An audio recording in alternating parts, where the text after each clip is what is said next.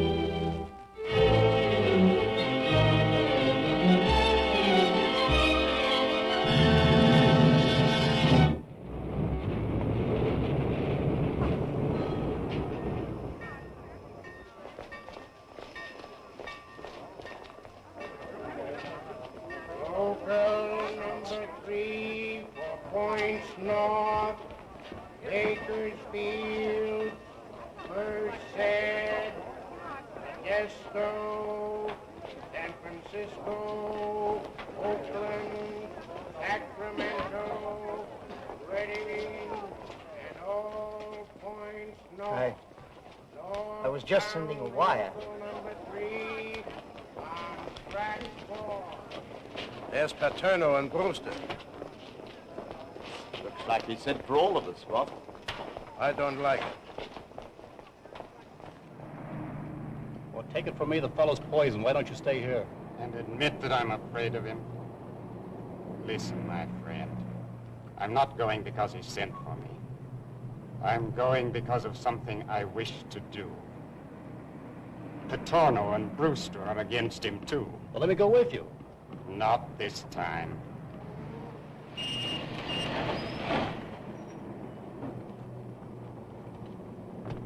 What's your step, Chief? Don't worry about me. I'll take care of myself, all right.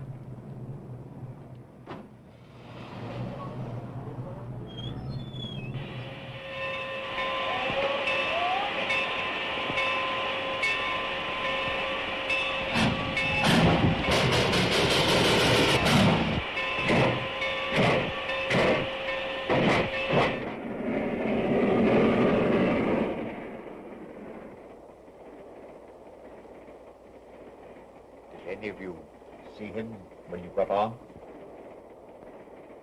Perhaps the rest of you know why you're here. Perhaps you're afraid of him. Well, I'm not. Nor do I consider him useful to me. We understand each other. We're organized. What good is he to us? Maybe he will have something to say about that when he comes. Suppose he does. He's not here. And what if he were? Are we sheep that we follow him blindly? The man isn't human. Bah! I don't think he's on the train.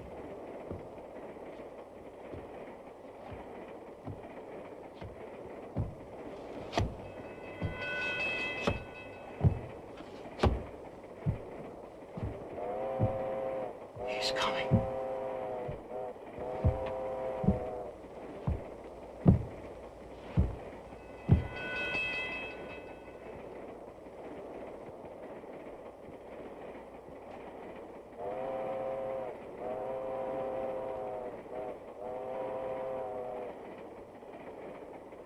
Well, gentlemen,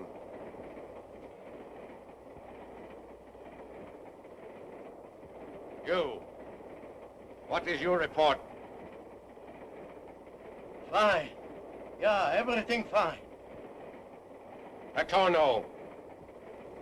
Fine, Chief, fine. Everything's okay. My affairs are in excellent shape. You wish to hear what I have to say? Then listen. I'm through with you. The rest might be yellow and lick your boots, but not me, not me. I'm not afraid of you, nor of anything you can do.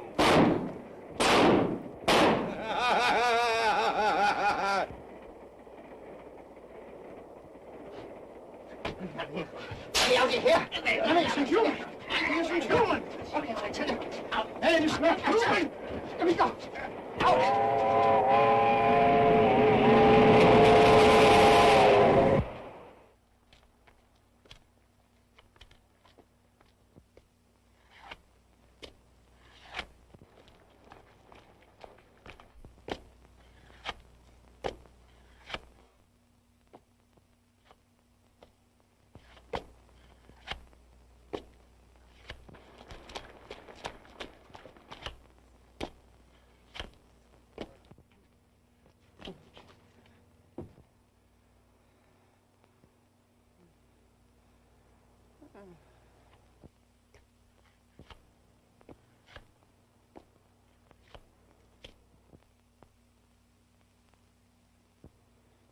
No.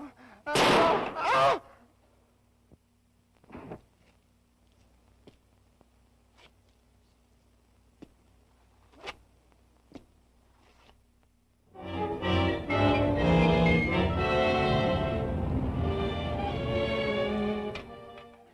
Hello? Dick Tracy speaking. Oh, yes. Well, I think you better take that up with Anderson's office. Yes, he has my report on it. All right, goodbye.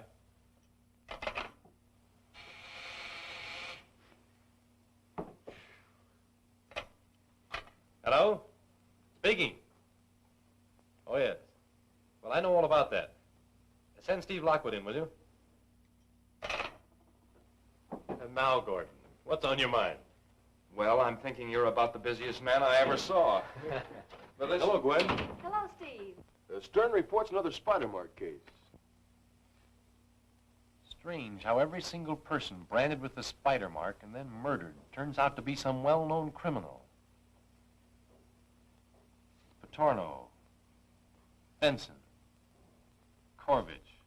Were all those men victims of the spider's mark? 7 of them here. And now Stern reports another. Ceased to be a job for the local authorities.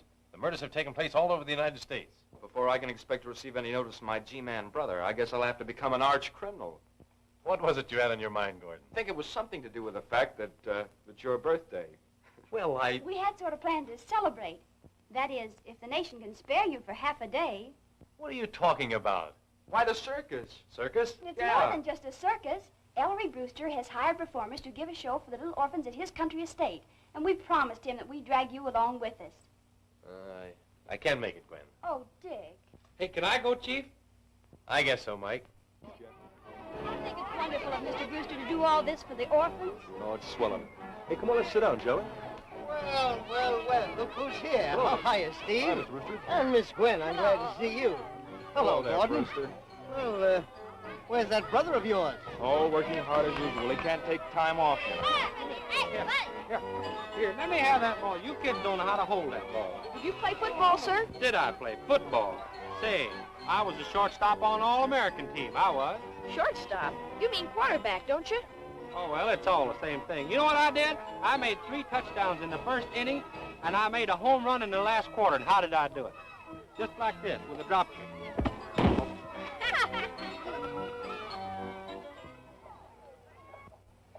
Music. Curtain. Coco, come out. Coco, come out and make your bow.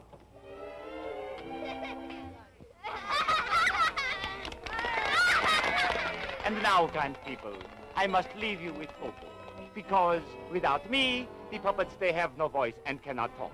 Isn't that right, Coco? Hey, you big lug, take your hat off. The kids can't see. How about taking your own off?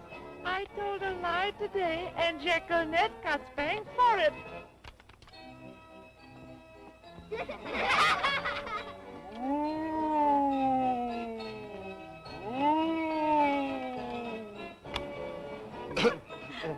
Yes? A long-distance call is waiting for you in your study, Mr. Brewster. A long-distance call. Yes, sir. All right, I'll take it. Will you excuse me for just a moment, please? You bet. Why was your little sister Jacqueline spanked, Coco? Because I told a lie.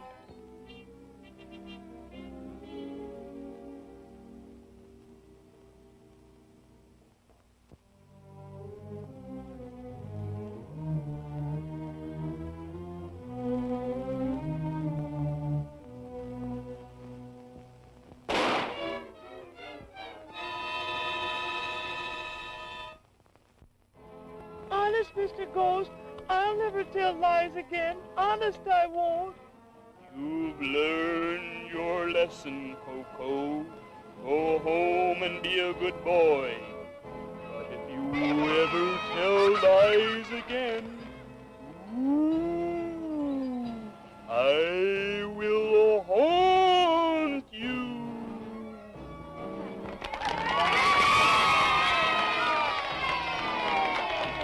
Help! Help! Mr. Brewster's been murdered!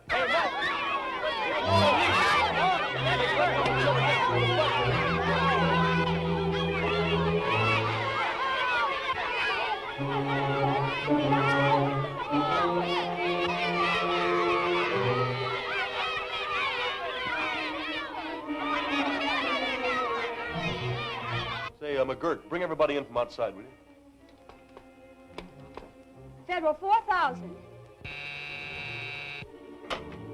Hello? Hello, Dick.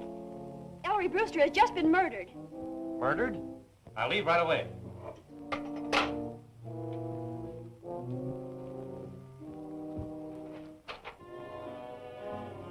There's a footprint. This is the direction from which the shot must have come. Make an examination of that.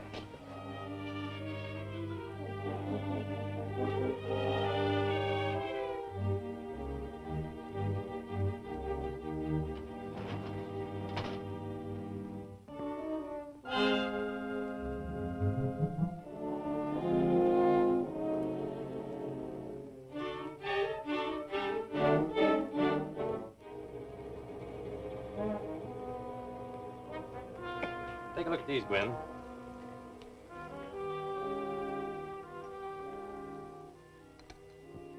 See what you think. The two specimens of sawdust are not the same. They come from different types of wood.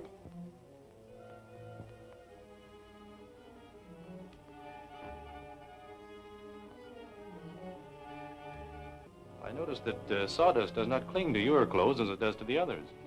We are puppeteers, sir. We do not perform in a sawdust ring. We can all vouch for the puppeteers, Mr. Tracy. They were giving their performance at the time of the murder. I see.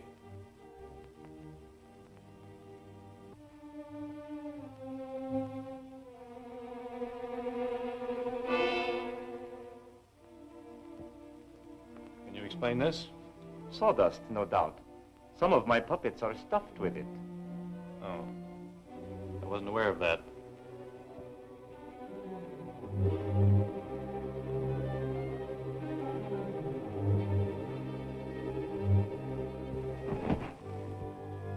Watch yourselves. Mr. Tracy!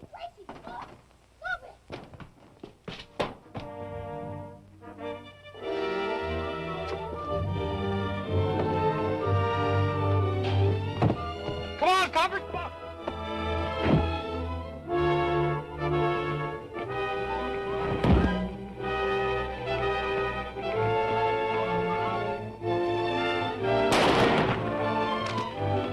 All right, just let him go. I got him covered.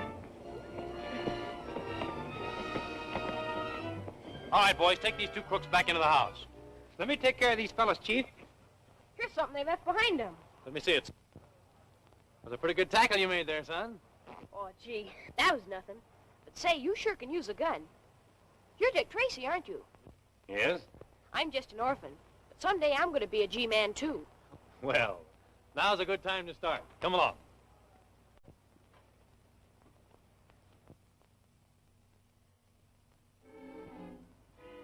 Seems to me I saw 3 men out here. You did, but one of them got away. I'd know him if I ever saw him again, though.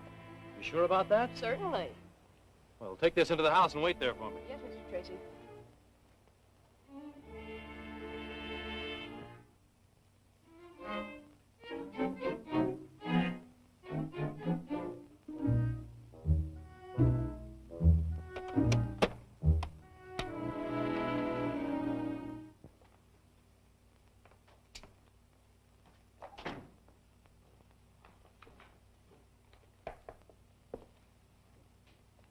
How about it, Gwen?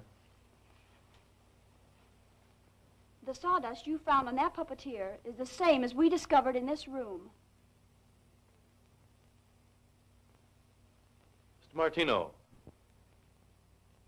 can you account for the sawdust I found in the cuff of your trousers? Certainly. No doubt it fell there when I was fixing one of my little puppets.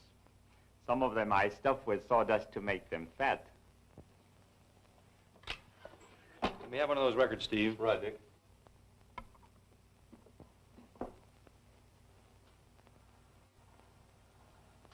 Please, please, Mr. Ghost, don't hurt me. Why was your little sister Jacqueminette spanked, Coco? Honest, Mr. Ghost, I'll never tell lies again. Honest, I won't. Put up your hands, everybody! I took the precaution to remove the bullets before bringing that cleverly disguised revolver in here. You came here while your assistant worked the puppets, and this record played your voice. You shot Ellery Brewster and then returned to the booth in time to take your bow.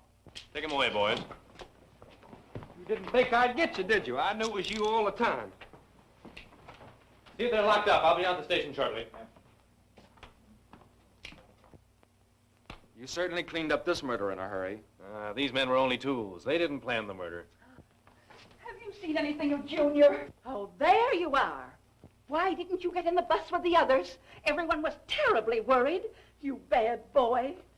Well, I'm sorry, ma'am. I'd like to keep this little rascal with me for a while, miss. You see, he can identify one of the men that got away, and his life won't be safe until this matter is cleared up. Well, I guess that'll be satisfactory, Mr. Tracy. But you'll have to make the necessary arrangements. He really is one of our very best boys. Say, Gordon, you were Brewster's attorney. Did he at any time say or do anything to arouse your suspicions?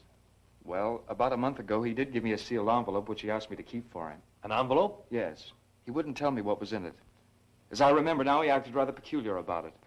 He said he wanted me to have it in case anything happened to him. Could you get that for me right away? Yes, it's in my office. I'll go down there and then meet you at the lab. Good.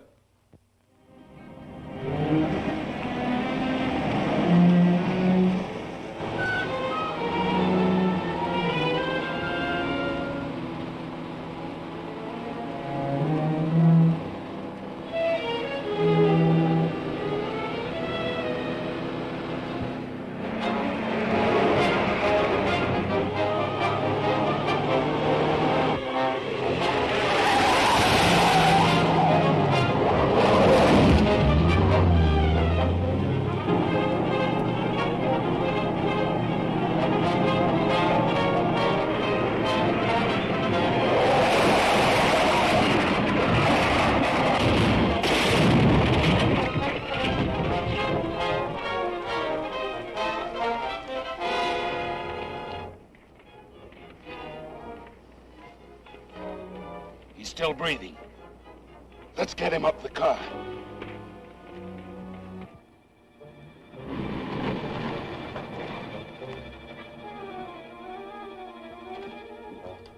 Is he still alive? Bring him inside, quick.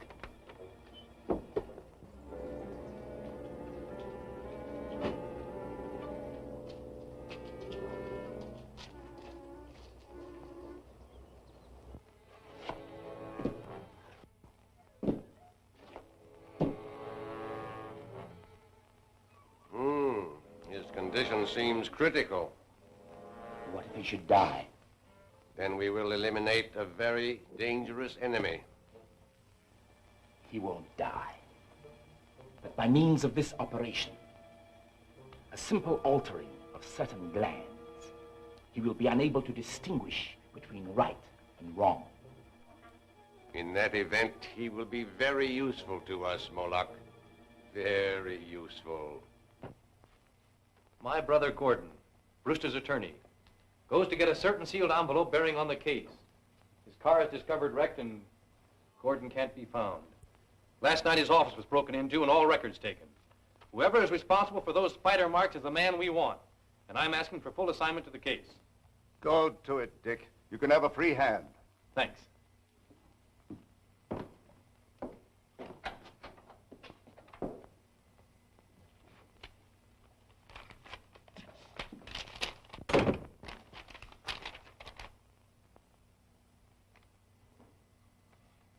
Looks like the work of some crank.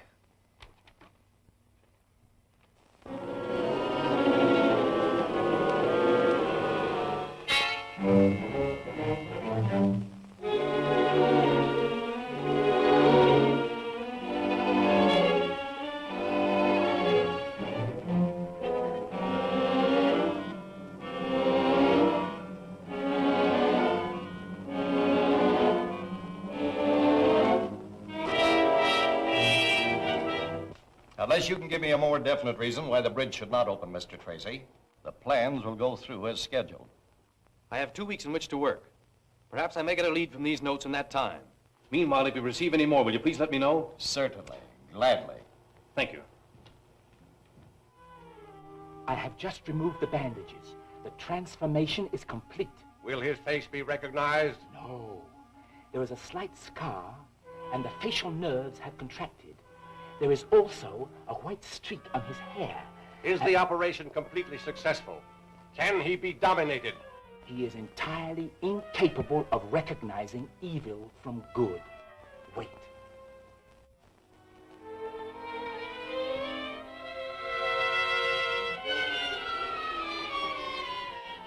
Come in, Gordon.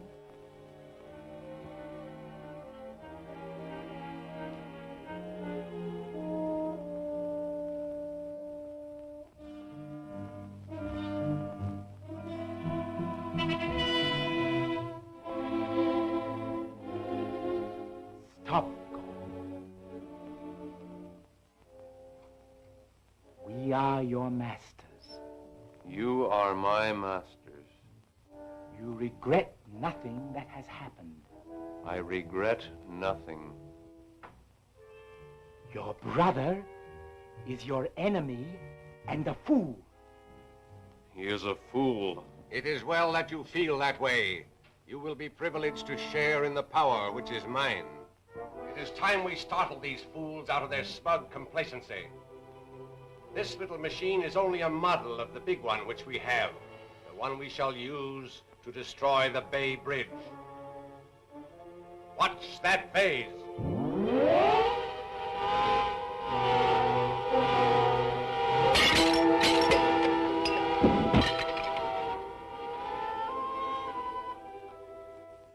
Each threatening note was sent to the governor from a different post office. Each one was written on a different typewriter. There is one note, however, which gives us a real clue. This letter was typed on a 5A Underton. That model was discontinued 3 years ago. Each letter is imperfect. The clue is the G. The letter G is new, was replaced from a different type model. That means it was repaired in some shop. Light. I want you men to find out where that 5A Underton was repaired, who paid the bill, and the address of that person. Time is short. This clue must lead us to the man back of the Spider murders, the man who is threatening to destroy the Bay Bridge. Get going.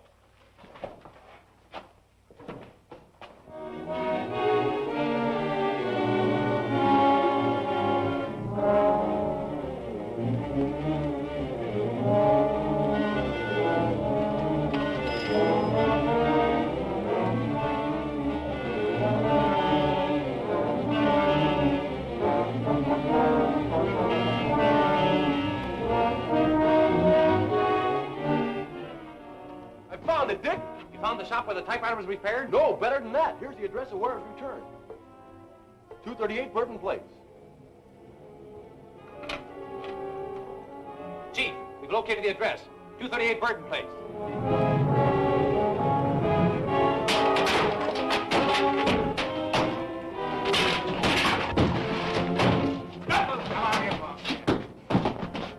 Take him into the next room and drag any information out of them you can. All right, get over here. Let's go. Come on, Grant.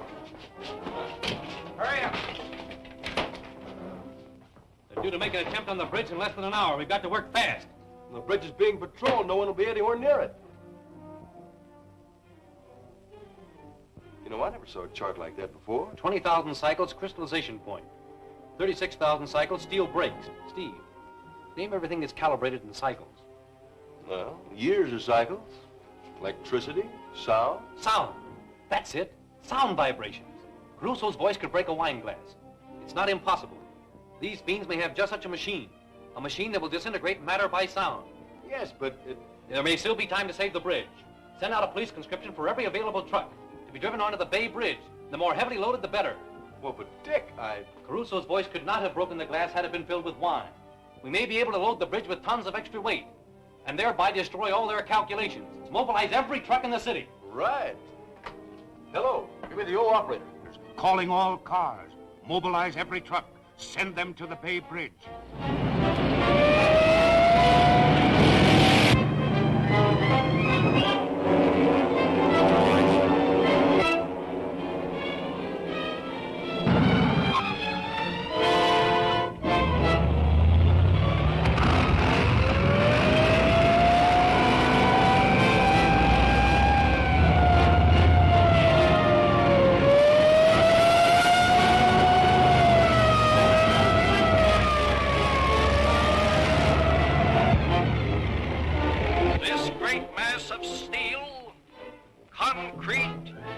And wonderfully spun cables Is more than just a bridge. It symbolizes a highway To a greater civilization.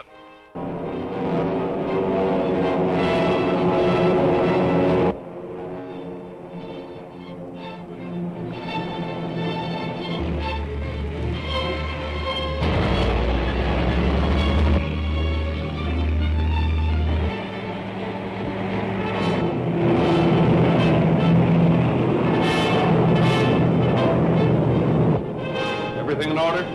Right.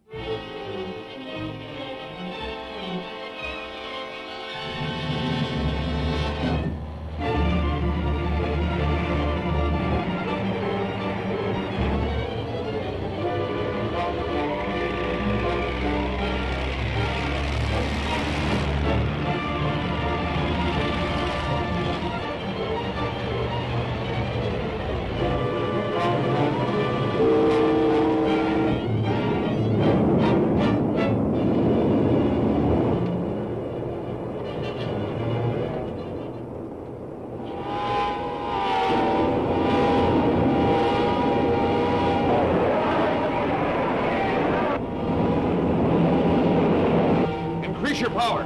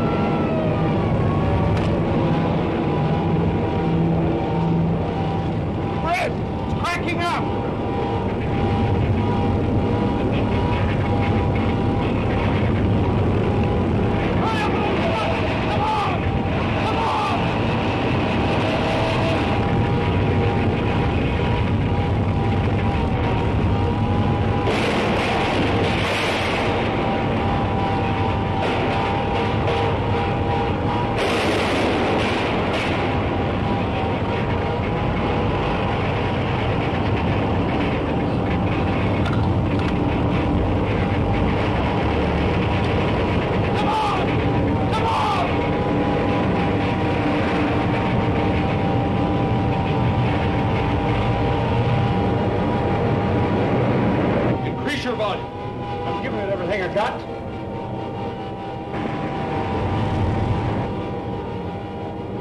Take her up to the stratosphere. We're getting out of here.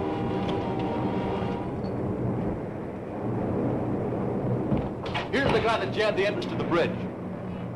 Have him held for questioning. I've got to get to a telephone. Okay, take him away, fellas.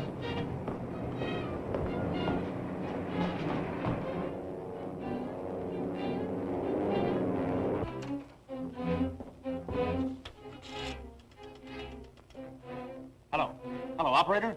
Dick Tracy speaking. Get me the police aerodrome. Hurry it up.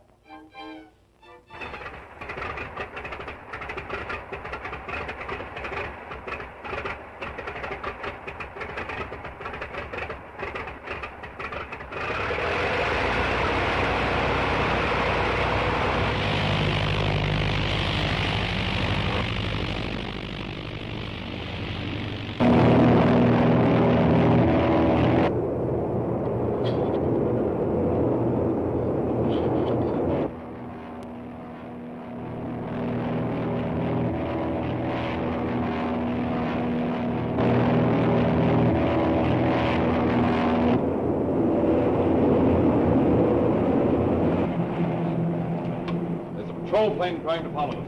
Rise above its ceiling.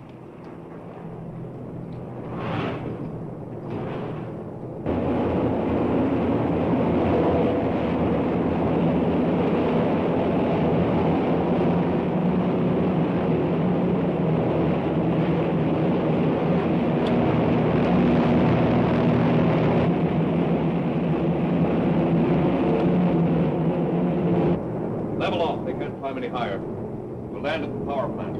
Right now.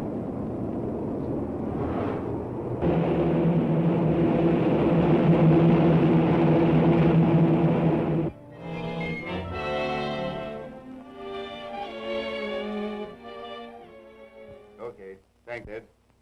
Police report that the wing disappeared into the stratosphere. But naturally, they were unable to follow. It'll probably hover up there and descend at night. Say, I've been questioning Burke. You know, the fellow who had his truck jammed on the bridge? Couldn't get a thing out of him. You know, I have a hunch he's tied up with the spider ring. The sound disintegrator that nearly wrecked the bridge is a menace to the entire nation. It is vital that we destroy it within the shortest possible time. Gwen, you and Steve better go to the lab and see what you can find in those vacuum cleanings. Right. Hey, lady, you can't come in here. Young man, I report you to your superior. Yeah, but Mr. Tracy doesn't want to be bothered. Well, you take your hands off of me. I never saw such an impertinent young man in all my life. Dear, which of you be Mr. Tracy? I'm Mr. Tracy. What can I do for you? Well, who are the other two? Well, these are my superiors, Miss, Hankins. Hankins' a name. Well, Miss Hankins, won't you be seated? Well, I don't mind if I do. It's about my white-legged chickens, Mr. Tracy. Mr. Tracy's very busy. I'm sure there are other departments to take care of your trouble. No one else would listen to me. So I came to you. I knew you'd listen to me. Well, I'll be glad to. white-legged chickens were mighty fine layers once. But ever since that peculiar humming sound come from that old power plant on the other side of the hill, they won't lay worth a ding-dang. Not a ding-dang, Mr. Tracy. Where do you live, Mrs. Hankins? T'other side of the hill from the power plant, I told you. Of course. Now, let's see. That power plant belongs to, That is the old Sierra Pacific plant. They don't use it no more. And I want that humming sound investigated. Well, I don't blame you. Thank you very much, Mrs. Hankins. I'll see what can be done. Mike? Yeah, Chief. Mike, will you escort Mrs. Hankins to the elevator? Come with me, Miss Hankins. Humming noise. Old power plants. It's a wonder we ever get anything done. And yet, Chief, we've obtained leads from stranger sources. I guess you're right, Dick. There can't be anything to that chatter. Perhaps not. Well, I'm working in my laboratory tonight. If I find anything, I'll let you know in the morning. All right, Dick.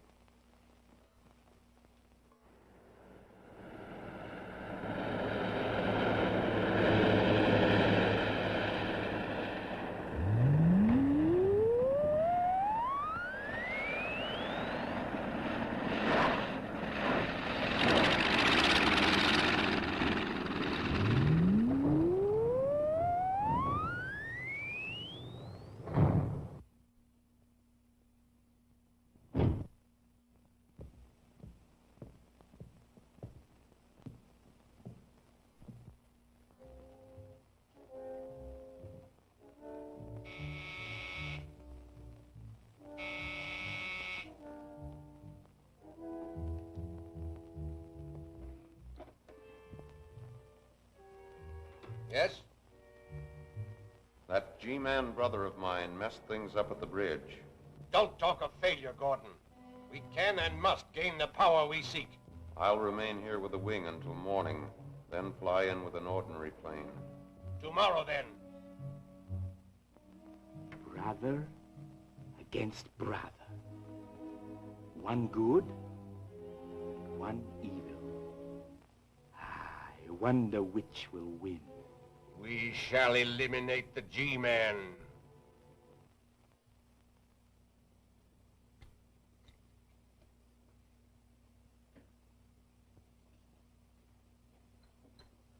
Have you any lead on the whereabouts of Gordon? I can't tell you a thing, except that I feel certain my brother is alive. Do you attribute his disappearance to the spider ring? Spider Ring is guilty of a great many crimes. We've got to wipe it out. Well, Dick, I see you're pretty busy. Well, you know how it is. I'm sorry. I guess we'll be running along. Good luck, fella. Thanks. Good night. Good night. From the vacuum cleanings taken from Burke's clothes, we can pretty well tell where the man has been in the past week. Check over that list, Gwen. Brick dust, 12%. Mustard seed pollen, 20%. Coal dust, 8%. Asbestos fiber, 43%. Asbestos fiber. Where would a man be apt to get that much asbestos on his clothes? Well, he might have worked in a factory. Asbestos. Now, let me see. Ding dang! Let go of my ear! Junior. Well, he runned off while I was reading to him. Young man, it's time for you to be in bed. Now run along with Mike. Oh, okay, I'm going. Junior! What was that expression you just used? Ding dang? Ding dang. That's what that little old lady said in my office this afternoon. How long would it take to drive to the Sierra Pacific steam plant? Well, we could make it by morning. Why? It may be a wild goose chase, but the pipes and boilers of a steam plant are usually well covered with asbestos.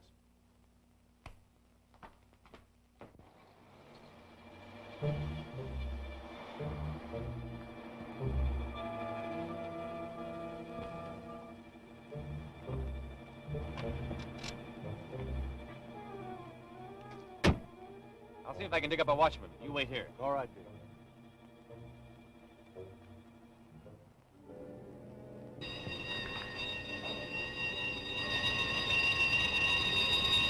I won't take off until the coast is clear.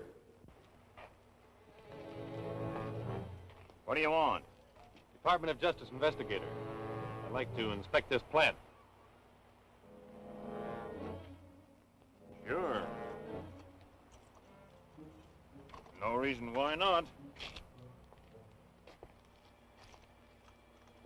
You Can't see much, though. Plant's been closed down for a long time. See who it is.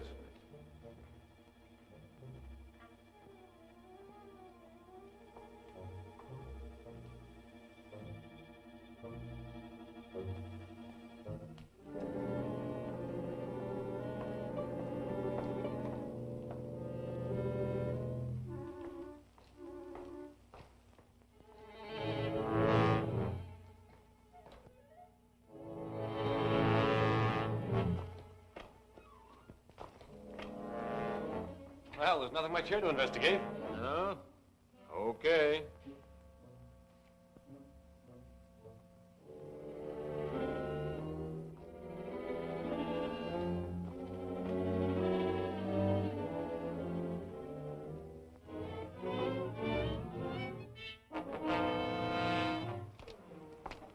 Just a minute. What's in that building? The place is locked, and I haven't the key. Oh. I see. Well, I guess we can skip it this time.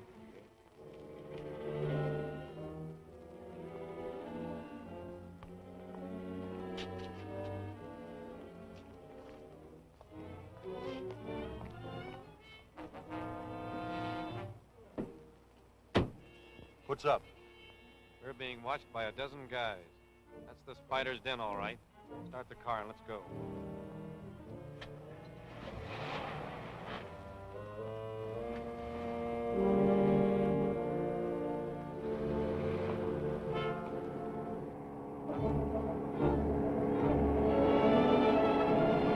Listen, Steve, when we go through that dip, I'm bailing out. Keep driving. Right.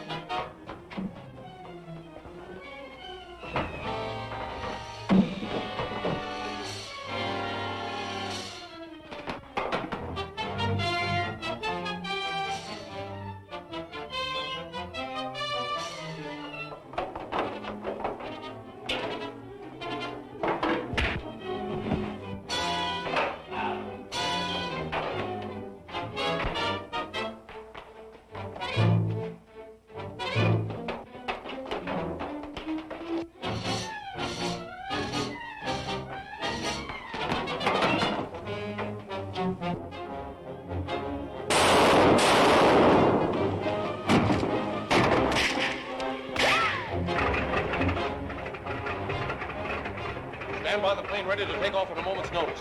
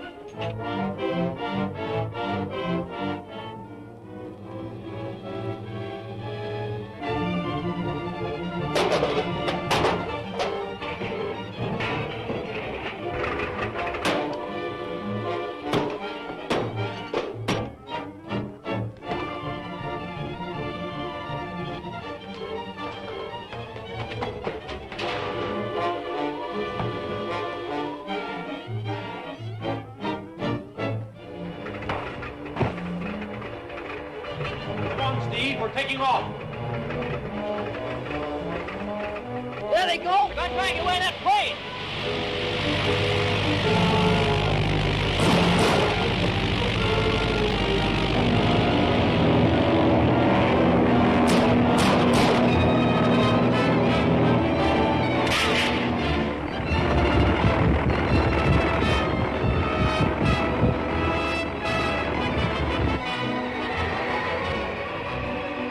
I can't fly anywhere!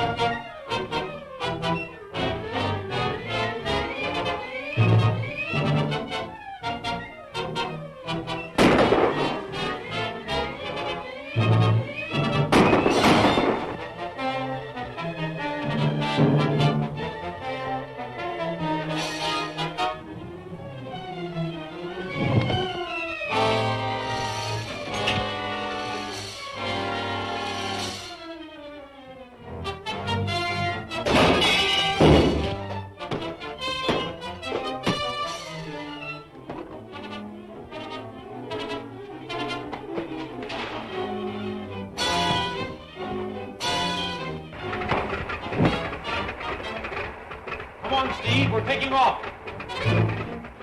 There they go! They're trying to away that plane!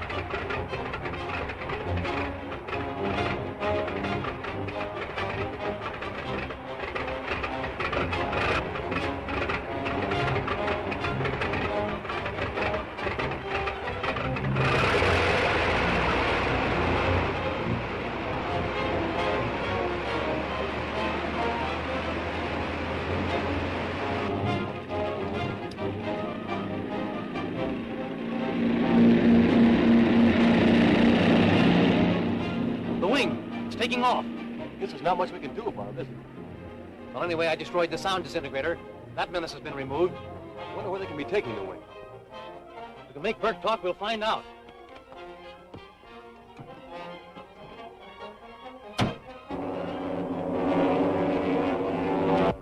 Rise into the stratosphere before you set your course for our number 2 base.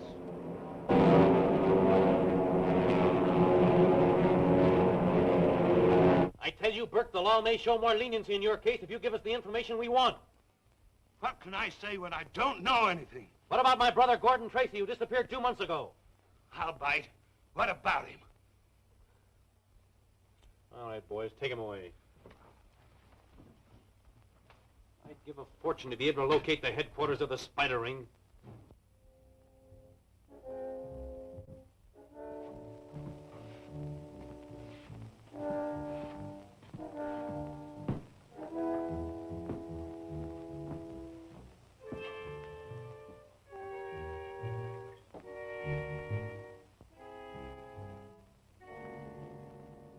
This is very bad, Gordon.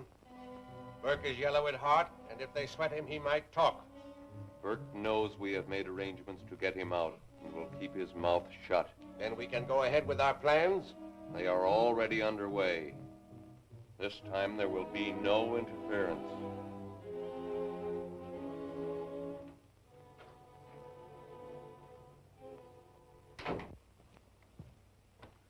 Did you get anything out of Burke? No, not yet.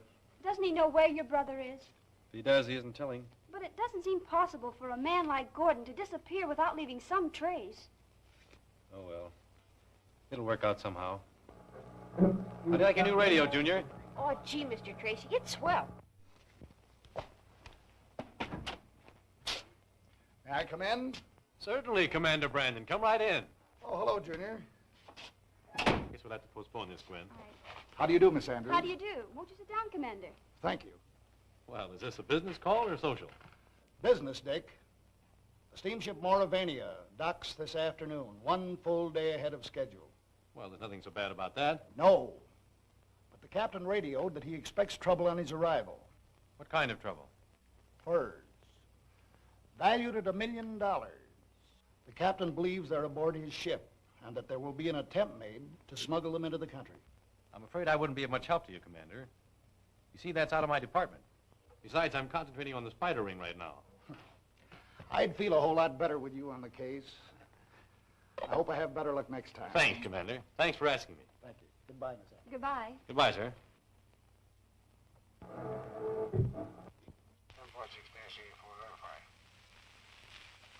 Steamship Martin, 7.0 Harvard. 7.6-84, like that. Steamship Martin, 7.0 Harvard, contact. 7.6-84, verify.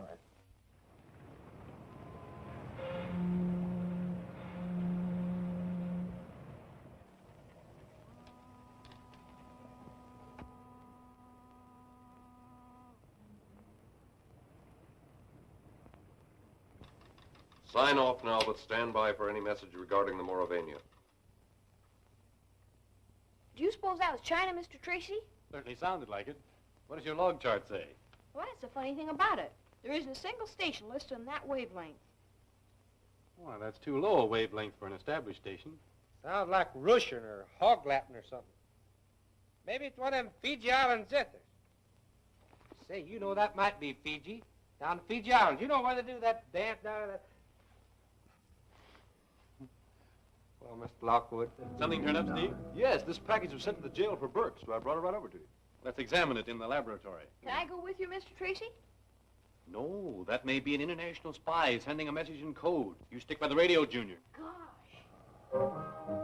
Junior, you better let me help you do that now. Oh, no, you don't. Mr. Tracy told me to do it. Gwen, I'd like to examine this in the X-ray. And I'll start the machine. Have you got the whistle? Well, the X-ray doesn't show a thing in any of them, Dick. No, I guess not. Hello, here's one that's been opened and resealed. Where? The fourth one from the right. Let me have it, Gwen. Must be something wrong here, or the package wouldn't have been tampered with.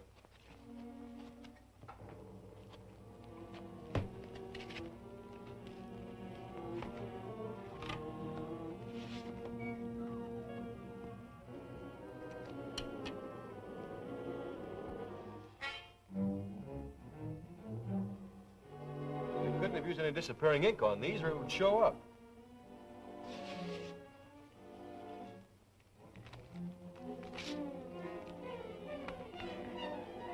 Does that mean anything, Dick? It looks like a small pinhole.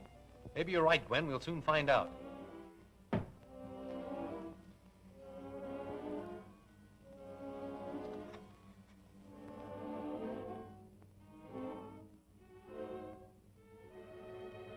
Mauravania alters plans.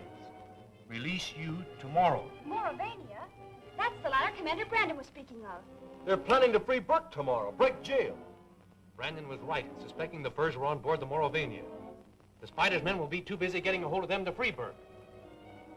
If we could only make Burke talk. Maybe he won't have to talk.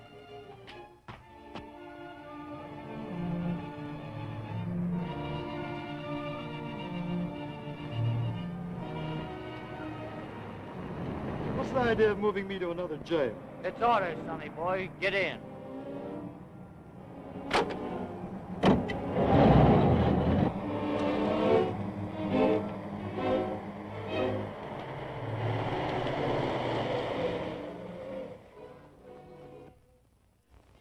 Well, get out and see what's wrong.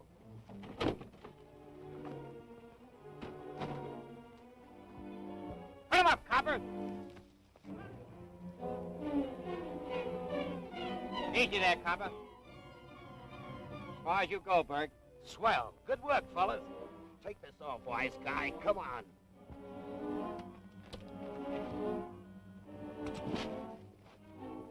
Hop that roadster and beat it. We'll take care of these guys. Thanks. G-men.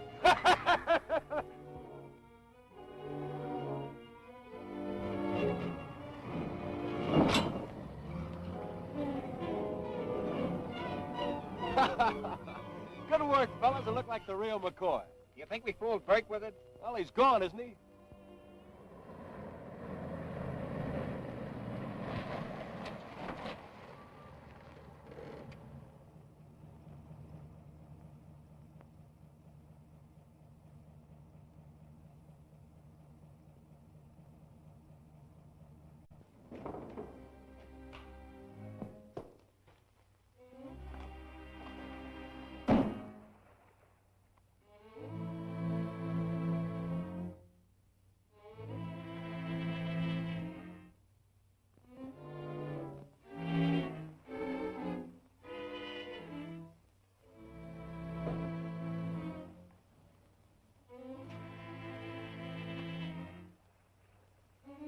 I tell you, the spider's expecting me.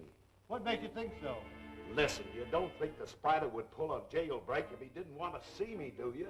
Oh, all right. I'll have somebody take you out to him.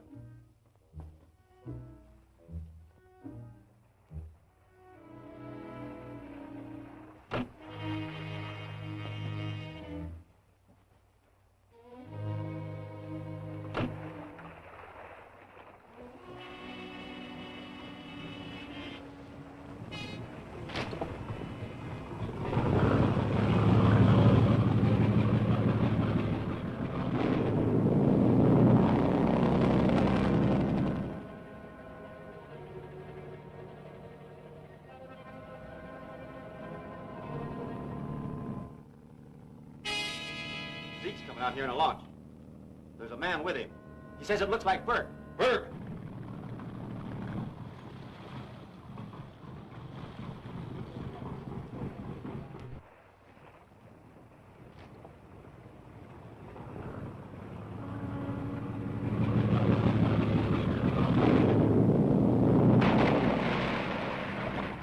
That jailbreak was slick, Chief. Those G-men were as meek as lambs. We had nothing to do with it. You were not supposed to be released until tomorrow.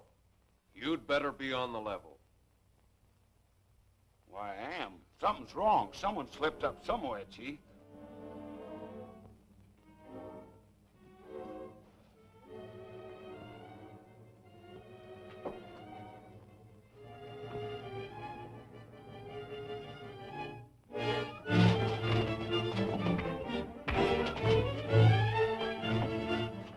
Well, Mr. Tracy told me to stay tuned in on that station. Well, you ain't getting nothing on it. Just the same, he told me to.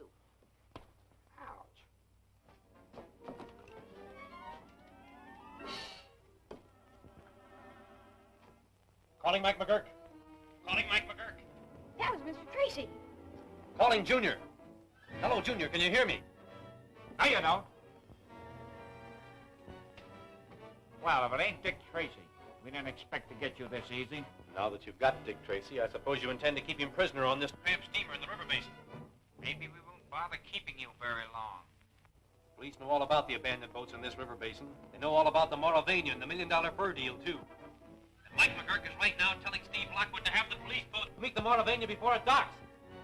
Why, you...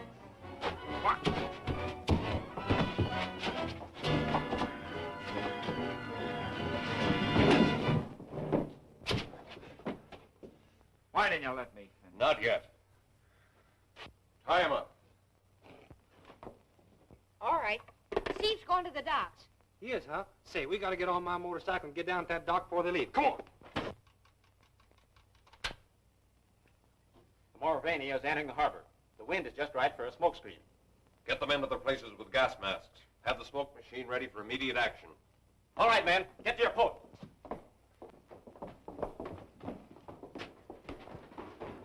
Burke, Be right with you. come along. He won't give us any more trouble, Chief.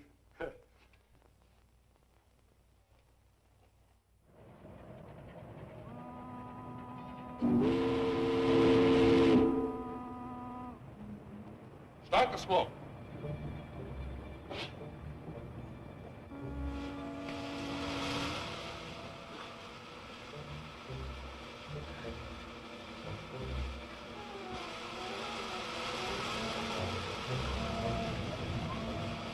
All right, now shoot the gas through.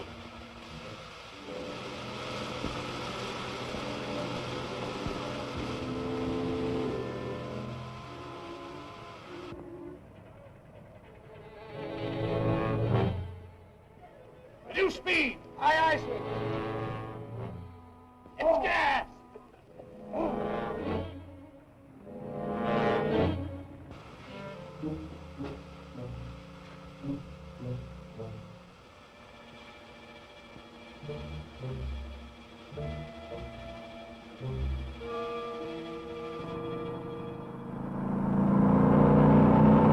Hey, Mike, we're here. Stop it. Stop it.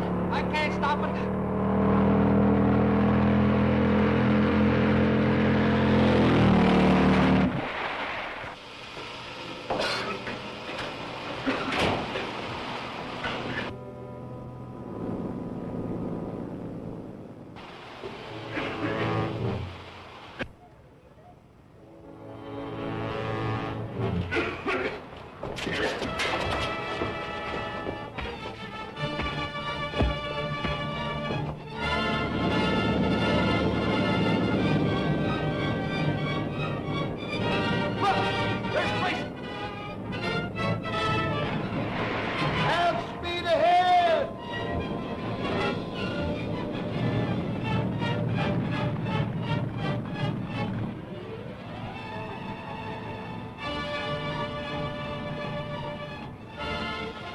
What happened, Dick? They're raiding the Mauravania. Full speed ahead!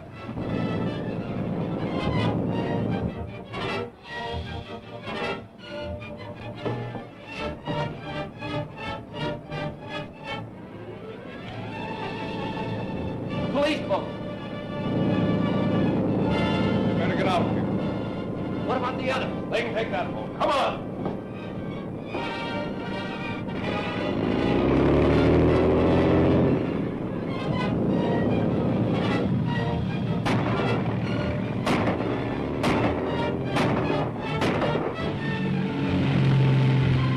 All right, you men, get aboard. I'm going into that launch.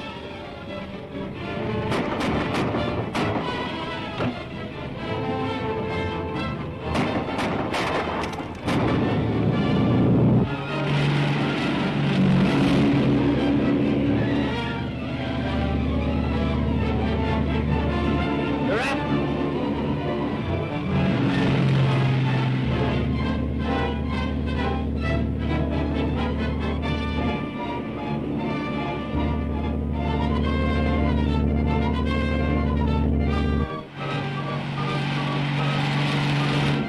Look out, folks.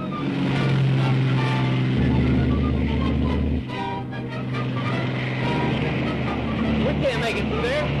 We'll be killed.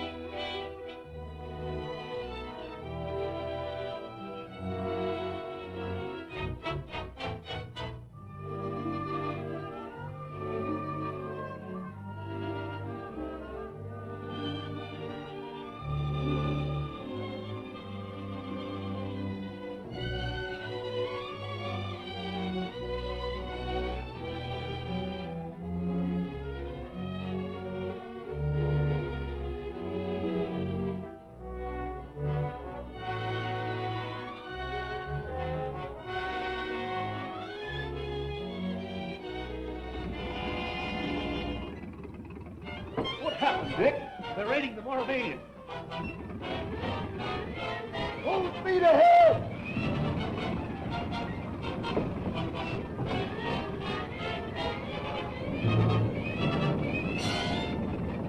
Police boat.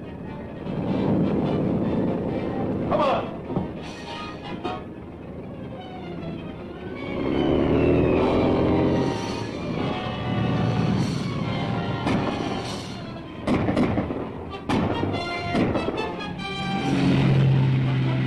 All right, you men, get aboard. I'm going after that launch.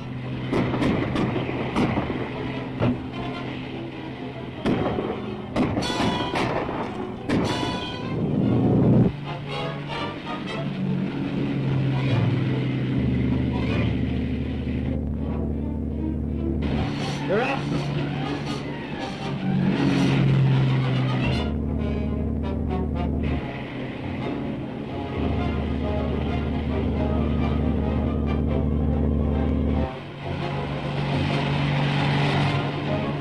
Look out, boy.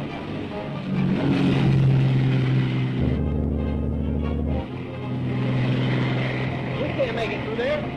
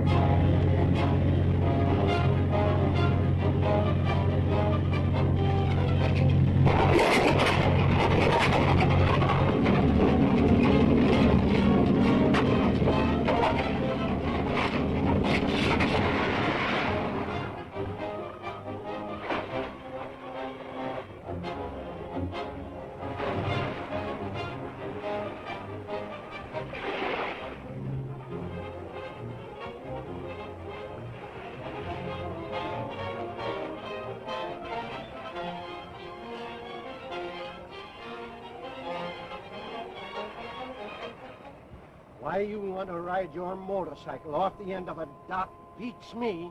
Well, I was going... You what? We was gonna... You don't say so. Seems like a lot of good equipment for such an old tub. This tramp steamer was one of the Spider's hideouts, Steve. If we're lucky, we may find something which will tell us more about them. Dick, the men we captured have been searched. One of my men found this. Does it mean anything? Thanks, Brandon. It may.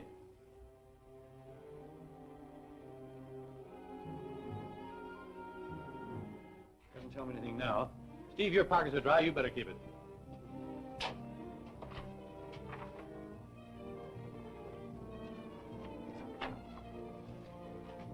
Arriving on Pacific Queen, hoping you will meet me, Aunt Mary.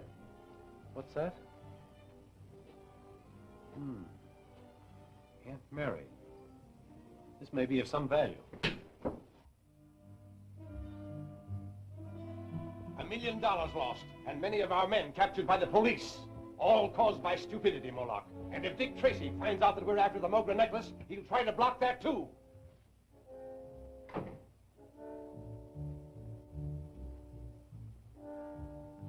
I have just received word that the wireless message concerning the Mogra necklace has been found by federal men.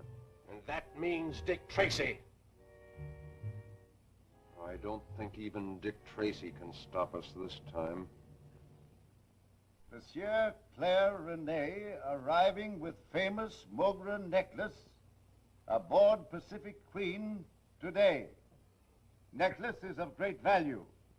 Signed, Baguette Brothers, New York City. Is that what you wanted to know, Dick? It all ties up, Chief. The Spider Ring, unless I miss my guess, will make an attempt for the necklace.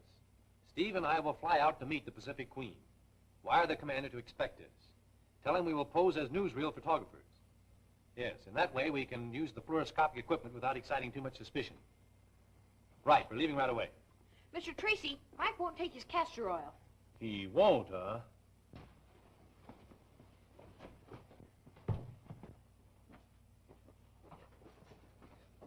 So thought you'd get away, huh? All right, Doctor. Take care of your patient. Come in. Oh, Mr. Odette. Glad to see you.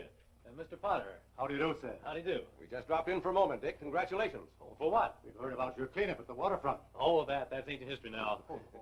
Oh, Steve, you better put that stuff right in the car. All right, Chief, but we'll have to hurry. Yeah. Going away? Oh, just one of those things. Be back by night. Hey, wait a minute, Steve. I'll help you. Hey, I thought you were sick. I never felt better in my life. Dick, have you heard anything? Found any trace of your brother Gordon? I'm sorry, old man.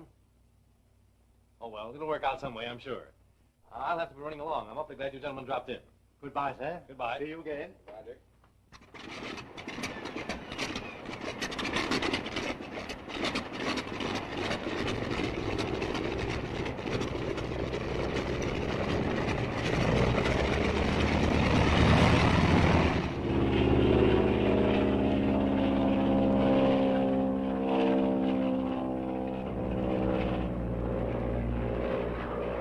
I wonder what kind of a person is that marrying? You never can tell.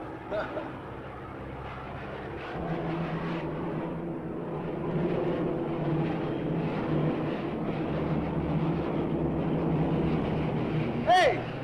There she is now. Radiogram, sir.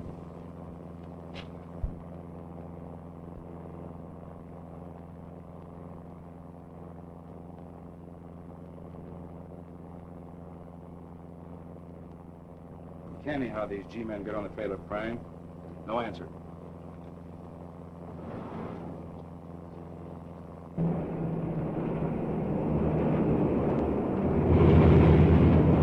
Need to pick up gears and readiness for the landing. And stand by to render all assistance. Yes, sir.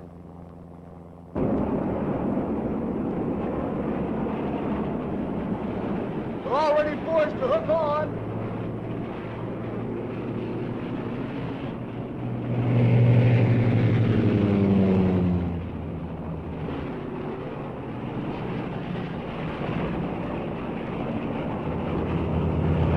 All right, lower away.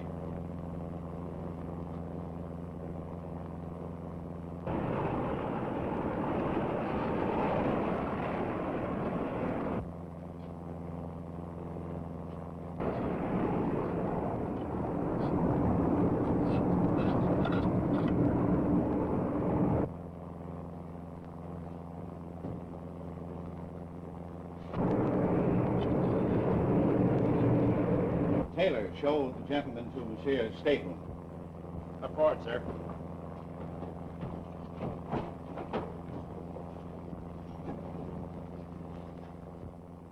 But of course you are mistaken. Only an hour ago I put the necklace away in his secret hiding place. I hope our suspicions are groundless, Monsieur Rene. It's gone. I was afraid it would be. Monsieur, the Mogra necklace, it was the king's ransom. I can't understand. Monsieur Rene, we must work fast. I believe that necklace is still aboard the dirigible. Can you describe what it looks like? I can do better than that. I have a very fine imitation of it. An imitation? Every valuable jewel purchased by our company has a synthetic duplicate made of it. I'll show you.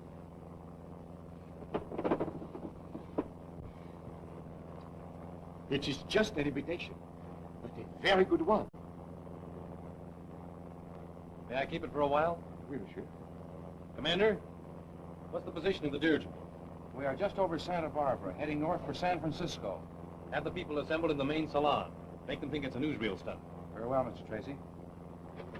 Thank you, Mr. Churton. Thank you very much. Not at all, not at all. Any sign of the necklace yet? No, not as yet. The fluoroscope will sure pick it up if the right guy comes in. It's working perfectly. That's fine, that's fine. Oh, I do hope he asked me to speak. Oh, I'm just dying to do it. Oh, the folks back home. Now, will you say a few words? Oh, me? Oh. Yes, come right along. And now, Miss Clarabelle. Georgetta Clarabelle. I'm from Creamy Falls, Iowa. Yes. Well, Miss Clarabelle, will you say a few words for us? Yes, into the mic. Mike? The microphone, miss. Oh, yes, of course. Okay, Steve, I'm sure this will be a thrill for the people of Creamy Falls. And now tell us, Miss Clarabelle, have you enjoyed your flight in the Pacific Queen across the ocean? Oh, my, yes. It's been just too wonderful. And now, friends of the radio. That's and fine, Miss Miss Clarabelle. Thank you very much. And now if someone else. Find anything? No. Oh, but I have so much more to say. Don't move, anyone. Ah! Your phony camera didn't fool me. You're G-Man looking for the Moger necklace. But you're not going to get it. You get me? You're not going to get it.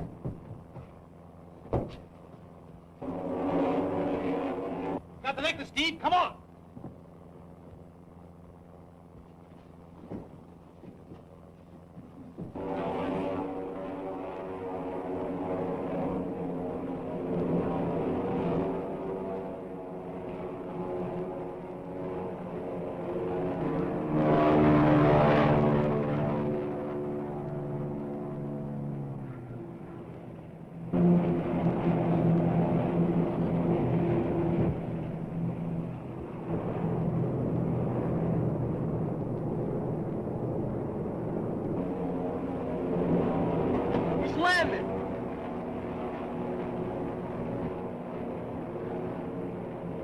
Hold on!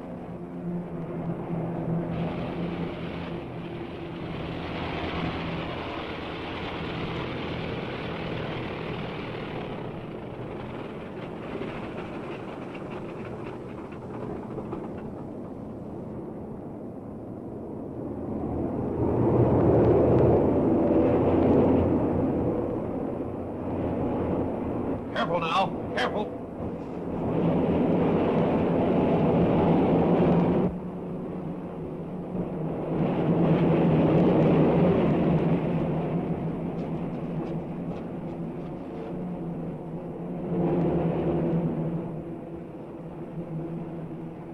Too late, Steve. Spider has the Moger necklace. Say, boss, I think you ought to know that these newspaper men out here are threatening to bust right into the place if you don't give them a story about them jewelry. All right, Mike, send them in. I'll give them a story that will make headlines in the next edition. Boys, I have a surprise for you. Take a look. Looks like the Moger necklace. That's exactly what it is. The spider ring stole the imitation. You wouldn't fool me, would you, mister? Figure it out for yourself. You know there's an imitation and a real one. So which would you take? The one that was carefully hidden away, or... I get you. It's the imitation that's hidden away that the crooks grabbed, thinking it was the real McCoy. That was Monsieur Rene's idea exactly. I'll say that's using the old bean. Human psychology. Boy, what a story. Look out, fellas, look out. Will you? It worked. But I can't understand. You will. Now, here's the idea. You will take off this afternoon on your announced flight east. Once in the air, a robot plane controlled by radio will take the course you were supposed to follow. I am banking on the spider reading the report of the imitation having been stolen and trying to get the real one. Oh, I begin to understand.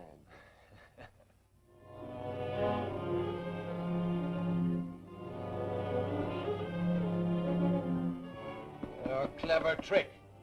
But Monsieur Rene has not outwitted us yet. Gordon must be told of this at once. He is with the wing. I will communicate with him.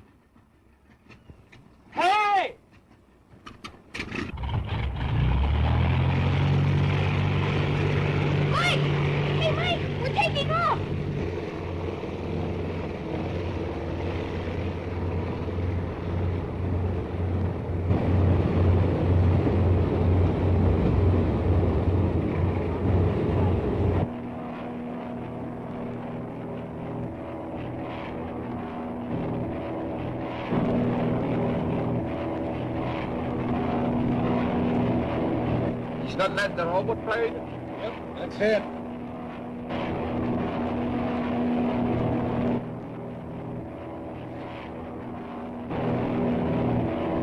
This up to Dick Tracy. Pilot, turn back.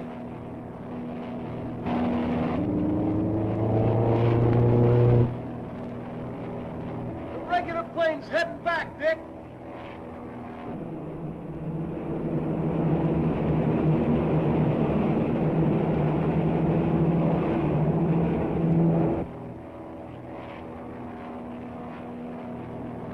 There comes the wing.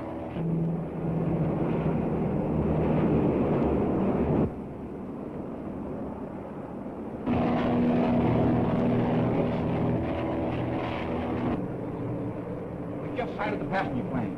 When we get within range, let them have it. Heading straight for the robot plane, Dick.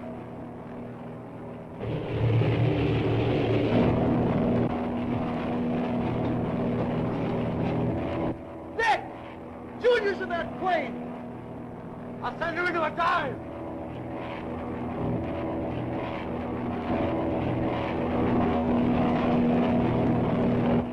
Radio control is out of order. Drive the stick, Steve, and head for the robot plane. I'm going to board her.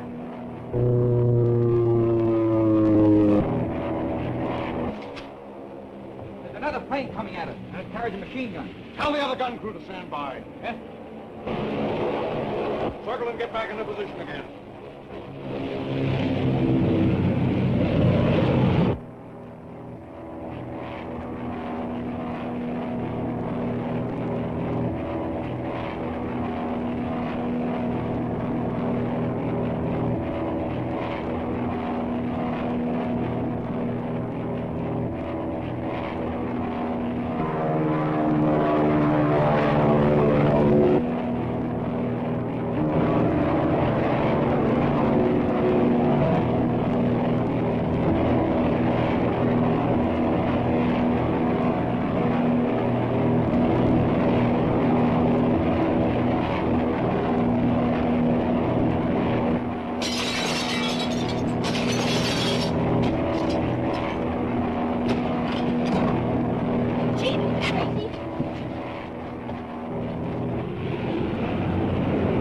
Chin up, Junior. We're not out of the woods yet. Well, I'm not as scared now that you're here.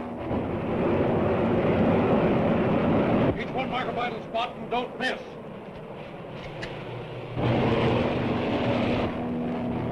Fire!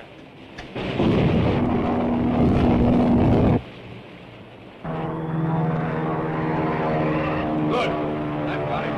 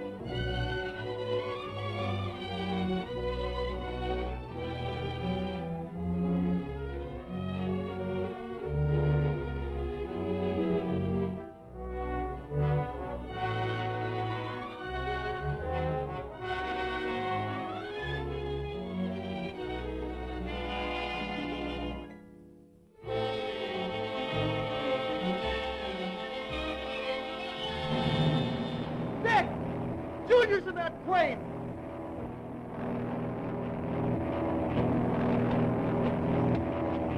Grab the stick, Steve, and head for the robot plane. I'm going to board her. Circle and get back into position again.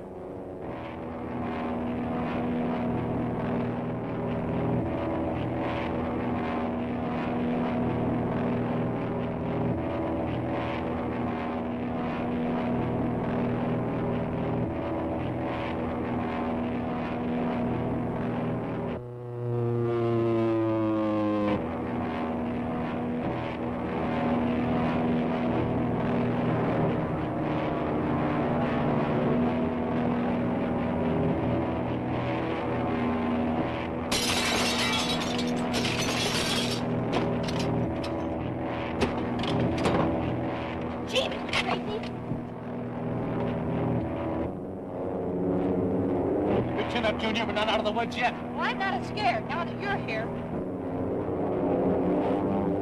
Each one mark a vital spot and don't miss.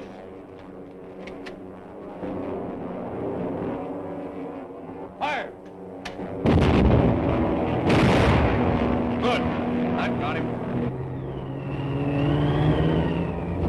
You'll have to jump for it, Junior. I'm not afraid. Go ahead. Fast. Here we go.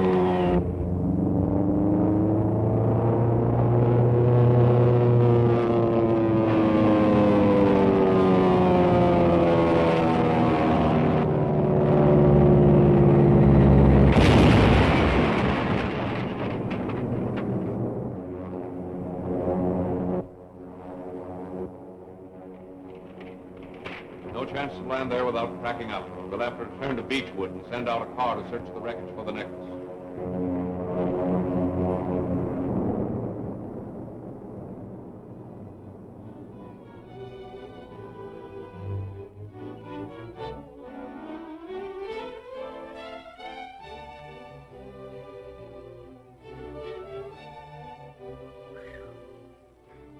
Are you all right, Junior? Sure. Gosh, that was exciting, Mr. Tracy. Yes, I'll say it was. That's Mr. Lockwood's plane. Sounds like he has engine trouble.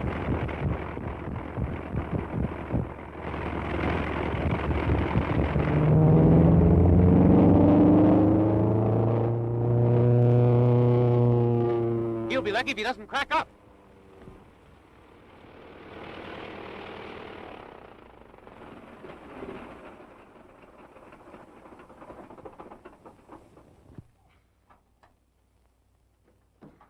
Boy, oh boy, am I glad to see you. I thought you two were gone ashore that time. You and me both. From the sound of your motor, you came near not making it yourself. You're telling me, so I have to do plenty of work on that motor before I take off again. I want to get to that wreckage and plant the imitation necklace before the Spider's men get there. Right, by the time you get back, I'll have this bus running. Oh, boy, I hope this radio works.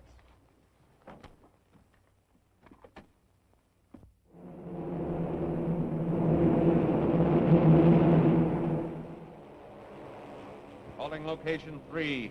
Calling location 3.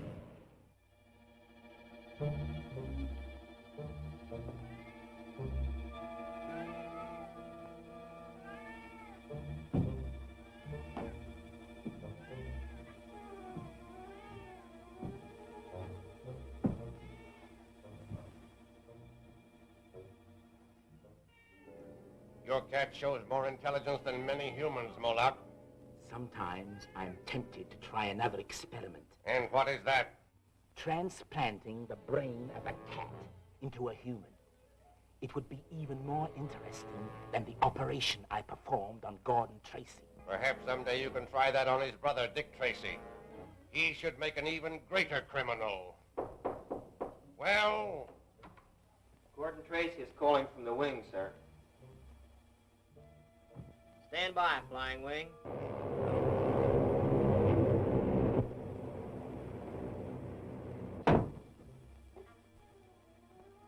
Go ahead, Gordon. Plane with the Mogren necklace crashed just off Kendall Road. Impossible to land. I'll await you here. You heard the location. Send a car there at once. The real necklace is in that plane. We have no use for this, Moloch. It's an imitation. It's worthless.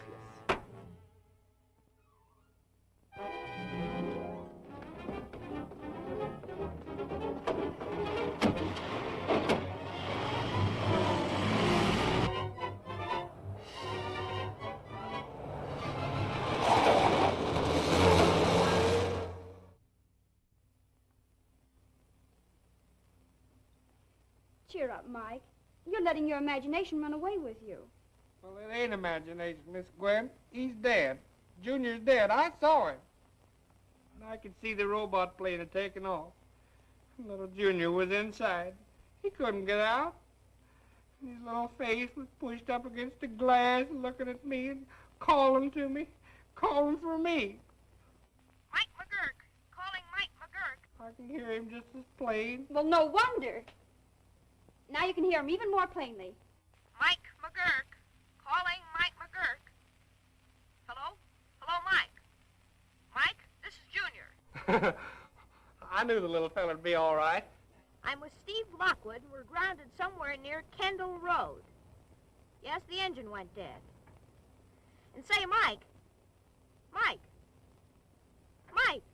Hey, Mr. Lockwood, the radio went dead. What's the matter? Junior? What? As soon as he gets his plane fixed. Why, something must be wrong. Hurry, Mike. We've got to find them. Phone the field. Tell them to have my ship ready.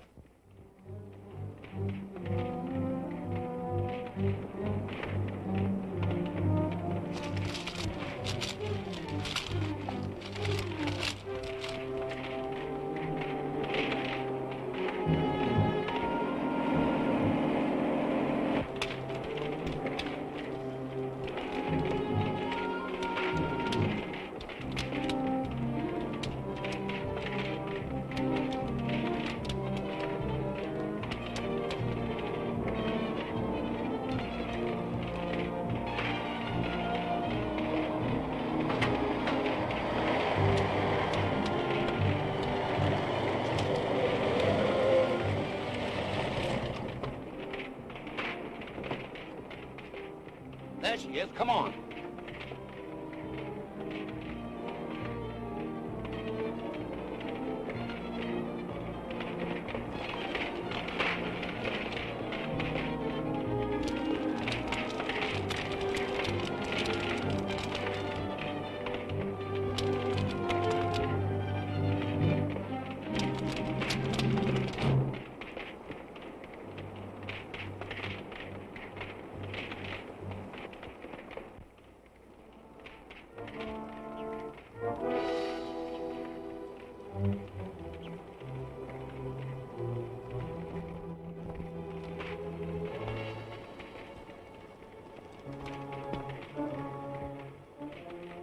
Hey, look.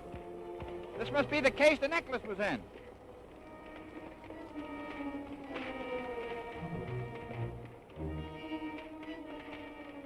It must have fell out and burned up in the fire. We better go back and report.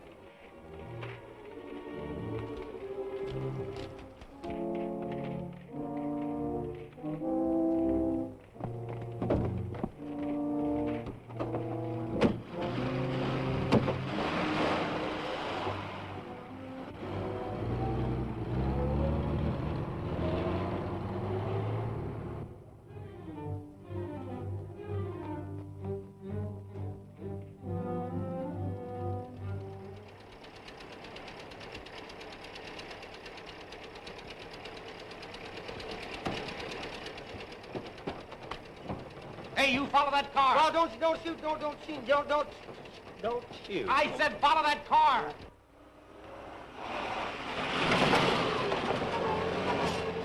Where in time did you come from? If you're one of them hitchhiker fellows, you got your nerve, isn't it, Elmer? Well, he ain't one of them hot hoochoffer. He ain't a hoochoffer. He's one of them hold-up guys. I'm not a hold-up guy. I'm anxious to follow that car. Will you step on it? Your car? No. Well, if it ain't yours, how can you lose it?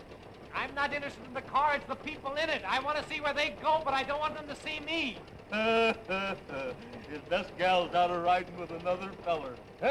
I wouldn't be a dad blame bit surprised.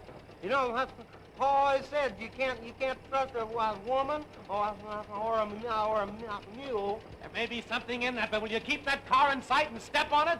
Well, Paul said never pull her down past the third notch. But boy, you asked for it, so get out and grab your hats, boys. I'm really gonna pin it out Kenneth's ears back.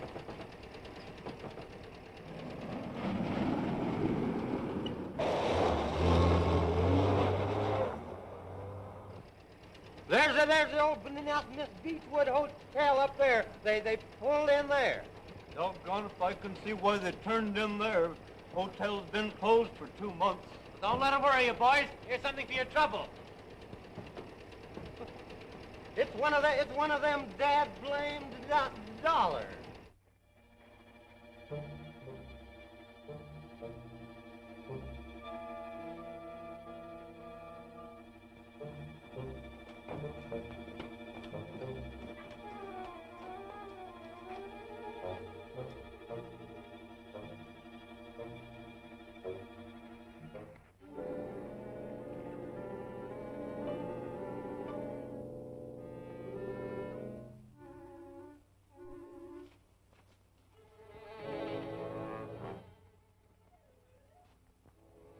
plane had been burned to ashes. We didn't find a thing, only this case.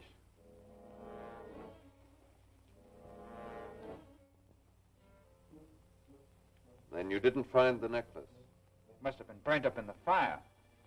What's the matter? Oh, nothing. I just twisted my foot a little. That's too bad. We must attend to it at once. It may be serious. Remove your boot. It's nothing. Nothing at all. Sit down. Remove his boot. But, it's all right.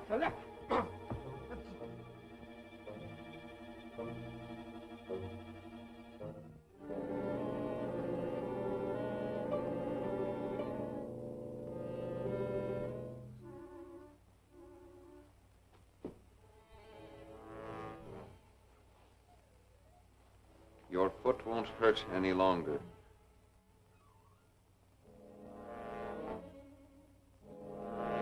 No! No, not that! No!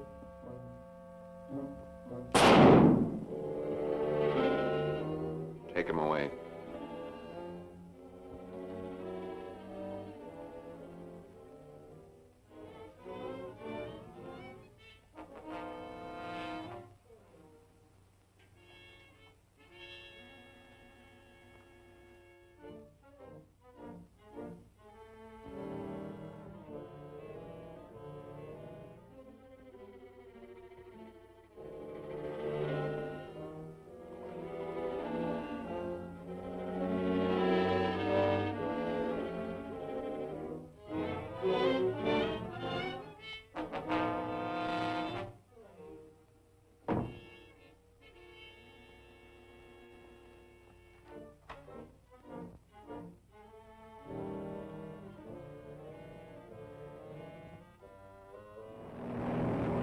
I can't hear them anymore.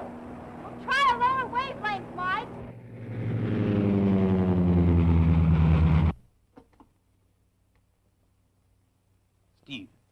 Steve Lockwood. Well, is it still dead? It isn't just right yet, but I can hear someone. Well, keep trying. I'm at the Spider's hangout. Mr. Lockwood! Mr. Lockwood! Here's Dick Tracy! What does he say? The boss is in trouble. You know, the old Beechwood Hotel. Beechwood Hotel. Where is that? Why, that's only a few miles from here. Strap on your safety belt, Junior. We're taking off for Beechwood Hotel. Get a squad of G-men and... Too late, Dick Tracy.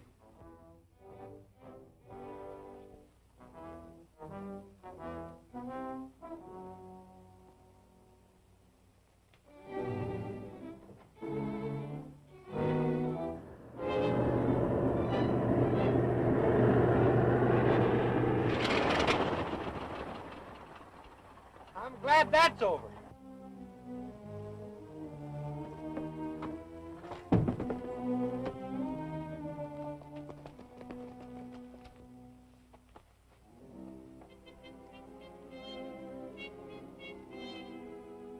You won't need this.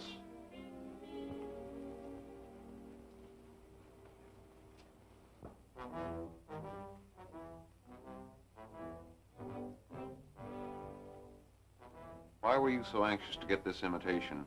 Or were you trying to be very clever and fool us? I not only tried, I did fool you. A lot of good it did you. I wouldn't be too sure of that. Nitroglycerin, gentlemen. All right, stick 'em up. It's all right, Mike. They won't move. Drop that gun. I'll take that necklace now.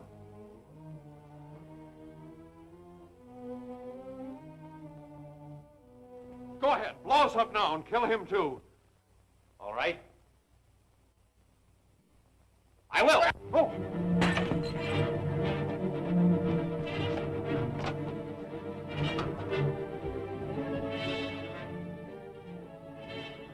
Castor oil. Give me that gun.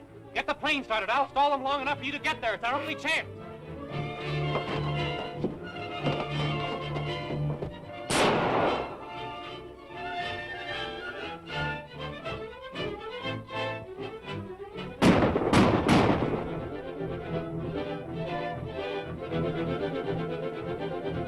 Down this way, Manny.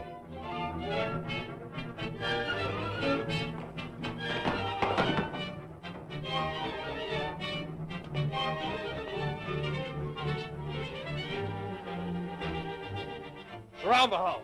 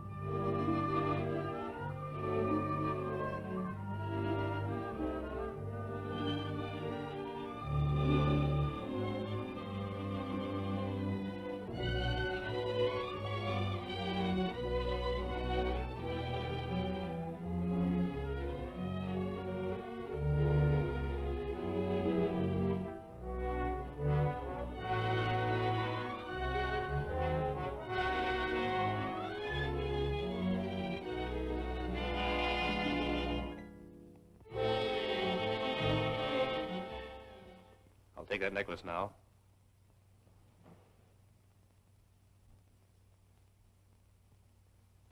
Go ahead, blow us up now and kill him too. All right. I will. Oh!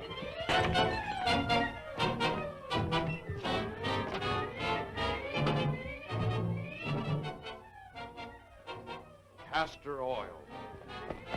Give me that gun. Get the plane started. I'll stall them long enough for you to get there. It's our only chance.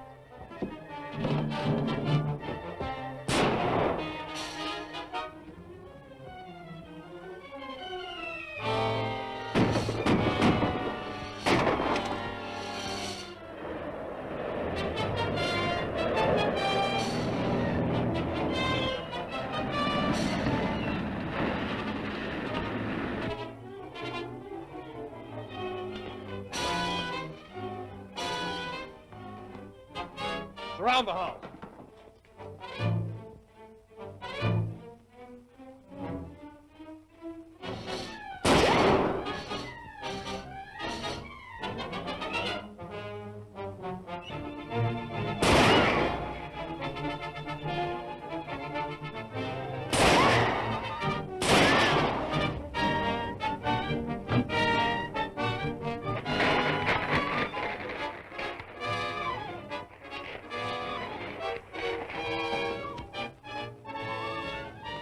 After him.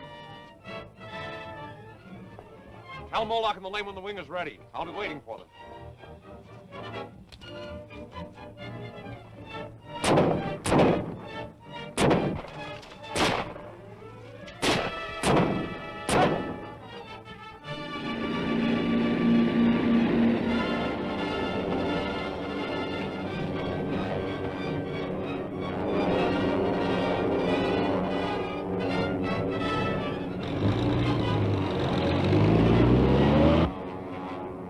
Spiders taking off in the wing.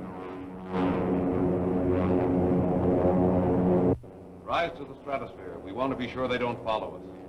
Well, no use trying to chase them. My plane won't go that fast. Anyway, Steve, I got the necklace. Let's get back to town. Can I look at the necklace, Mr. Tracy? Sure, here, boy.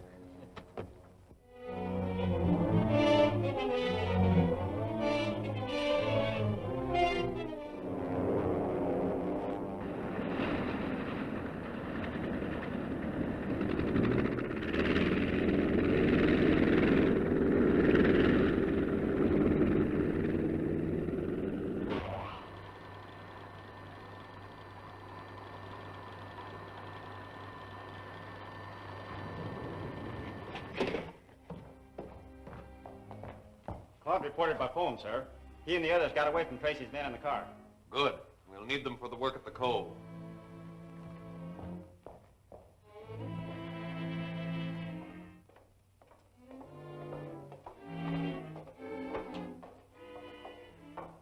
crowd will be at Whitey's. You can start now, Caston.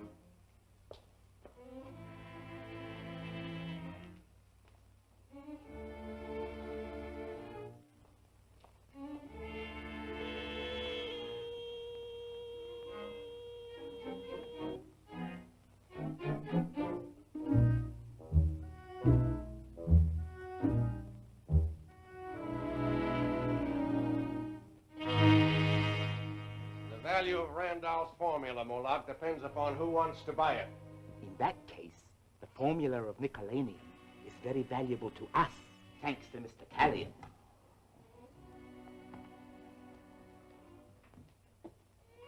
I'm glad you're safe, Gordon, even though you do not bring the Mogra necklace. I can still use you. What's done is done. I've sent Caston over to see Randolph. Has any report come from the cove? The submarine hasn't docked yet. You don't think Callion will draw out now, do you? If I could depend upon you, Gordon, as much as I can upon Callion, the formula for Nicolanium would be out of this country in another 2 or 3 hours. Our only failure so far is an inferior organization. I'm going to Whitey's. You can sign that in the usual manner, Gwen. Right. Well, Steve, any luck? Sure. The fingerprints on that gun belong to Claude Destino. Destino? Where does Destino hang out? At Whitey's down at the Cove. He's a pretty slippery customer. Why do you stay at the Cove even though it's deserted? He's not staying there for love of the place. How about the gun serial number? It was filed off, but we got a reading at the laboratory. It was registered to Hans Jensen. He's Randolph's watchman. Randolph? Why, he's the famous chemist. The man who just perfected a new secret alloy called Nicolanium. We haven't any time to lose. We're going to visit Mr. Randolph. Mike, get the car ready, will you? He's seldom home, but I've been to his laboratory, and we might find him there. That formula mustn't get into the wrong hands.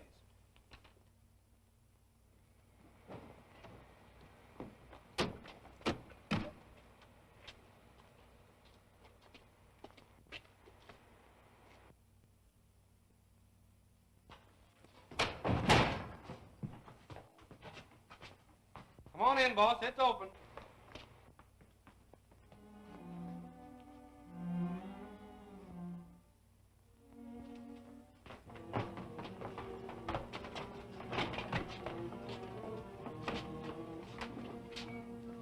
What happened, Mr. Randolph? They took it. You mean your formula? Hey, Chief. There's a footprint and some oil over here. You reckon that means anything? Better take a look at that footprint, Gwen.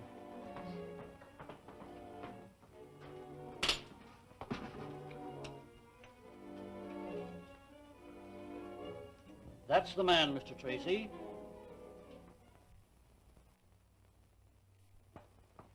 I think I've got something, Dick. What do you think of it, Mr. Randolph? That looks like the typical reaction for sesame oil, Miss Andrews. It is sesame seed oil. The test is infallible. The man who stepped into that spilled alkali solution had the oil on his feet. 2 and 2 equals the Cove this time. I checked on that when I was looking up Claude Destino. Those warehouses there were last used by a big vegetable oil importing house. Phone Anderson, Gwen. We're going down to the Cove.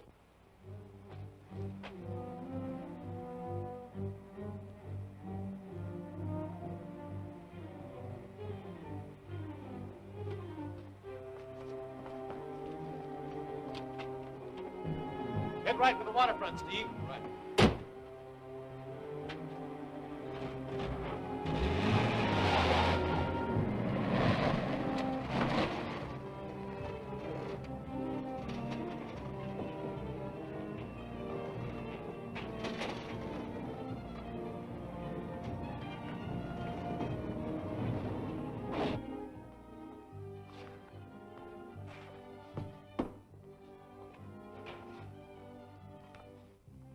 What'll it be, gents? What'll it be?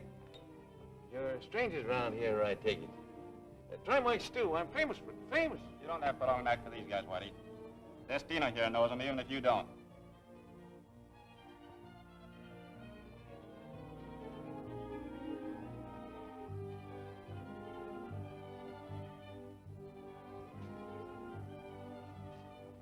Go on.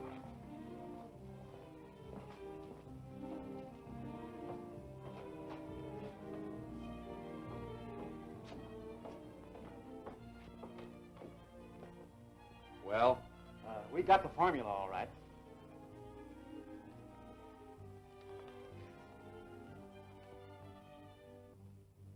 Good. Come on.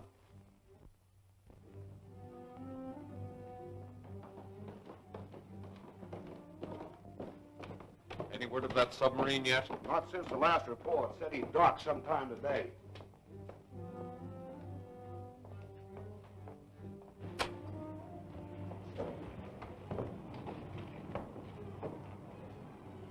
It's about time Canyon's submarine arrived.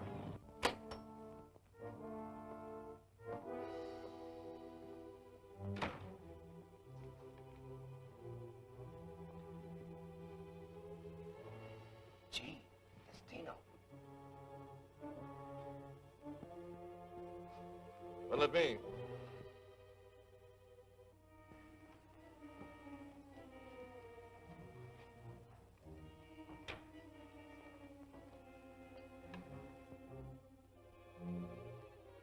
I'll take some of this stew. Okay.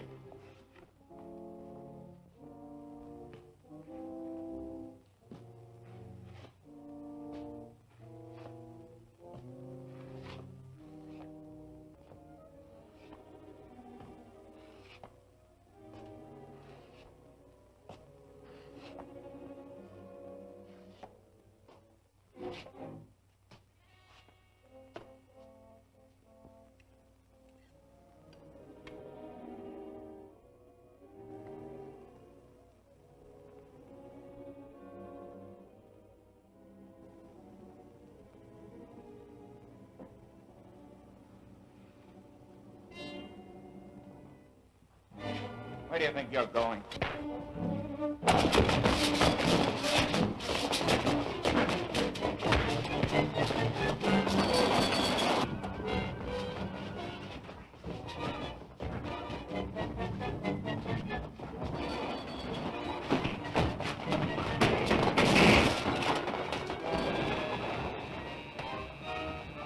You and a couple of men go back. Whitey's in trouble.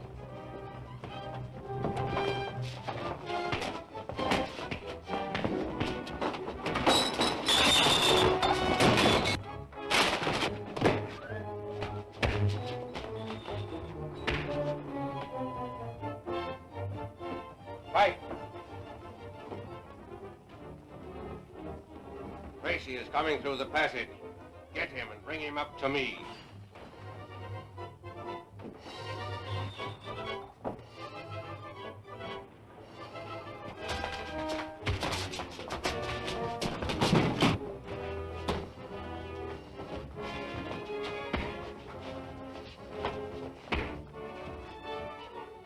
Don't move, Tracy. Easy, copper. Get going, Tracy. Up the stairs. Come on.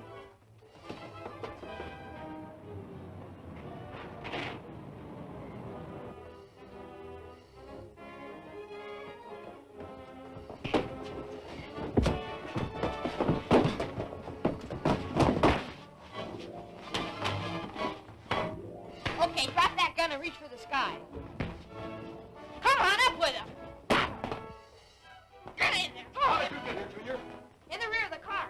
Gee, I helped that time, didn't I? Sure Mr. did.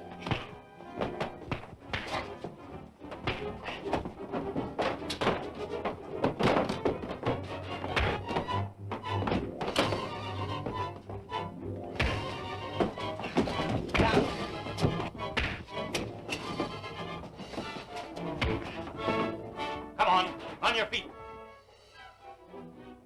Get down those stairs. Step on it.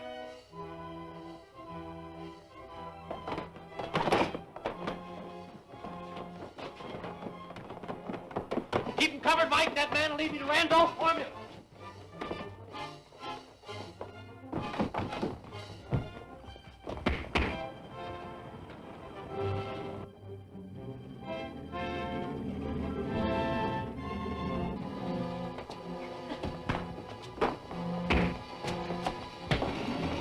There's the sub now.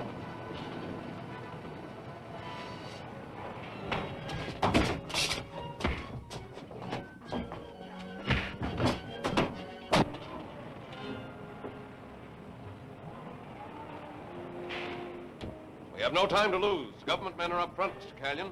No morning, Brusky. Tell Captain Starker to stand by. We leave at once. Here is Randolph's formula for nickelanium. My government appreciates your efficiency.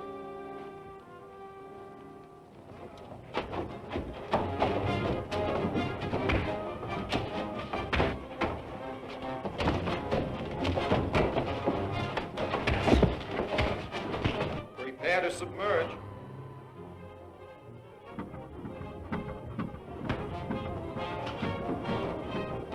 Fill number 4 and 7 tanks.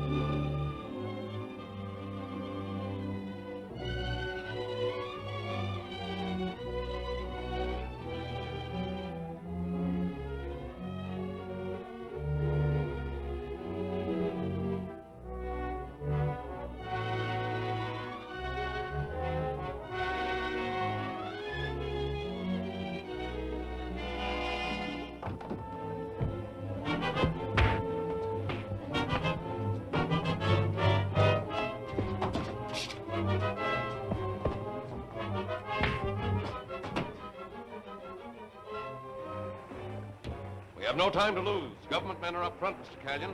No morning, Brusky. Tell Captain Starker to stand by. We leave at once. Here is Randolph's formula for nickelanium. My government appreciates your efficiency.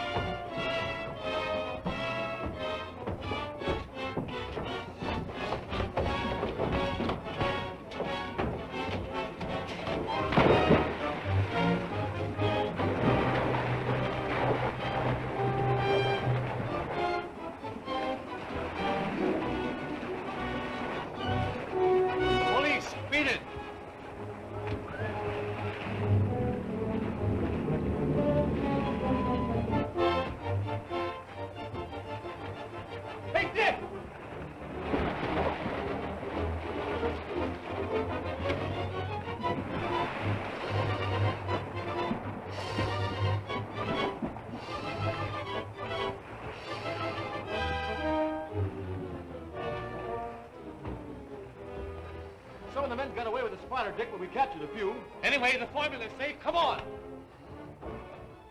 Gee, Mr. Tracy. Junior, how did you get here? Oh, Junior hid in the car. He's the one that sent for the police. Good work, Junior. You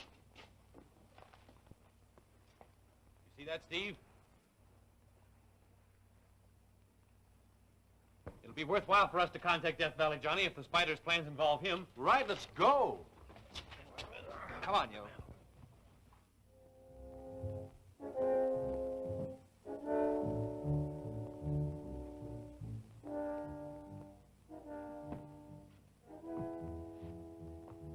It is most important that we find this secret mine before the old prospector reveals its location. Everything is in readiness. We will be the only ones to learn the secret of the man who calls himself Death Valley Johnny. Do you have a gentleman registered here by the name of Death Valley Johnny? I should say we have. He's Right over there in the midst of all those reporters. You can't miss him. How about another picture? Sure. Wait, I gotta have a cigar. Sure you got enough? I got a dozen. I ought to be able to get one. Wait a minute, boys. Will you have a cigar? Why, certainly. Will we have a Johnny. cigar? You're a great guy, Johnny. Will I give you the headlines, or will I give you the headlines? That's all right. So long, boys. partner. Say, don't forget to print the vest one. Hello, boys. Have a cigar. No, thanks. I don't use them. You? No, thanks. I smoke a cigarette. Oh, cigarettes, eh? Well, sit down and let's have a powwow. No, we don't mind if we do. Don't mind if I smoke. No, go right ahead. Help yourself. All right. What newspaper are you boys from? We're not from any newspaper. I'm Dick Tracy, Federal Bureau of Investigation. This is my assistant, Steve Lockwood. Well, what brings you here calling on me? We're here in your interests. We have reason to believe a certain criminal ring may cause you trouble. Well, I'm a lazy horn-toad. If some yellow coyote ain't trying to get his greasy paws on my specimen gold, eh? A whole pack of coyotes. Yeah. Listen here, young man. I've guarded the whereabouts of that mine for nigh on to 20 years, and no hombre's going to get it away from me. Besides, the gold won't be mine after 10 o'clock tonight. I'm selling out. Does anyone beside yourself know where the gold is? No, sir. I kept the secret of that mine in my head, and I ain't going to open my yap until those jewelers sign on the dotted line. Jewelers? Yes. I'm selling out to a big firm of New York jewelers. And, at a good stiff figure, too.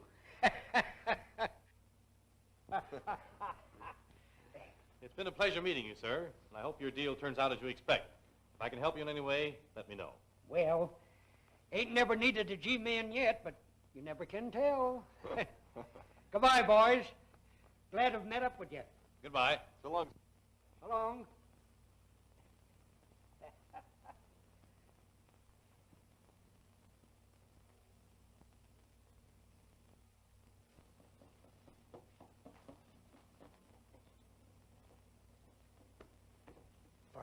Past 10.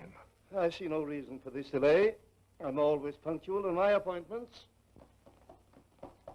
Oh, will you stop that confounded tapping? I'm sorry.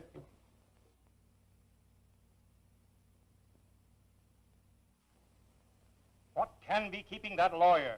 Clark said he'd have him here by 10 o'clock sharp. Come in. Nolan is my name. Mr. Clark sent me to render my legal services in his behalf. Mr. Nolan, Mr. James, Mr. Noble, Mr. Wickland. Gentlemen. And Mr. Death Valley Johnny. How do you do? Pleased to meet you. Take a chair and we'll get to business immediately. Meeting will come to order.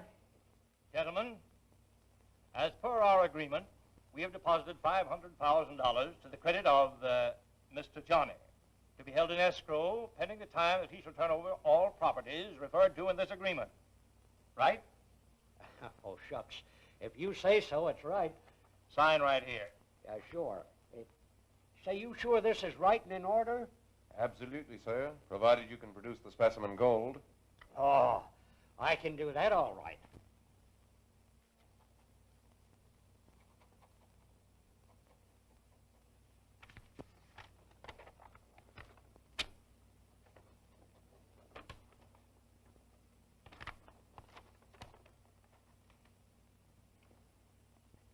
Now, sir, I suppose you won't mind disclosing the whereabouts of your hidden mine. I suppose the specimen gold is kept there.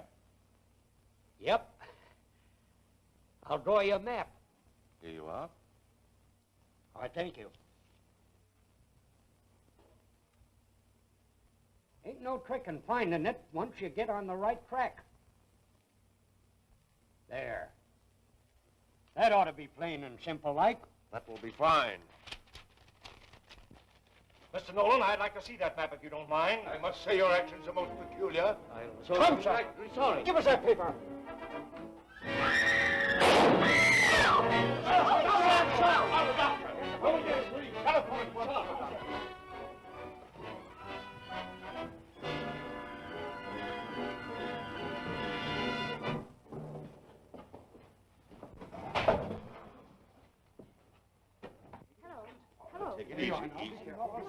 Are you calling a doctor? No, I'm calling the police.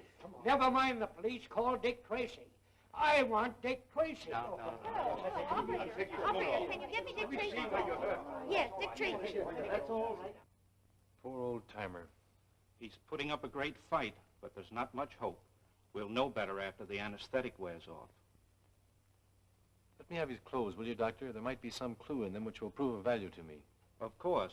Nurse, will you have his clothes bundled up for Mr. Tracy? Oh, certainly, Doctor. I'm hunting for those yellow coyotes, Johnny.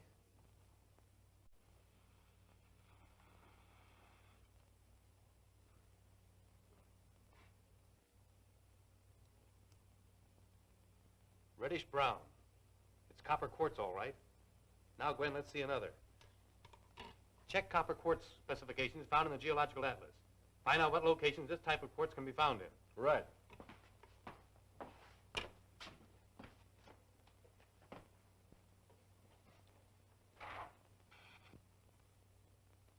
Do you think we're getting anywhere, Dick? We're taking the chance that Death Valley Johnny wore the same boots here as he wore around his secret mine. If such is the case, and if the specimen of copper isn't too common, we may get a direct lead to the place in time to stop the spider ring from accomplishing its purpose. Now, here it is, California. Thunderhead Mountains in Death Valley. Only mine. The old Acre mine. Produced 100,000 tons annually. The stuff's rare. Where's the mine, Steve? It's located near Coyote Wells. The mine shut down in 1905 when the town was deserted. Ghost town, eh? Steve, we're going there tonight. Gwen, phone the airport. Tell them to have my plane ready. Good luck, Dick. Thanks. Dag nabbit. Think they can put one over on me, do they? Hey, doctor! Nurse! Here, Hey, sir. You're a sick man. Hey, where... Hey, listen, I'm not sick. The way you folks act, you think I never been shot before. Where is my clothes? He hasn't any fever. No, what do you hold my hand for? It's regular. Certainly it's regular. Say, I want to see Dick Tracy, and you get him for me quick. All right, nurse. Call Dick Tracy. Yes, Doctor. And listen, young lady, you tell him to make this hospital give me back my pants. There's something in them I want. Yes, sir. Yes, sir, I will. Yeah, and don't you tell No, me no, I'm sir, sick. don't accept I know, Just but quiet. there's nothing the matter with me. All right. I'll be right over. Yes, I'll bring his clothes. Mike, will you get the car? We're driving right over to the hospital. You get right back to bed, young man. Yes, ma'am.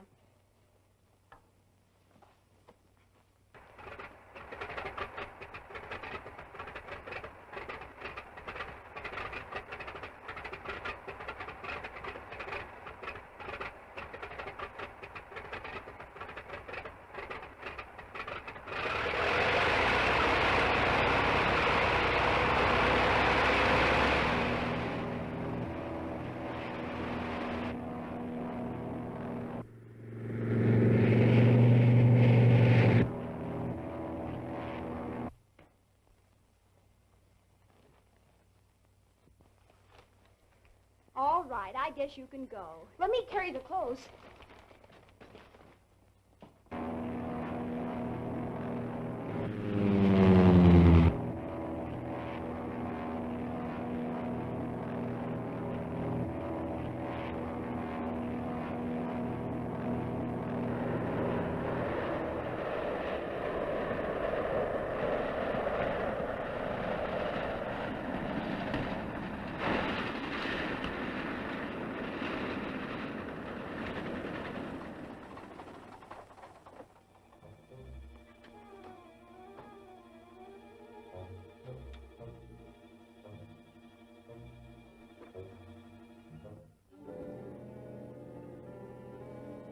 Spooky looking place, isn't it?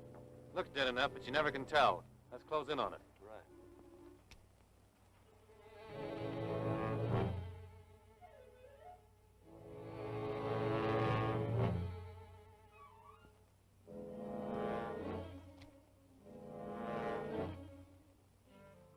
They may have heard our plane land. Let's separate in case of an ambush. All right, Dick.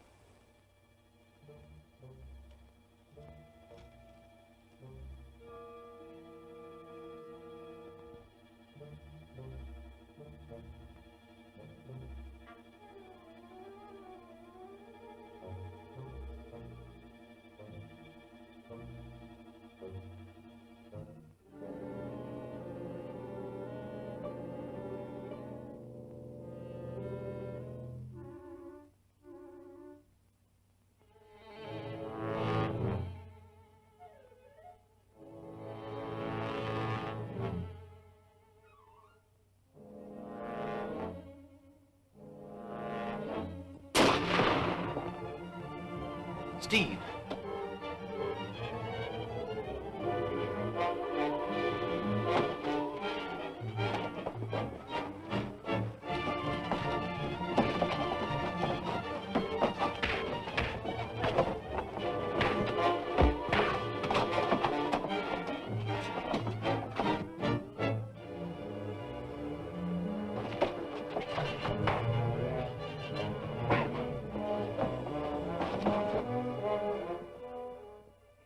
Look in the hip pockets of them pants, Sonny, and give me what you find. Mr. Tracy has already left to go to your mine, so I came in his place. Huh? How did you know where my mine was? We were able to trace the location by the quartz particles still sticking to your boots. Well, I'll be doggone. He should never have gone out there without first talking to me. Now, there's something awful dangerous in that mine if you don't know just where it is. That's it, Sonny. Give it to me. But tell me, what is there in the mine that's so dangerous? Oh. You better ring for the nurse. Mike, we'll have to drive like mad to Death Valley to prevent Dick from going into that mine. Oh. What's the matter? Oh, I think your patient has fainted. Well, you better wait outside. I'll see what I can do for him.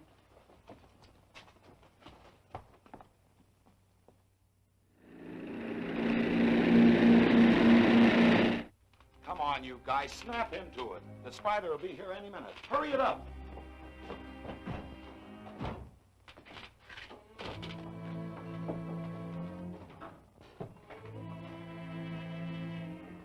Try in back of the bar.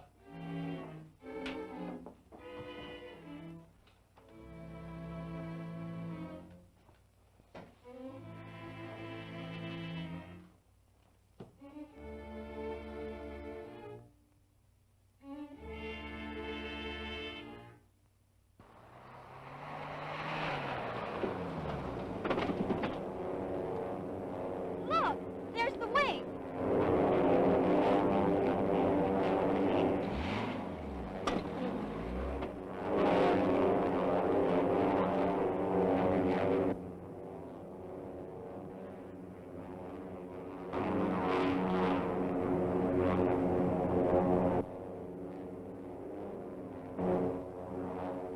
The wing!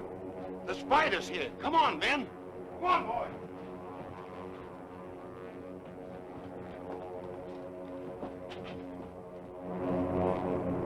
Land only long enough to load the specimen gold aboard.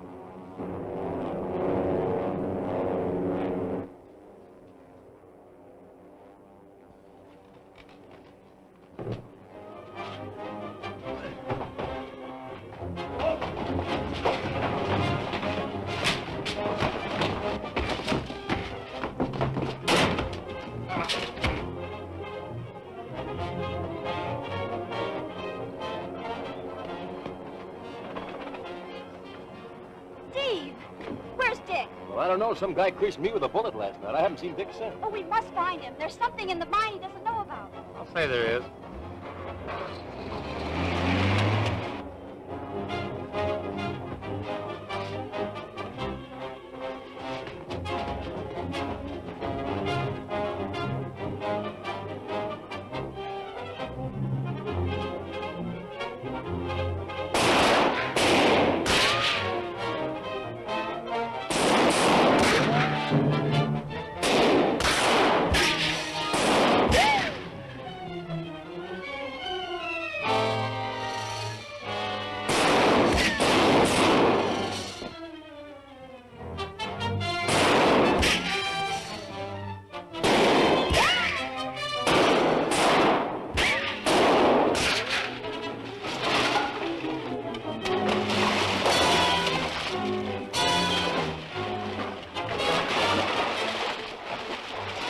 Here's a shot I sure won't miss.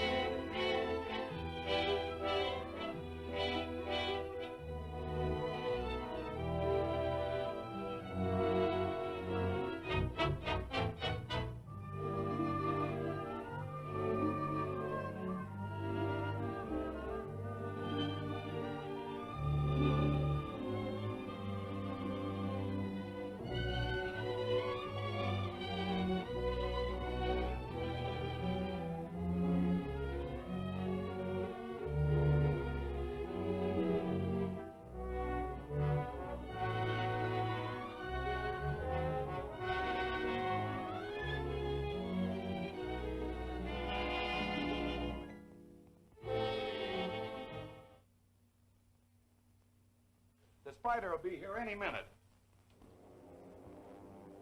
The wing. Come on, boy.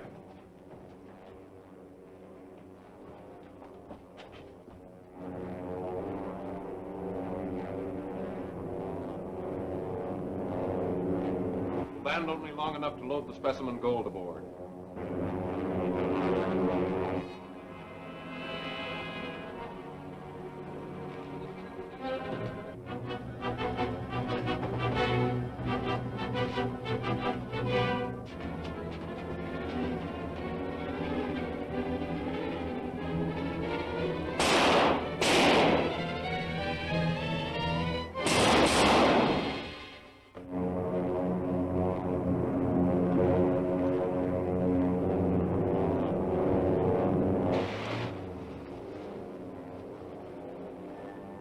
Don't land.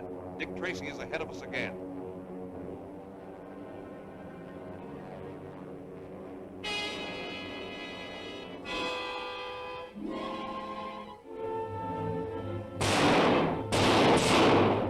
Come on, Mike.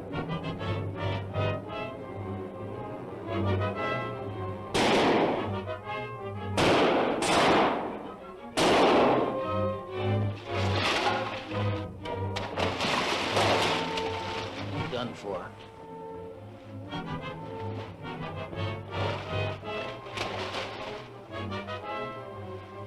Here's a shot I sure won't miss. Neither will I.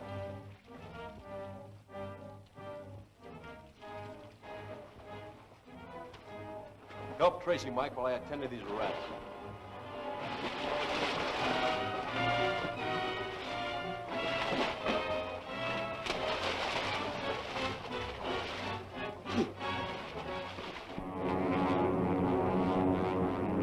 Calling location 3. Calling location 3. Dick Tracy stopped us again. We were unable to get the specimen gold. I am returning at once.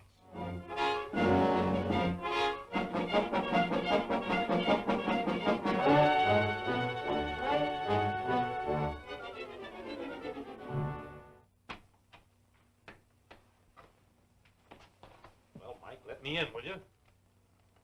Hello, Dick. Well, well. Mr. Odette. Yeah, Mr. Potter, I'm glad to see you, gentlemen. We took the liberty of having your servant let us in. I was anxious to know if you'd had any luck concerning Gordon. No. I haven't any trace of my brother. But I'm sure I'm on the right track. The spider ring is responsible for his disappearance. If you can think of anything we can do to help you, just call on us. Thanks. Thanks a lot. Good afternoon.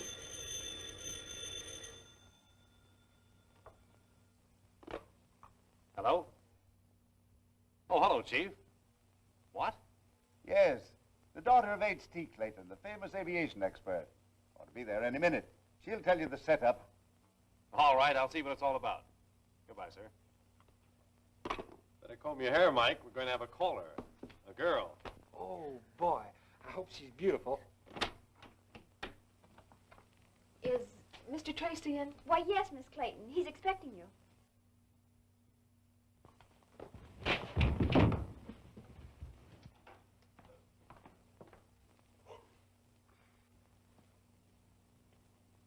Oh, Mr. Tracy? And you're Miss Clayton.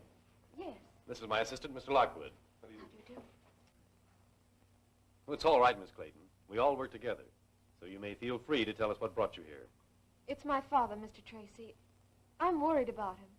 Well, won't you sit down? Thank you. Now tell me what it's all about. Well, you see, Dad's been working on a new high-speed plane. Something much faster than anything ever flown before. We've been working in the utmost secrecy, and the hangar's been under guard day and night. I see. Well, I've had a feeling for some time that something was wrong. Dad only laughed at me and told me I was imagining things.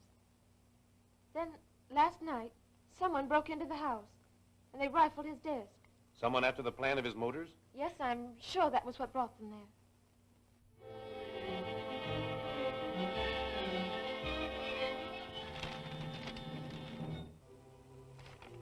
Worthless. All of them worthless.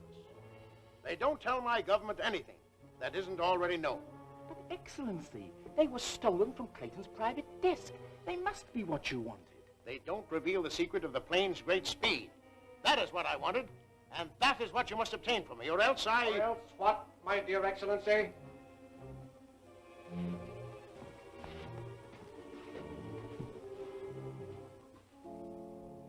Or else I must contact the dirigible to pick me up at once and return to my country. My government will pay well for the secret of Clayton's new motor, but for these useless papers, nothing. I said I would get it for you. That should be sufficient. I will expect word when you have accomplished our agreement. Good day.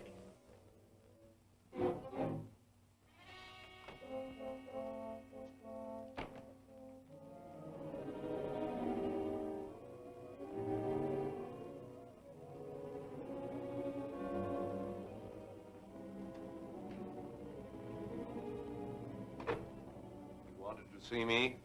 If we fail to get the secret of Clayton's new plane, our negotiations with Durston's government will come to nothing. Can you supply him with those plans? I can do better than that. I'll deliver the plane itself. Tell me, Gordon, how will you get this plane for us? The police are guarding it. Today it takes off on its final test flight. Who knows? It may fly right into our hands. Hello, dear. Hello, Daddy. Daddy, this is Mr. Tracy. Mr. Tracy is from the Department of Justice.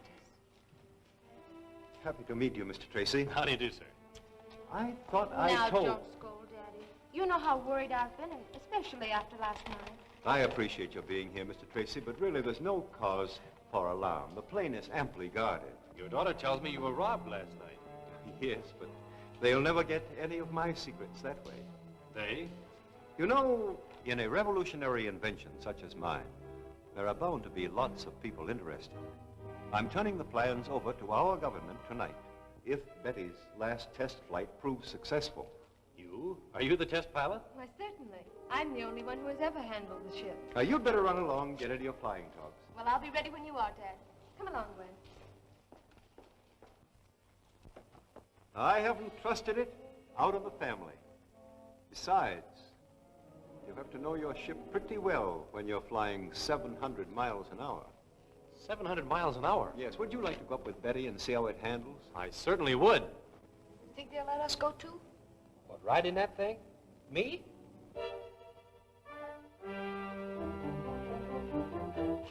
Everything ready? Plenty of gas and oil? Mr. Tracy's going with you, dear. Oh, fine. Bye. Now, you folks better step clear of this propeller blast. They'll be taking off now.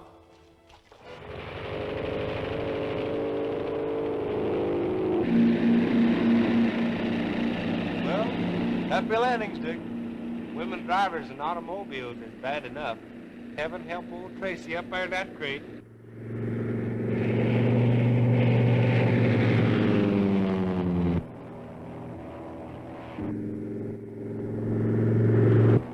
What are we making now? About 500. I'll open her up now.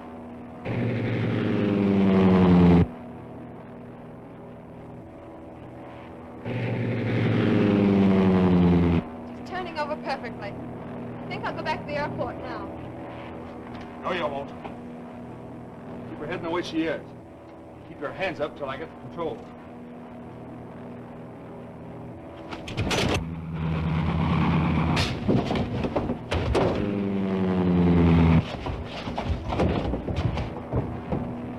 Head back to the airport! He's going about 1 jillion miles an hour. That's more than 100, ain't it? She'll land in a minute, right back of the hangar.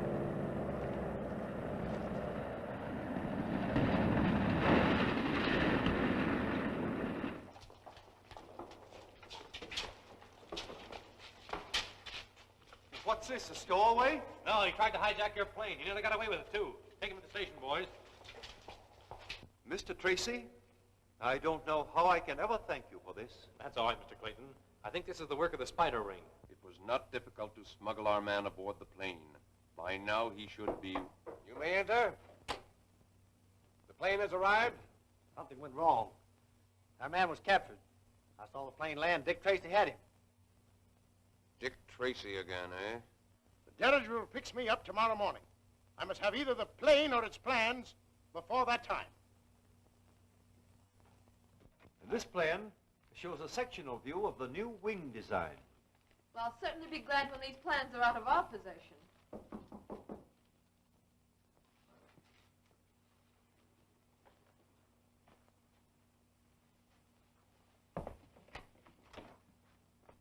Mr. Clayton? Nope, I'm not Mr. Clayton. Mr. Clayton over there. Oh. Good evening. Mr. Clayton? Yes, sir?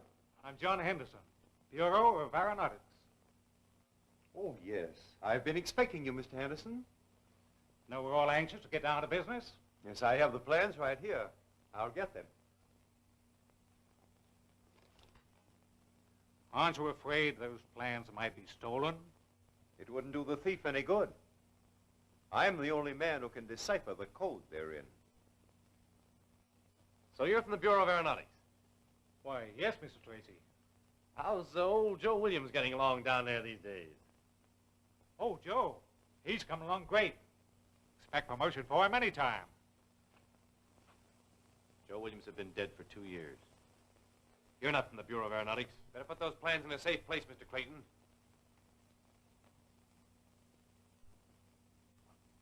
Mike, get Steve. Tell him I got some of the Spider's men.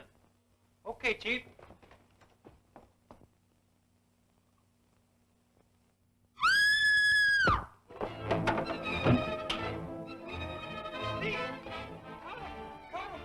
Caught who?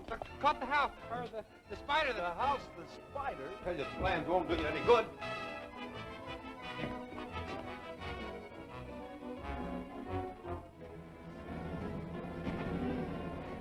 Hey, stop!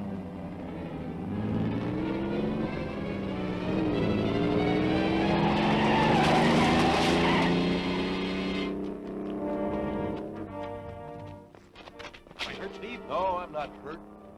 Tried to stop and all I got for was dirt. That isn't dirt, it's mud. I got it off the car. What's the matter? I can have it clean. It's dry as a bone here. Maybe that's it. Let's call the Weather Bureau and find out where it's rained recently. Where has it rained heavily in this district this afternoon? Thanks. It rained this afternoon in the mountains around Caribou Pass. Caribou Pass? Well, that's where the old Beechwood Hotel is. If I only had a quick way of getting there. Dad's speed plane. Use that. It's worth a try.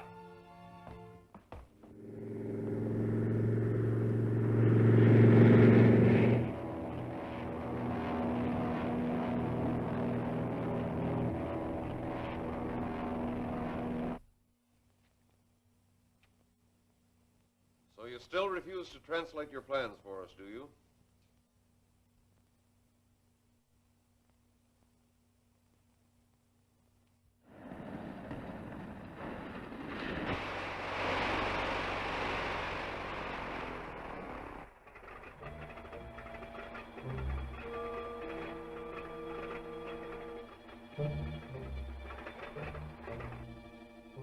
Peter, can you forge a note from this sample of his writing? Sure, Chief.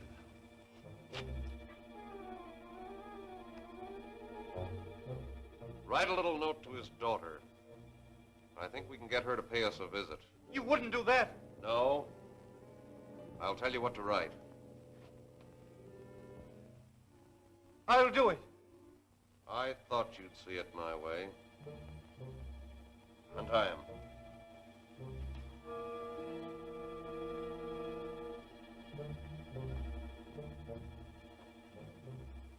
Now get busy. I expect you to have everything ready by daylight.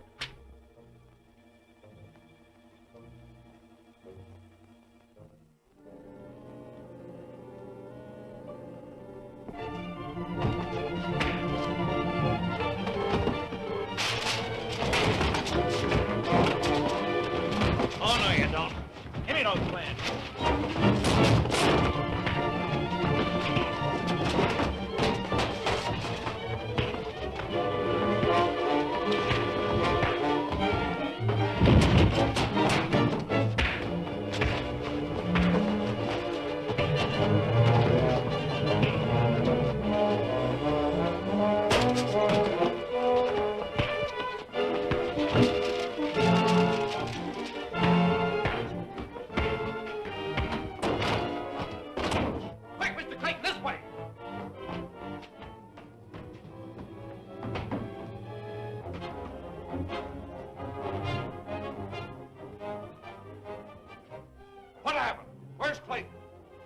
Dick Tracy.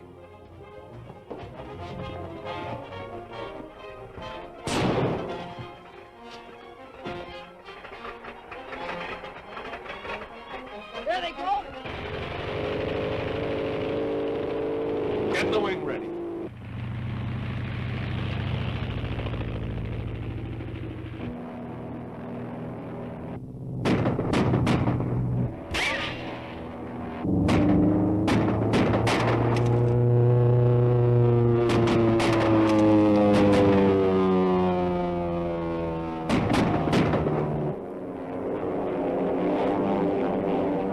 Take your positions, ready to fire.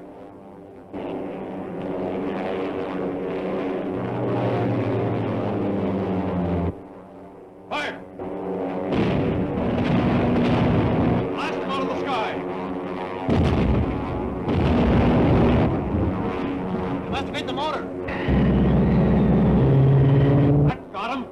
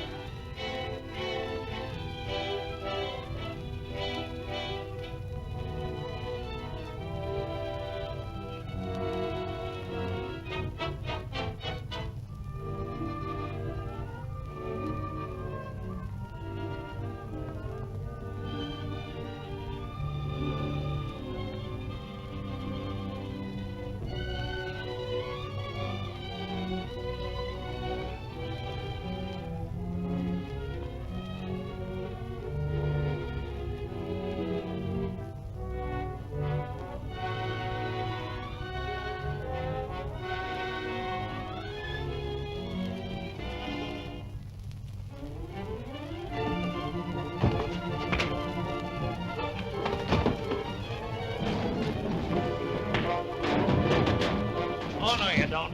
Give me those plans.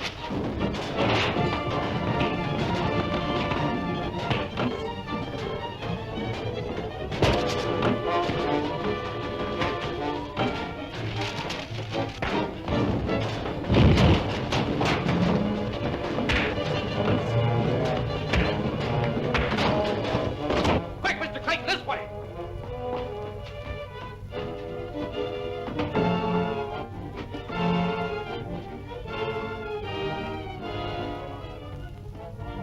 What happened? Where's Clayton? Gone with Dick Tracy.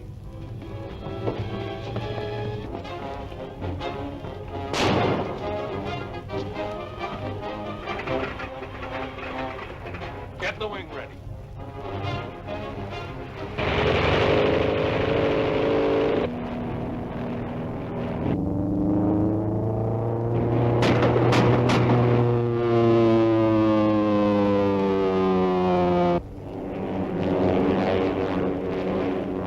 Take your positions, ready to fire.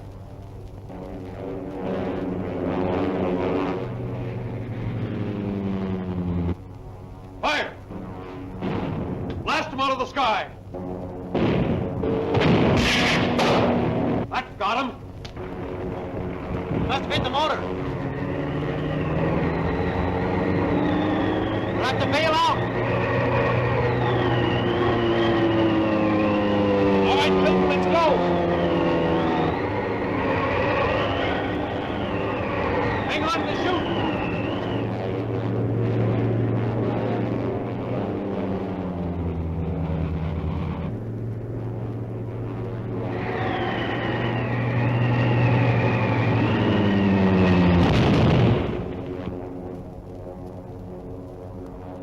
We'll make them wish their plane had ended it quickly for them.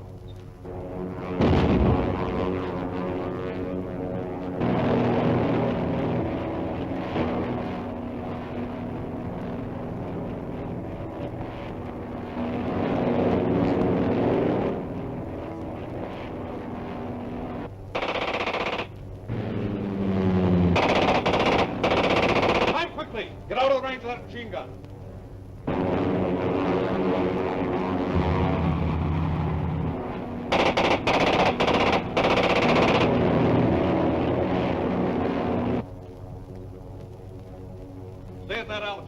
why to expect any further interference.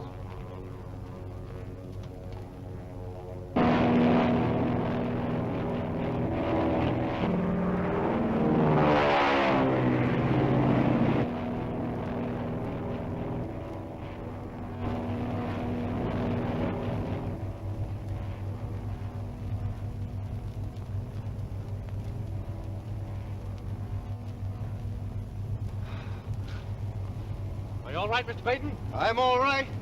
But for a while up there, I was afraid the spider had us. Steve hadn't come along, we'd look like a couple of sieves. Afraid your plane's a wreck, though. No, that's all right, so long as I'm alive to build another one. I saved the plans. It crashed over there in the trees. I'll investigate the wreckage, and as soon as Steve lands, you tell him to wait here with you. Right. We'll be waiting for you.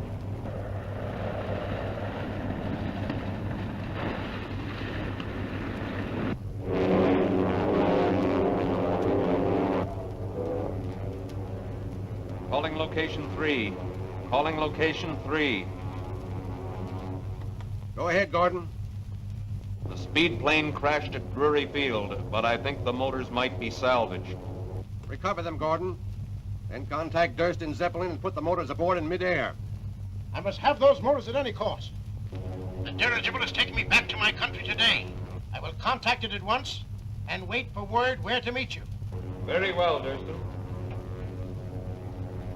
Stay in the stratosphere till you're above Drury Field, then descend. Calling ZQR-6. Calling ZQR-6.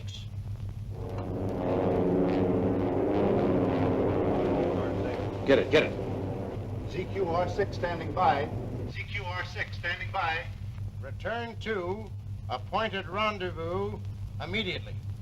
I will contact you in plane. Very well, Excellency.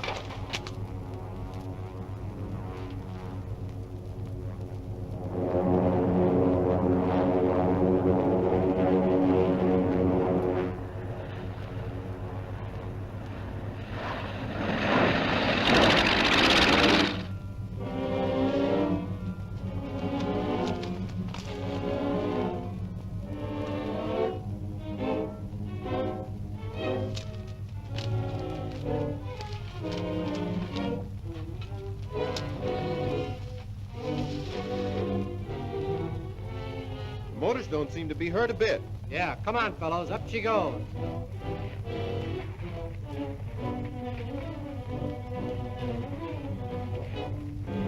All right, man, it's no use sticking around here any longer.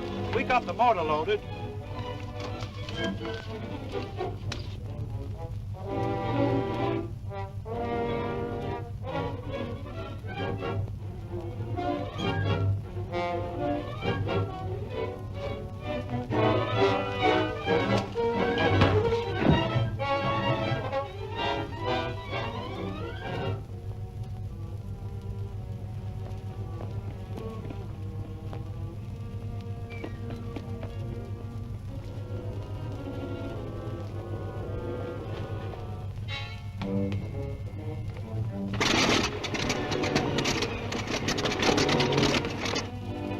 What could have happened to him? He seems to be taking an awful long time.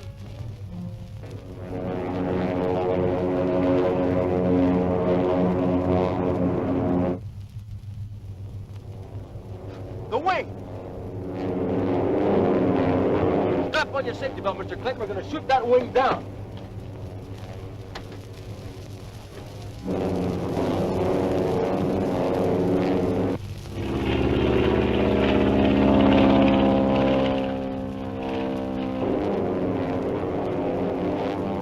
Rise to 35,000. We meet the Zeppelin above the channel off San Francisco. Stand by to transfer those motors as soon as we contact the Zeppelin. Everything's in readiness, sir.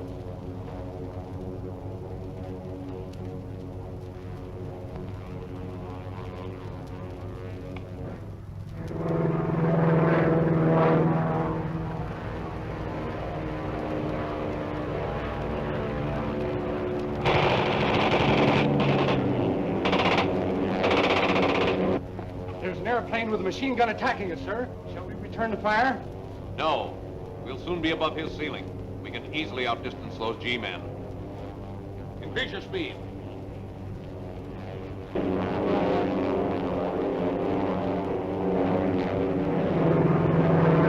My ship has reached its ceiling, but I'm going to follow him as long as I can.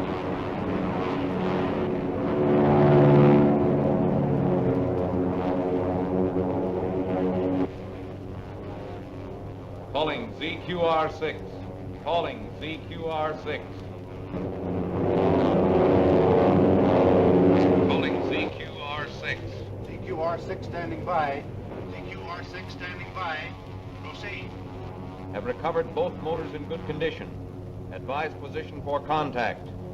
Refer to code book 6211. Acknowledge. Verifying 6211. Verifying 6211.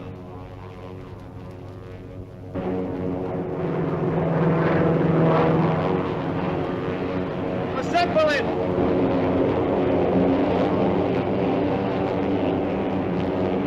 The wing is going to contact it!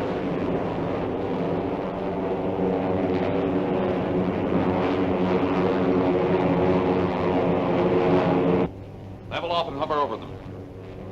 I thought I told you to stand by and transfer those motors to the Zeppelin. Yes, sir. Everything's in readiness, sir.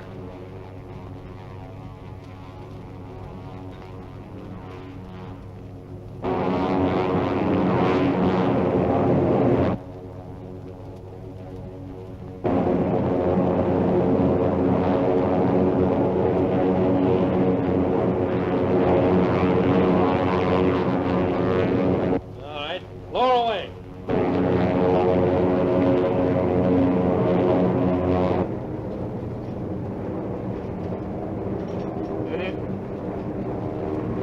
As soon as I'm aboard the Zepp, hoist away.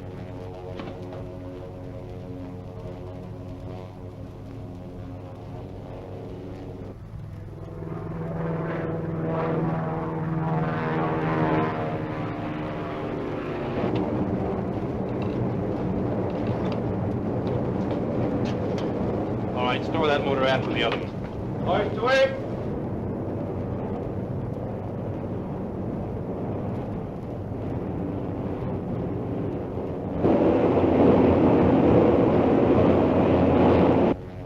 We're cut loose. Rise.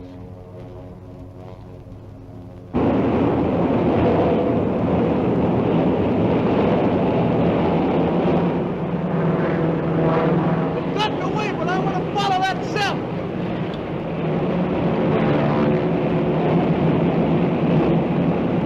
ZQR-6 signing off. Don't make a move. Stand up.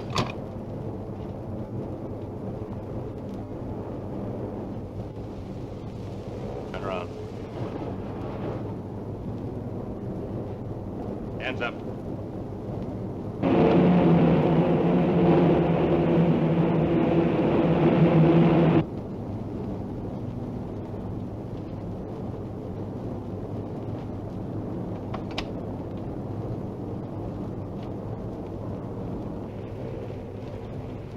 SOS. SOS. All radio stations stand by. SOS. SOS. Dick Tracy calling. Attention Harbor Police, federal officers. Stand by. I'm in a dirigible over the ocean, off San Francisco. I'm going to try to bring it back to land. SOS. SOS. Don't know where the dirigible will land. Contact the shore patrol in case I don't make it back. Dick Tracy calling federal office. Calling federal office. Something's happened. He stopped talking. You lift me up and here, do it. Oh, give That's it right there. Federal 6400. Commander Brandon, please. Dick Tracy's office calling. Hello? Yes? Oh, we just received his call. I'll send them at once. All departments. General alarm.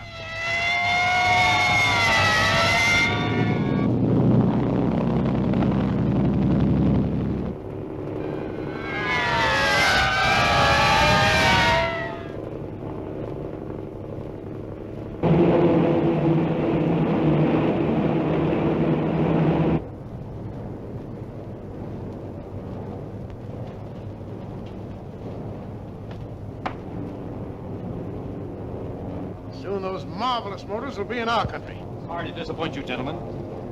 I don't think my government wants those motors to leave the United States. I turn your back. Head back to the mainland. You heard me, back to land. Hard at port. Drop her down to 10,000 feet. Come on, nose her down.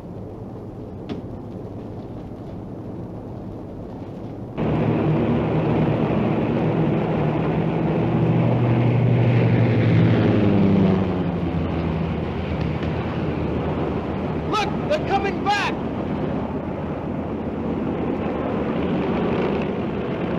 They won't get away this time!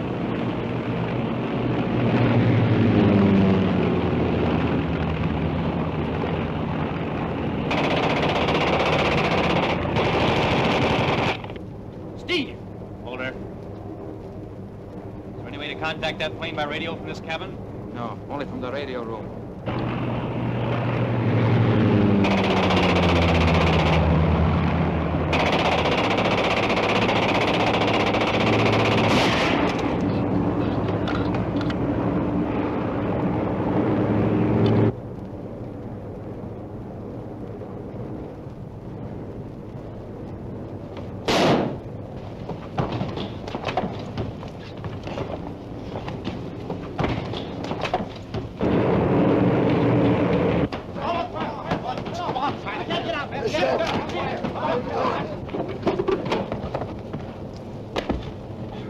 How did he get in here?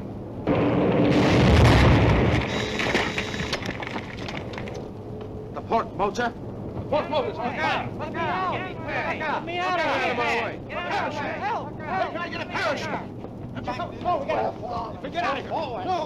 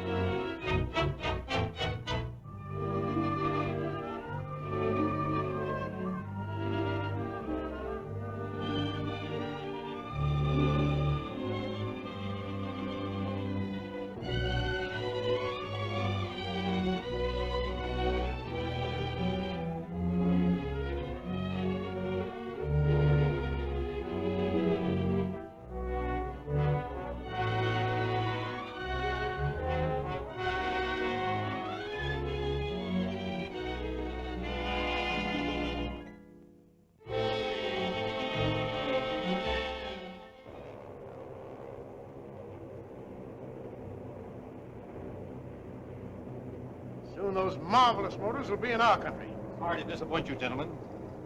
I don't think my government wants those motors to leave the United States. I turn your back. Head back to the mainland. You heard me, back to land. Hard at port. Drop her down to 10,000 feet.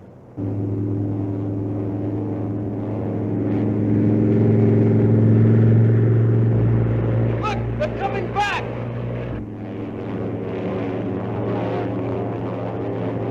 They won't get away this time!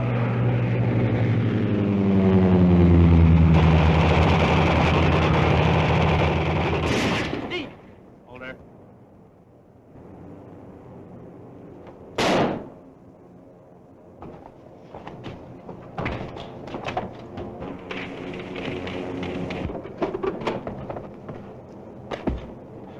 How did he get in here?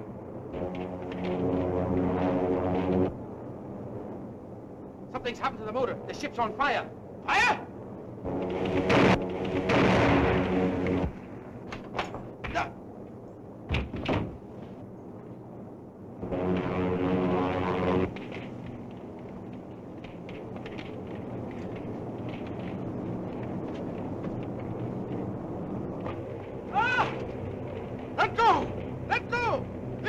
chute won't hold us both. Going to have to, Durston. Let loose.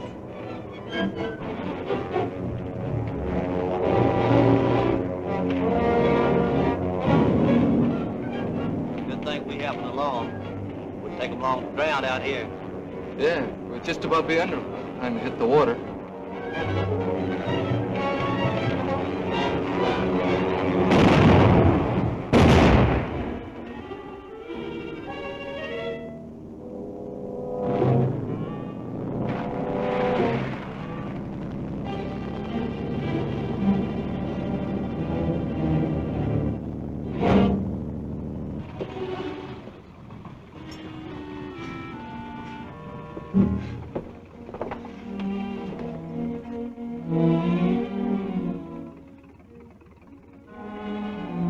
Are you all right? Okay, thanks. You better get dry. I only have plenty of time to dry off. For several years. Take us in the shore, will you, buddy?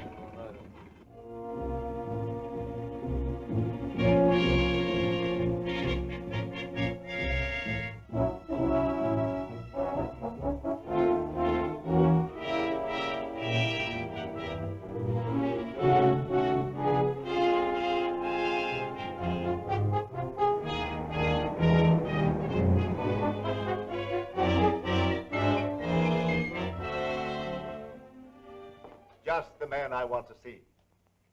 Dick, I want you to meet Mr. Vance of the Consolidated Steamship Lines. Mr. Tracy, Mr. Vance. How do you do? How do you do, sir? And Captain Bullock of the steamship Atlantis. Hello, Tracy. Captain? What's the trouble, Clive? $1 million in gold has disappeared from the Atlantis. How? That's what we'd like to know. The gold was in a special compartment that was locked and sealed from the time the Atlantis left the other side until she docked here. When we went to open the compartment, the seal was just as we left it, but the gold was gone. You've searched the ship? From stem to stern. And all luggage before it was allowed ashore. Is the Atlantis still in port? Yes. We had a slight accident at sea. A fishing smack rammed us. It's a matter of routine. We're having the plates examined in case any need repairing. Well, I'd like to go aboard and look the vessel over. Certainly. I'll notify the yard superintendent to be at your service. Thanks. Captain, did anything unusual occur during the trip? Yes. A seaman was lost overboard. At first, we thought it was an accident. But later, we found this in his locker. Remember, others will be watching to make sure that you obey instructions. This is no piker's job, Clive. In fact, it's big enough and clever enough to make me think... The spider ring? What are you going to do? Make sure of the handwriting on this note first. Then, well, good day, gentlemen.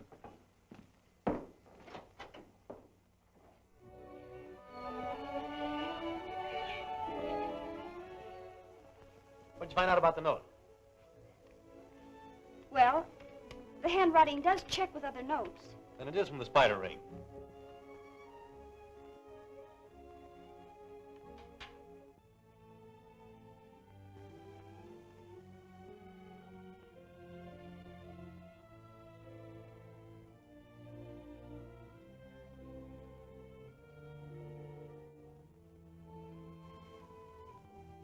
His handwriting, Gwen. Gordon could have written that note. Oh, impossible. Gordon couldn't be the spider. Why, the spider ring was operating before Gordon disappeared. That's right. For the moment, Hello, folks. I just heard about the missing gold shipment, Dick, and hurried right over. What's the note? Well, I'm going down to the dock and look over the ship. You better stick around here. Okay. Well, say, Chief, you better take me with you. I'm a human bloodhound when it comes to getting gold. All right, Mike. Oh, Gwen, you better file this away with the rest of them. You better go get your hat on. Hurry up now.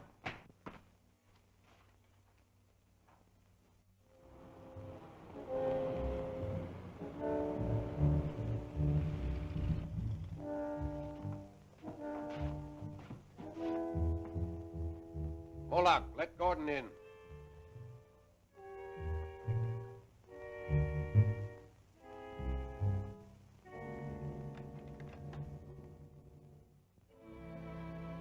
We've been waiting for you. Everything is ready? Here's the working diagram of the Atlantis. This is where our ship rammed her. That accident was a very brilliant inspiration, Gordon. And the gold? Here, near the bow, where we can get to it when we are ready.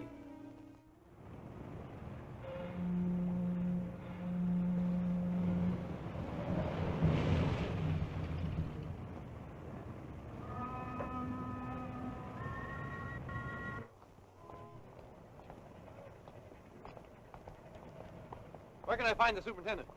I'm the superintendent. Oh, Mr. Stevens. My name is Dick Tracy. Oh, yes. Mr. Vance told me you'd be here. What can I do for you? Well, I'd like to have a little look around, if you don't mind. Sure. Come along. Thanks. Junior, you know in some localities I'm known as Knot Tying McGurk. Really, I'm one of the finest rope tires that you've ever seen. Have you found any damage? Some. One plate seems to have been sprung a bit. I'll show you. Could it have been done deliberately? Well, it could. But I don't see what good that would have done anybody. Where was she hit? Just aft of amidships. Here's the plate that was sprung. Oh, there I go, spilling ink all over again. I guess I'll have to get a new pen. Here, take mine. Oh, thank you. Now, here's where she got rammed. And there's where the gold compartment is. Quite a distance apart, you see. Have you fixed the plate yet? No, the riveting crew will take charge of that when they get here.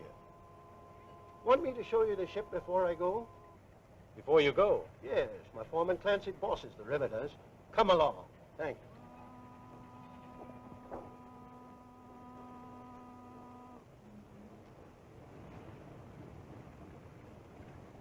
you. See? It looks solid. It is solid. There's nothing wrong with it. I've tried it in Indochina. And What's the gag, Mike?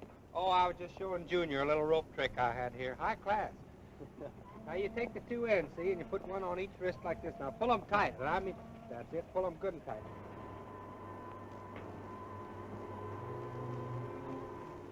Dick Tracy, the G-Man, just came aboard. He's making a complete inspection of the ship. Better notify the lame one.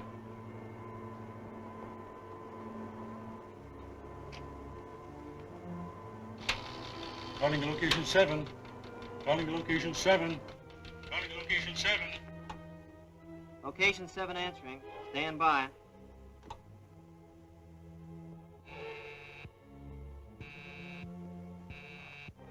I'll take it.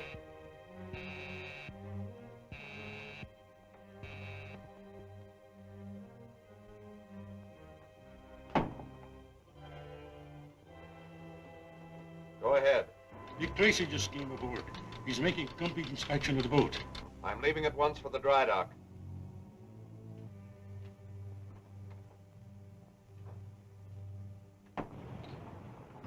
Want me to cut it? Oh, you don't think I can get out of it, huh? Me, what sail the 11 seas? Well, I'll fix it this time.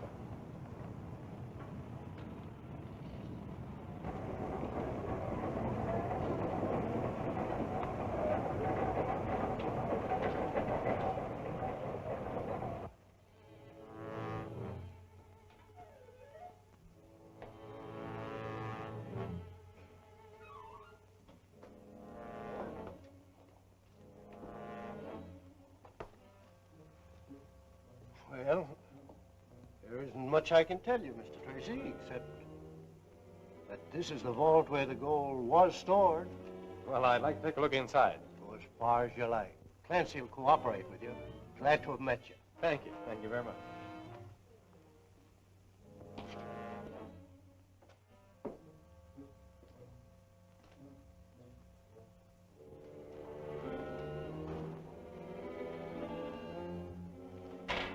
Clancy, there's a G-Man aboard. G-Man? Yeah. I don't know what he wants, but do all you can to help him out, will you? Yeah.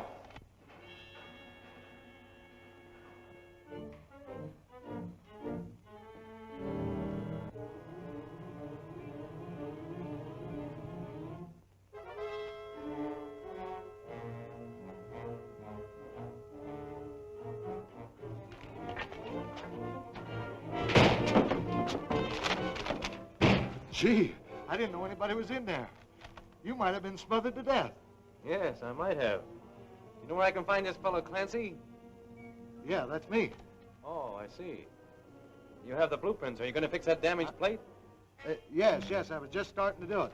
Well, do you mind if I tag along? No, suit yourself.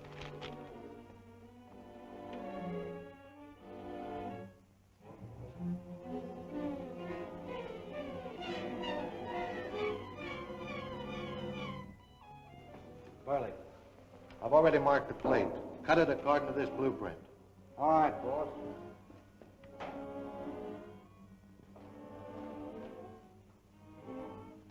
So that's where the damaged plate is. Sure. Where'd you think it was? I was just wondering. Thanks.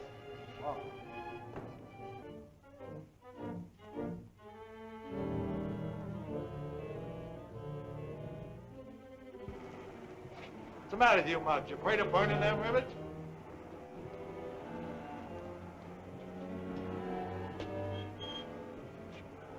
Can I see that blueprint for a minute?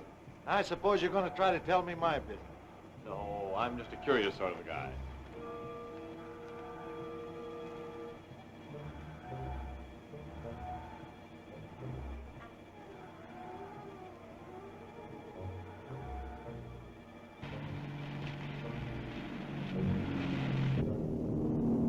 Remember, be ready when they remove that plate. That's all you can do from in here. Take the equipment outside, start cutting from there. What's that? Blueprint showing where the damaged plate is. I thought it was more amidships. How do they make those? With white ink? Ink. There was an ink spot on Stevens' copy. I loaned him my pen.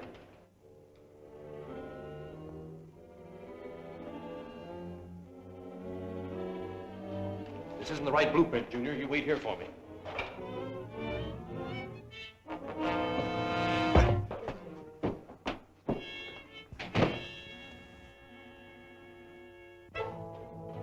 Couldn't mind your own business, could you, Copper?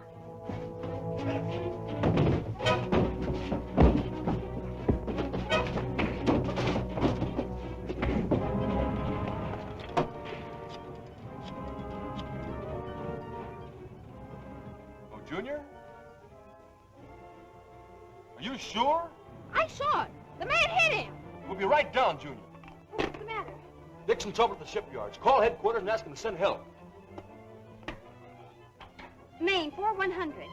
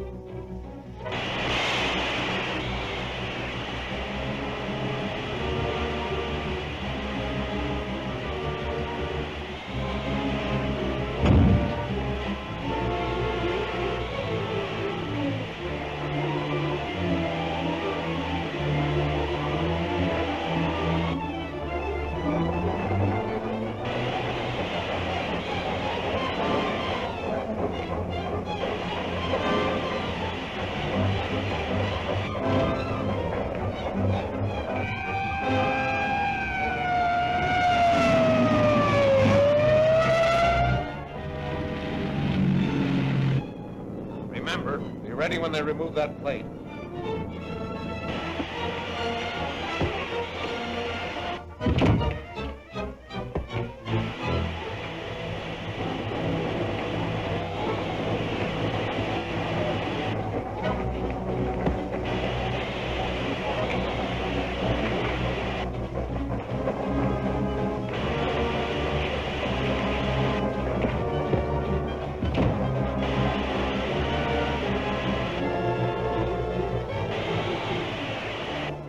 Hey, Clancy, look out!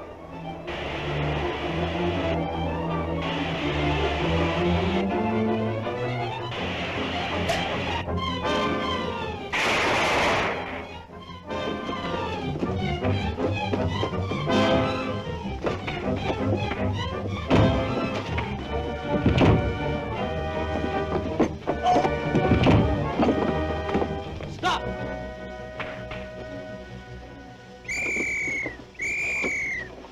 Kid, feel better? Come on, get up. Back to the warehouse. Can't get the gold now. Come on, get up out of that. Oh, I'm hurt. Take it easy now. That plate almost got you, brother. Yeah. That's a very valuable piece of metal, Steve. Hey, you had the right hunch, Tracy. Here's the gold. Oh, so that's where the gold was hidden.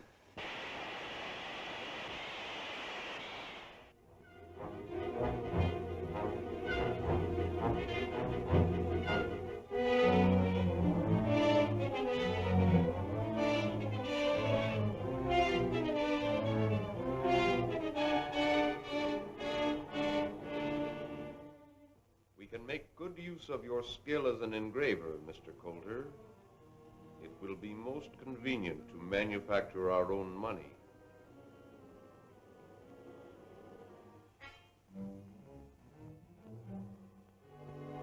You will excuse me a moment, please.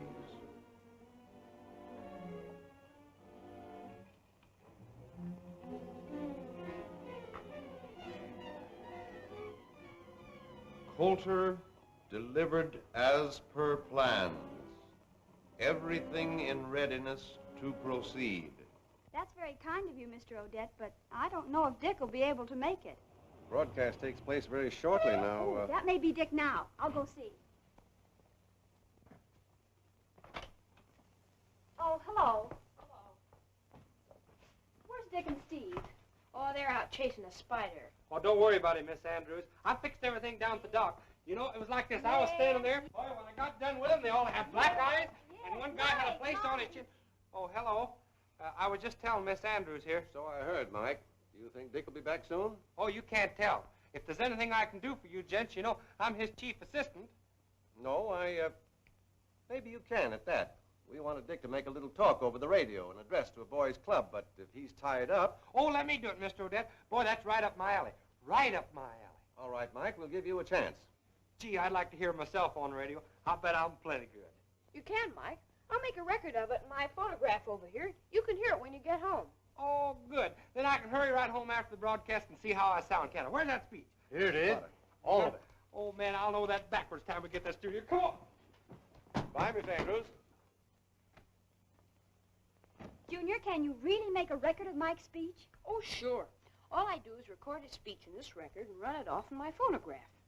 Now, this is a record I made the other day of a shortwave broadcast. I don't know who it was talking, but it certainly was a good record. Did you get the spider? No, Junior, but the police found something on one of his men that I wish I could figure out. Does that mean anything to you? 7.2, 230. It's Greek to me. Let me see that, will you? 7.2, 230.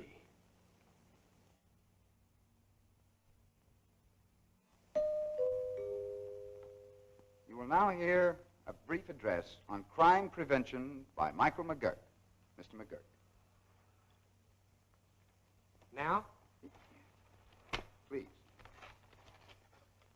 The ABC Finance Company will...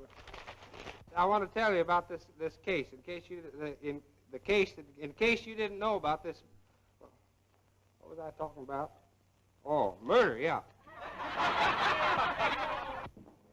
Be sure you play it right. I won't miss.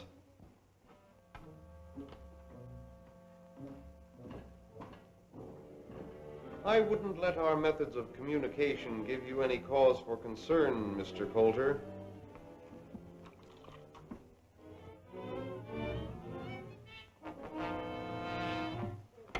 The submarine will pick up When you have crime, you don't need prevention. When you got prevention, you don't need crime.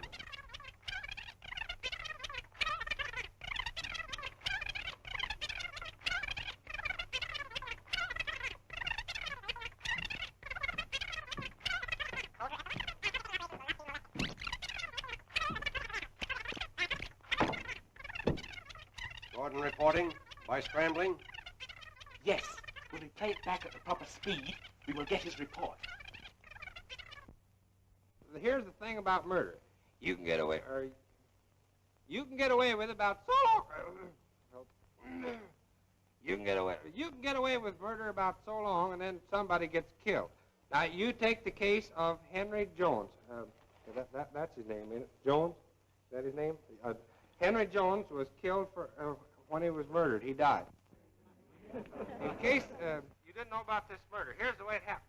This fellow was on his way home, this guy named Smith, see, one night, when all of a sudden up in the window there was a parrot that said, "Oh, Mr. Smith," like that. Well, it scared him so bad that he started to run through the barn, and there was a cow in there. What station is he on? 6.2. Like that. And it turned Oh, no, around. I'm sorry. That was shortwave. It's 950. 6.2. 6.2, 7.2. That must be their wavelength. Gwen, phone the government radio station. Have them triangulate on shortwave 7.2 right away. I've got to find out where that station is. Steve, get the aerial coil. Junior, you'll find a map of the city in my desk. Get it for me.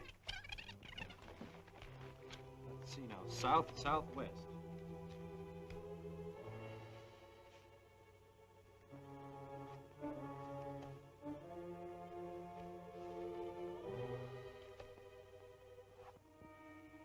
Due west. Due west. Here we are, Steve. We've got it. Yes, we can find the exact location. Find it. We can't miss. It's right on the waterfront. Get the car ready.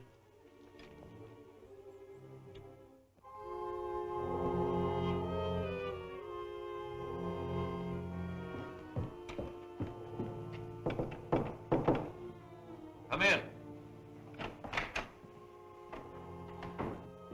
Everything's clear for float. Take Mr. Coulter into our guest room.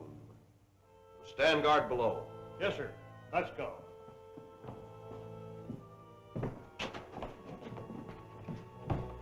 Come on.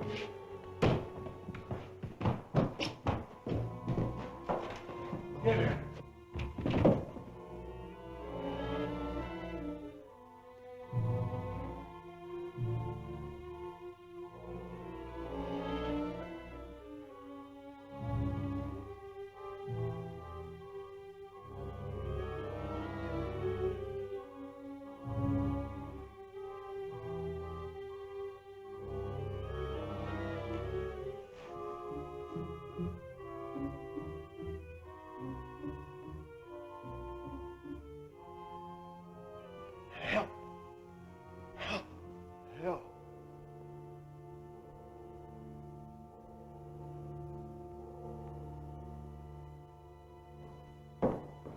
Mr. Coulter, get those ropes off, Steve.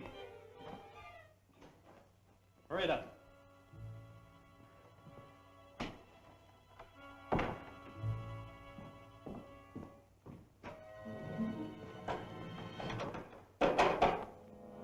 Listen, Steve.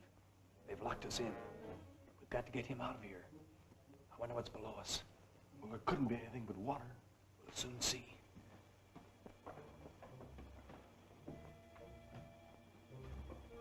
Here's a loose board. Steve, give me a hand.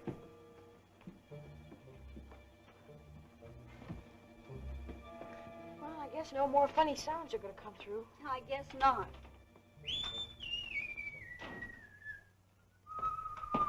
Hello, Mike. Now, you talk about a broadcaster. How did I sound? Want to hear yourself? Sure, I want to hear myself. Now, here's the thing about murder. You can get away. That ain't me. Get away My voice with it don't now. sound like that. Hey, stop it. You're slowing it down. The submarine will pick up Coulter at the warehouse. It will proceed to location 10, where our counterfeiting operations will not be molested. That's coming from the Spider, and Dick's gone down there. Where? Well, I don't know, somewhere near the waterfront. But they took the map with them. What'd they say about a submarine? I'll find out. Come on, make that thing work some more. Turn on. Let's Try, see. Mike. Read See if you can hear some more. Federal, 6400. Right. Commander Brandon, please. Harbor Police Headquarters, Brandon speaking. Oh, how do you do, Miss Andrews? What?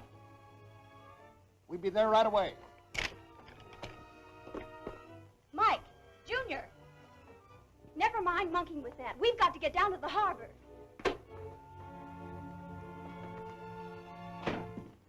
Submarine's ready to dock. Good. Get Coulter aboard. I'll be right there. Yes, sir.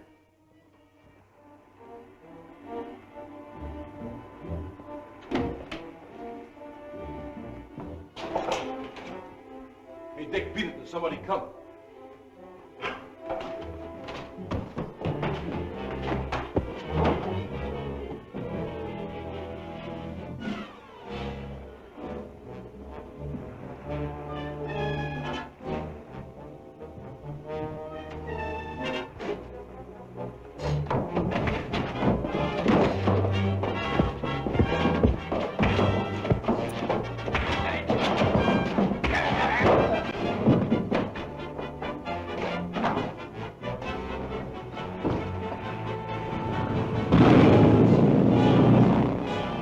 Dick Tracy! How did he get here?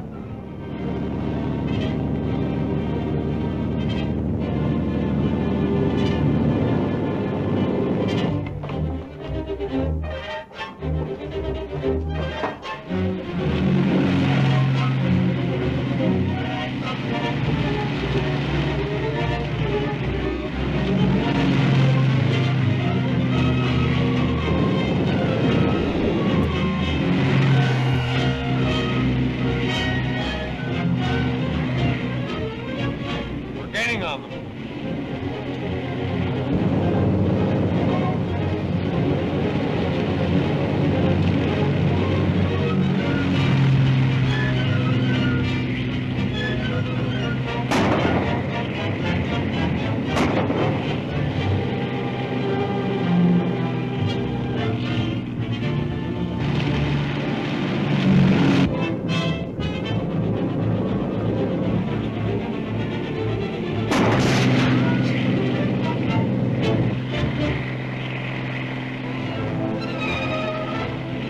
This boat's out of control.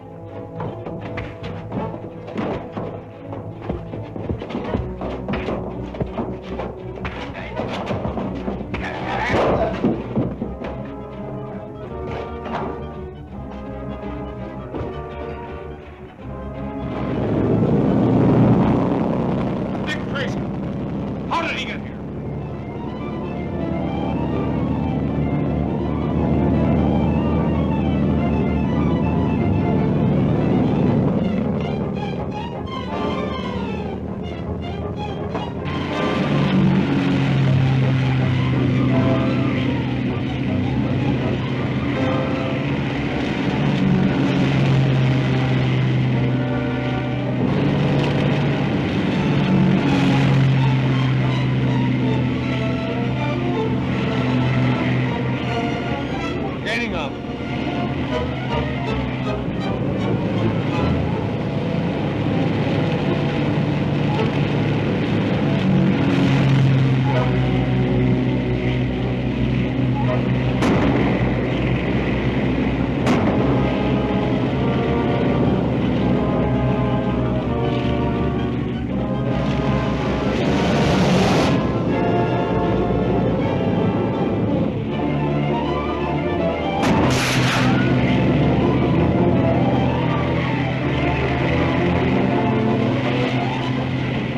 Boat's out of control.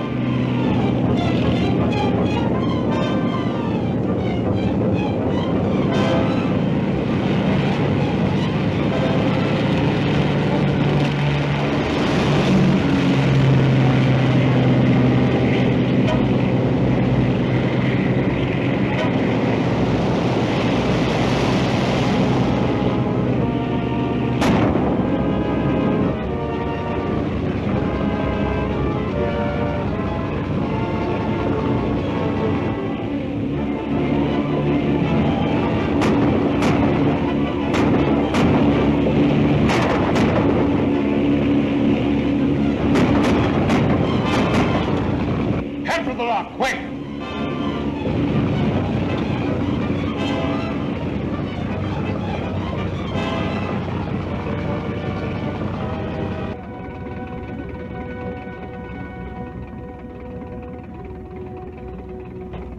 Give me a hand here, will you, men? Right. Take it easy.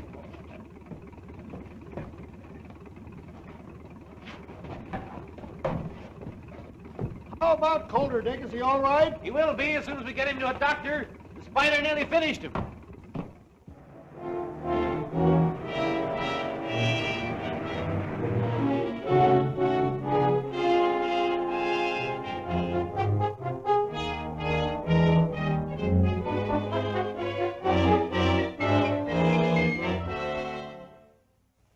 Bring them in my office, Carter. We'll interview them here. I've asked you all to be here so that we could compare notes. And perhaps get some new lead on this spider business. You'll do the interviewing, Dick. Ah, here they are now. Gentlemen, thank you for coming. I want you to meet Dick Tracy. How do you do? Joe Crane is my name. I'm mighty pleased to meet you. Gee, Dick Tracy. My name's Perry. Say, I've heard an awful lot about you. How do you do, Perry? This is Bill Moffat, Dick. He works for the telephone company. Well, I'm glad to know you, Bill. How do you do? Mr. Tracy has a few questions he'd like to ask you. Gentlemen, these are all assistants of mine. You may speak freely in front of them. Please be seated.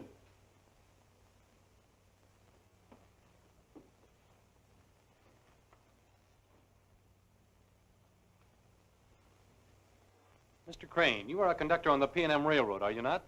Yes, sir. I understand that some months ago you witnessed a strange meeting which took place on board a train. Would you mind telling us about it? Well, it was a late train pulling out of the P&M station for Los Angeles.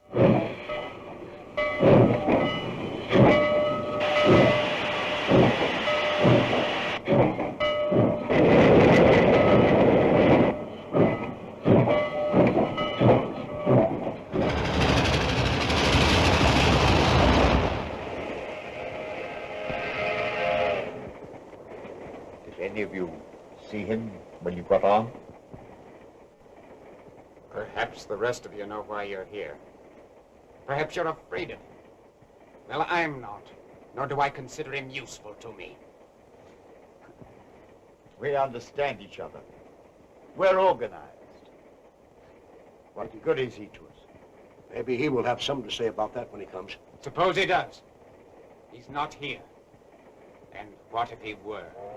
Are we sheep that we follow him blindly? Man isn't human. Bah! I don't think he's on the train.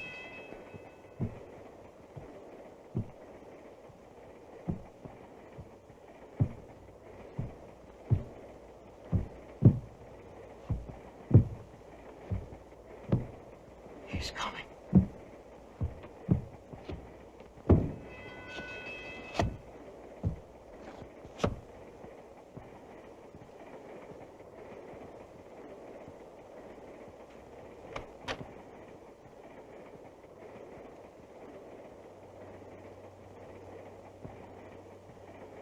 Well, gentlemen.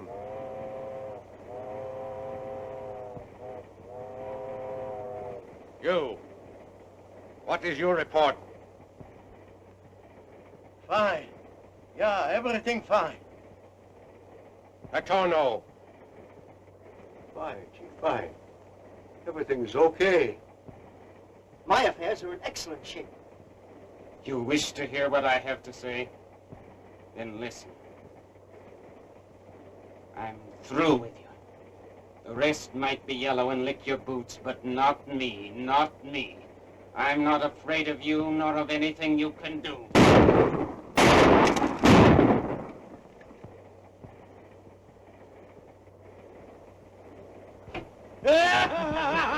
Out here!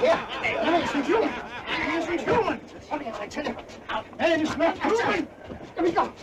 Out!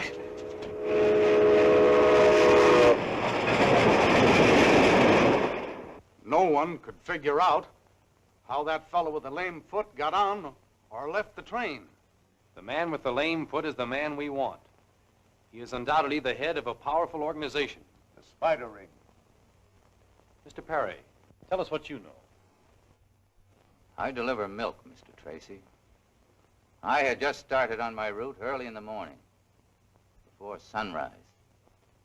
I noticed a man who acted crazy. He seemed scared of something.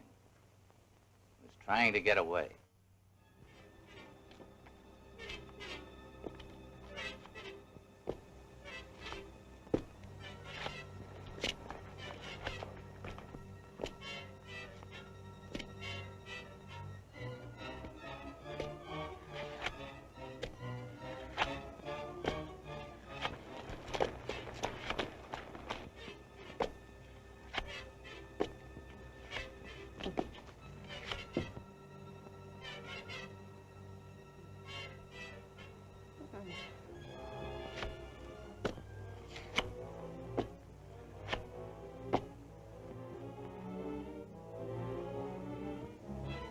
No.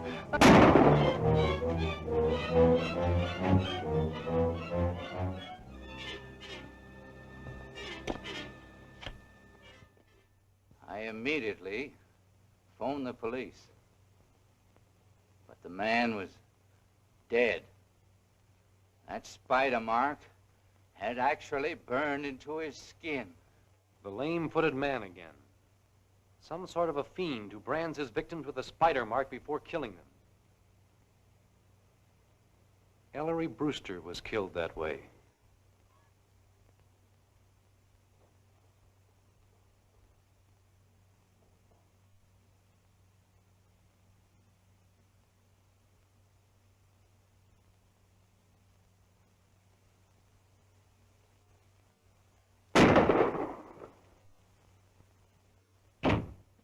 There was one victim they didn't quite kill. Steve, remember Death Valley Johnny? Steve and I suspected the spider ring was after Johnny. You have a gentleman registered here by the name of Death Valley Johnny. I should say we have. He's right over there in the midst of all those reporters. You can't miss him. Wait a minute, boys. Will you have a cigar? Why, certainly. Will we have a cigar? You're a great guy, Johnny. Will I give you the headlines, or will I give you the headlines? That's all right. So long, boys. Barnett. Say, don't forget to print the best one. Hello, boys. Have a cigar. No, thanks. I don't use them.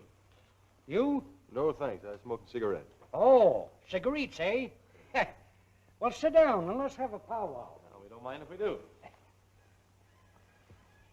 Don't mind if I smoke. No, go right ahead. Help yourself. All right. What newspaper are you boys from? We're not from any newspaper. I'm Dick Tracy, Federal Bureau of Investigation. This is my assistant, Steve Lockwood. Well, what brings you here calling on me? We're here in your interest. We have reason to believe a certain criminal ring may cause you trouble. Yeah. Listen here, young man. I've guarded the whereabouts of that mine for nigh on to 20 years, and no hombre's going to get it away from me. Besides, the gold won't be mine after 10 o'clock tonight. I'm selling out. Does anyone besides yourself know where the gold is? No, sir. I kept the secret of that mine in my head, and I ain't going to open my yap until those jewelers sign on the dotted line. Jewelers? Yes. I'm selling out to a big firm of New York jewelers. And, at a good stiff figure, too. Death Valley Johnny got it that same night.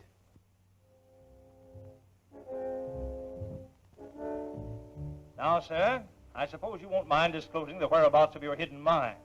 I suppose the specimen gold is kept there. Yep. I'll draw you a map.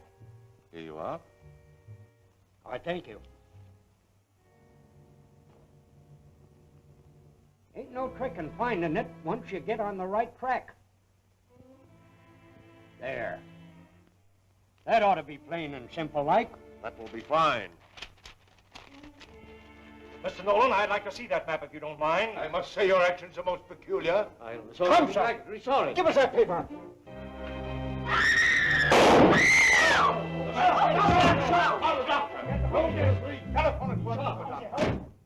Death Valley Johnny didn't die.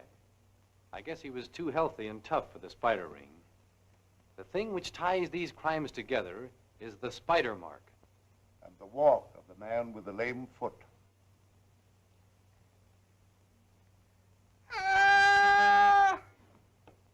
What's the matter, Mike? I seen a spider. And now, Mr. Moffat, tell us what you know. Yes, sir. I was sent by the telephone company to trace a bum connection. I traced it down to a kind of a spooky-looking place away out of town. It was night. Something queer was going on around there, so I stuck around to get a load of what was happening.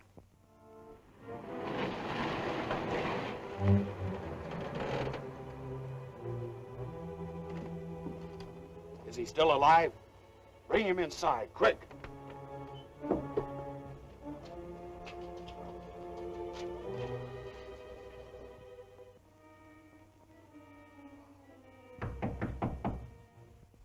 Come.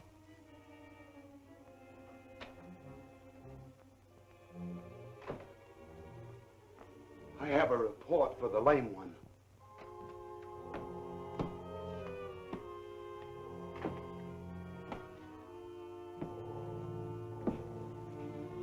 What is it, Burke? We brought Gordon Tracy here. Send Tracy into me. He's hurt, dying. We have to chase him, and he ran his car over a bank. Can you do anything about it, Moloch? If he's not too far gone, I might do more than you can imagine.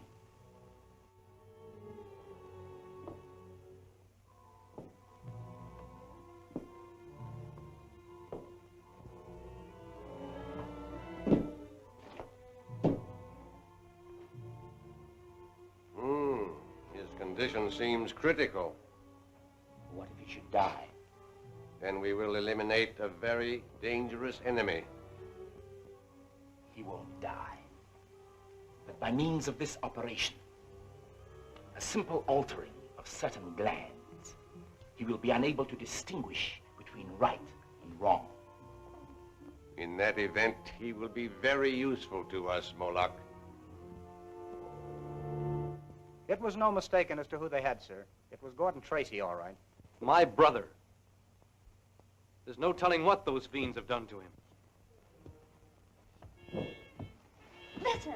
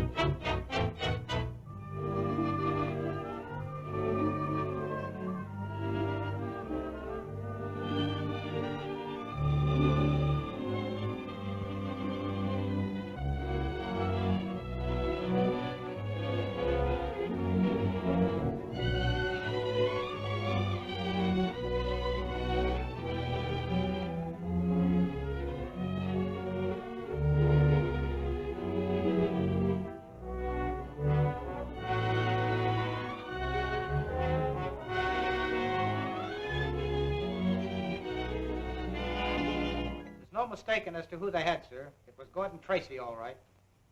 My brother. There's no telling what those fiends have done to him.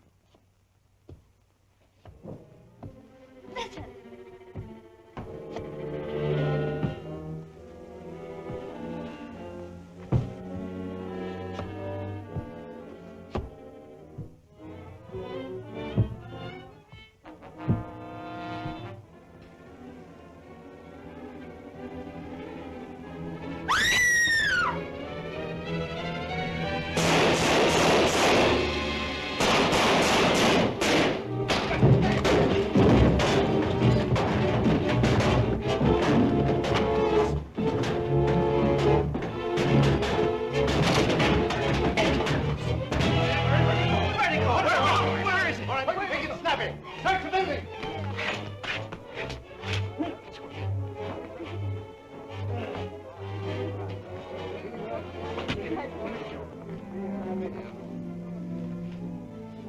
You!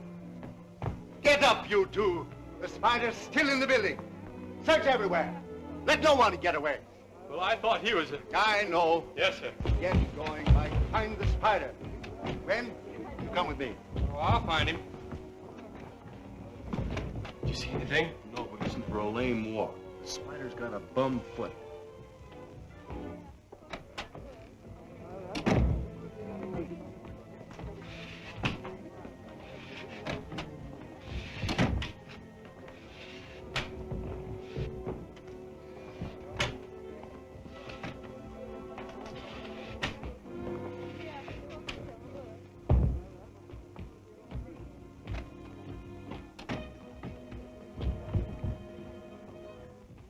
Knock, knock.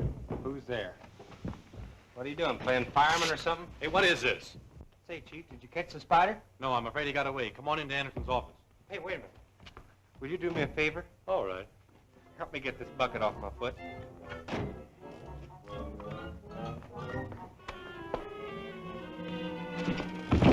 I didn't get too good a look at the spider. Well, I didn't want to. It was horrible. Oh, I think that outfit's a disguise. The face wasn't human. I wish there was some way to make sure. Well, I got a picture of him. You what? I said I got a picture of the spider. It's right in here. Good work, Junior. I'll report to you in the morning, sir. Okay, Dick.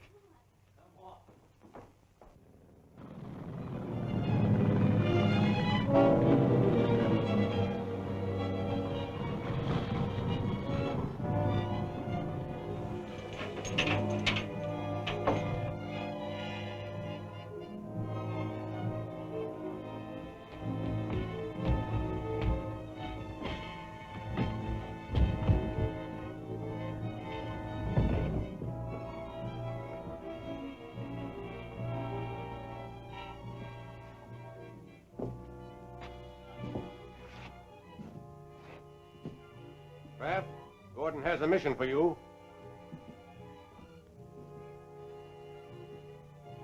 Dick Tracy has a photograph taken with a small camera. That film must never be developed. You know where Dick Tracy lives? Yes. Report to me when the negative has been destroyed. Yes,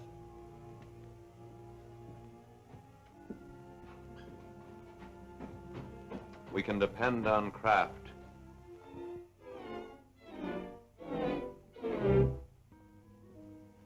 Everything set, Gwen? Already. I'm terribly anxious to see what those horrible men look like. So am I. At last we'll know who we're after. Turn off the light, Steve. Right. See that the door is closed tightly, Steve. I'm going to turn on the red light. All set.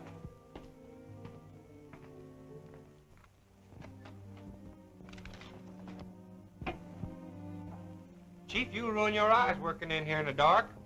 Did you get the picture? No, and if you turned that light on a second later, we never would have seen it. Close the door and turn off the light. I'll turn him out, Mr. Tracy. Oh, I do hope it turns out to be a good picture. So do I.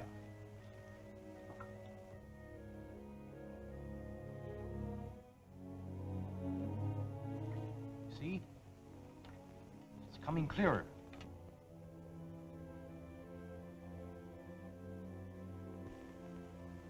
Can almost make it out. It's coming clearer. Any minute now. Mike, you've ruined it. Oh. Well, I ain't done nothing. What? Hey, get us out of here! Wait till you turn this thing off! I never done nothing. I was sitting right over there. I don't have a thing to do with it. I'll get the blame for everything around here.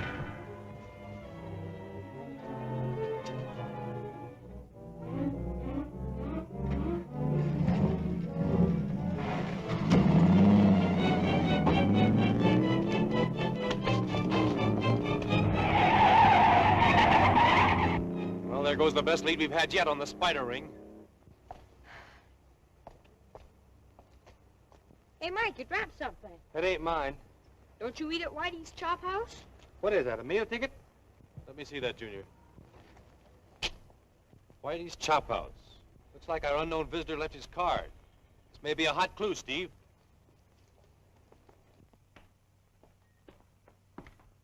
Well, why not raid the place around dinner time?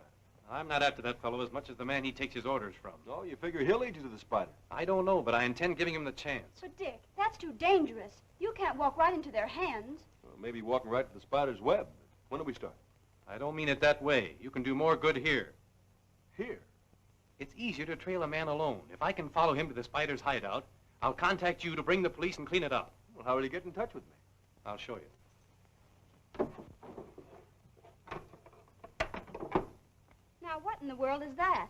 This is one of the latest devices to be adopted by the federal authorities. Now, holding out on me, huh? How does it work? Well, in reality, it's a radio transmitting set on a belt. Oh, I see. Clever. Now, if I want to get in touch with you, I'll use our personal code. All you need to do is have these earphones glued to your head and keep tuned in on our regular wavelength. I'll be sitting right here. That's the idea.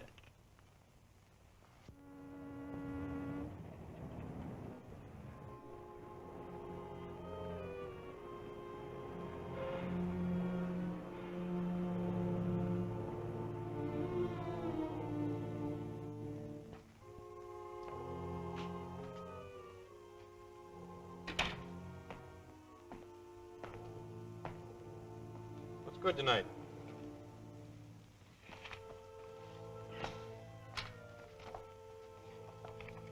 Everything's good here. Fair enough. I'll have the regular dinner. Okay. By the way, do you know a fellow by the name of Kraft? Yeah. Why? Oh, I found his meal ticket. I wanted to give it to him. Oh, yeah. Yeah, he just passed through here just a minute ago. Leave it here with me and I'll see that he gets it. All right. How about the dinner? Oh, yeah. All right, coming up.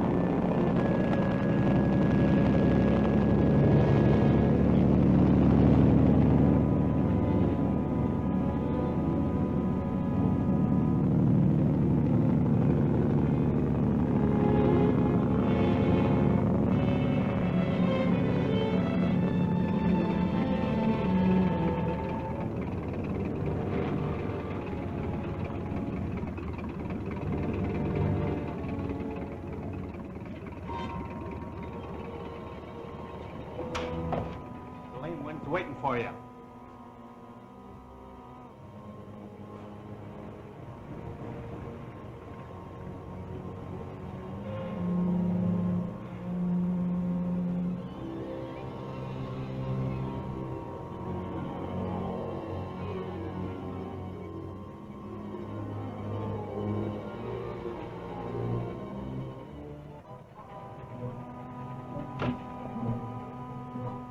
picture would have gone to every police station in the country.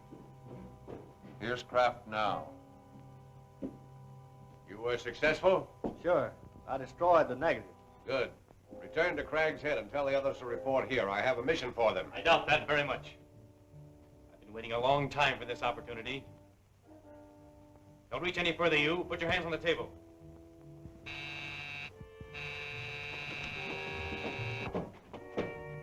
Before I turn you over to the police, there's one thing I want to know. What have you done with my brother Gordon? If you've harmed him...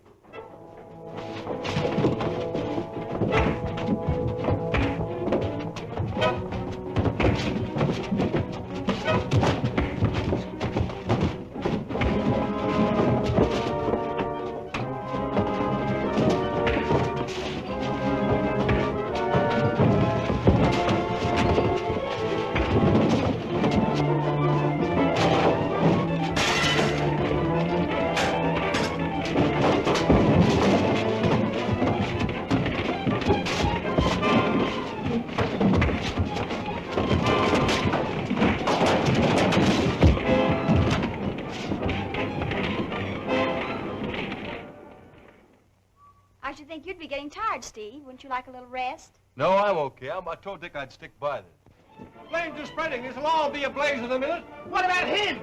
As long as you get here, we'll see that he stays. Tie him up. Get to the boat.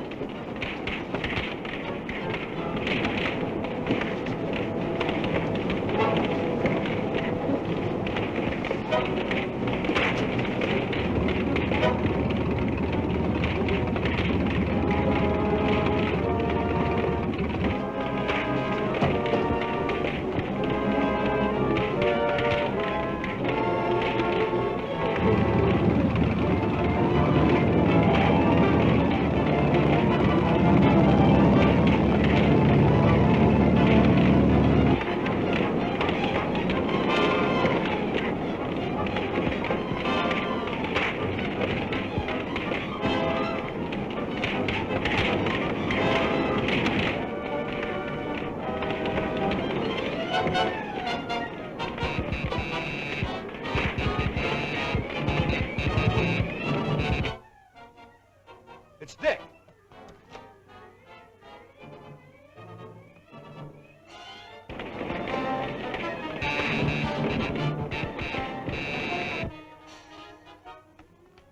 The Marine Terminal. Dick's in trouble. Come on, Mike.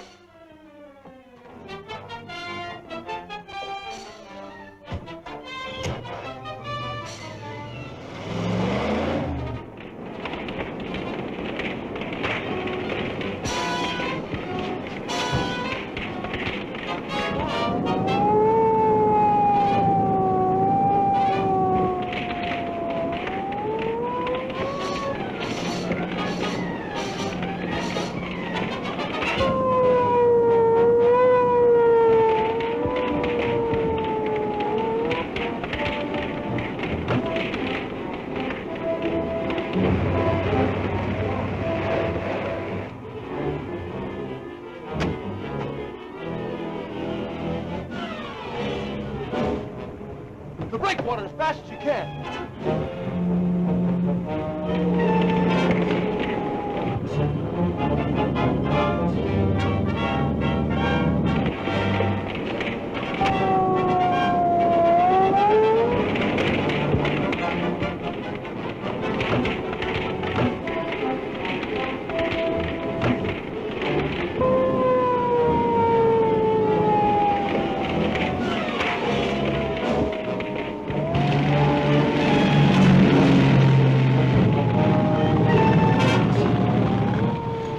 I can't get very close to that fire. You've got to. Dick Tracy's aboard that ship.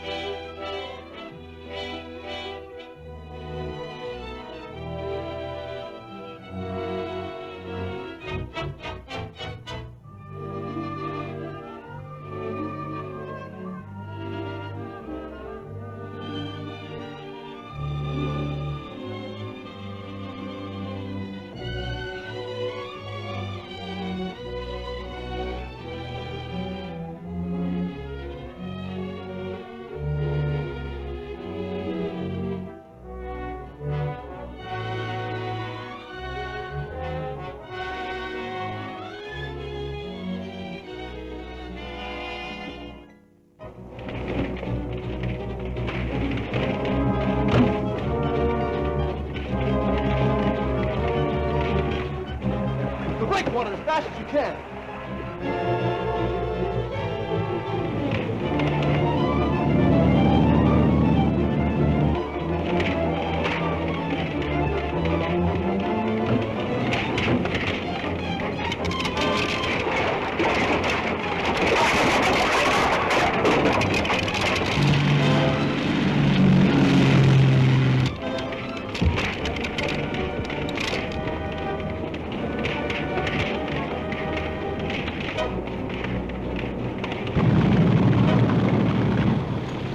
I can't get very close to that fire. You've got to.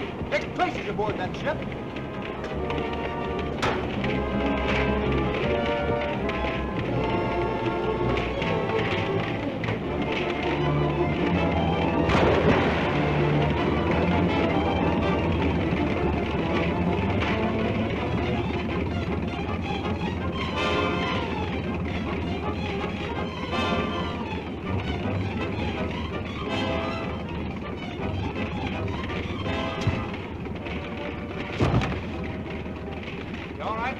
Yes, but it's mighty hot up there. Head for the big pier. That's the nearest way home.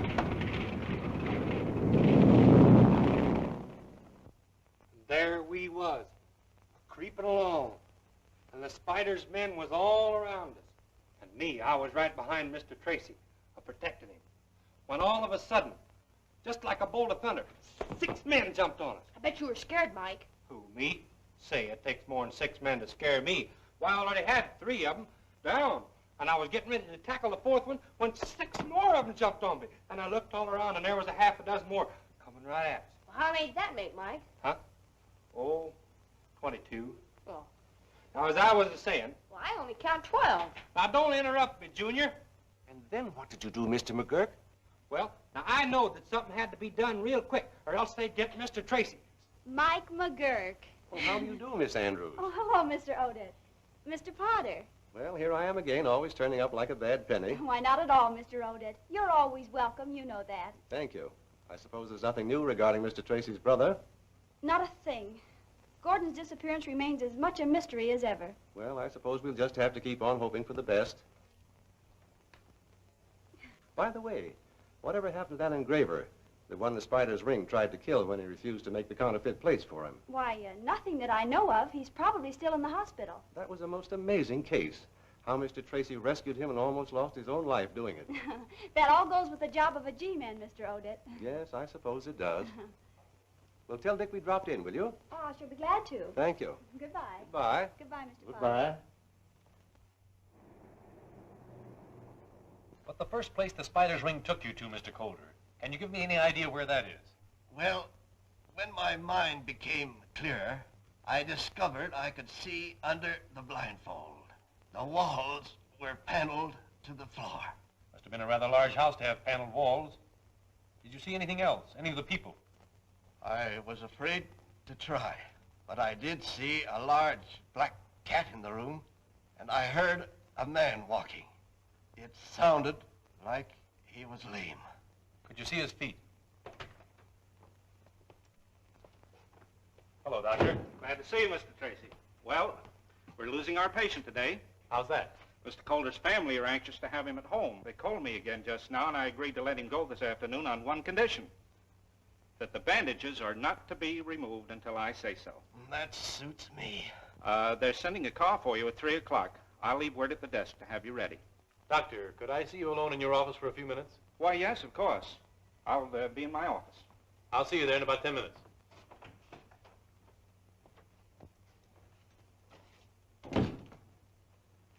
Miss Jennings, there will be a car here for Mr. Calder at 3 o'clock. Please see that he's ready. Yes, Doctor. That's the patient in 404? Right.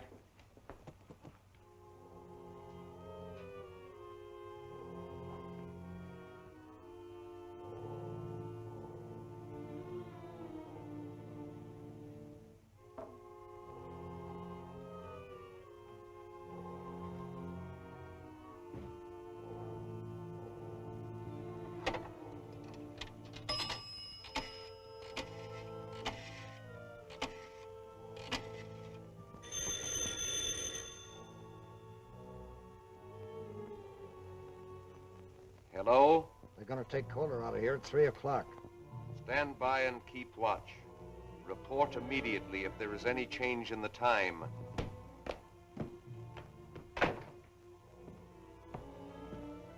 So they're taking Coulter home at 3 o'clock. They're calling for him at 3 o'clock, but they'll never take him home. Coulter carries the mark of the spider, and no man has ever borne that mark and lived. Well, that is very true, but... There must be no exception. Gordon is right, Moloch. It will serve as a warning to Dick Tracy that the spider never sleeps. Very true, only it is too bad that we must abandon our plan to have him make the counterfeit plates. Coulter is such an expert engraver. But he has already refused.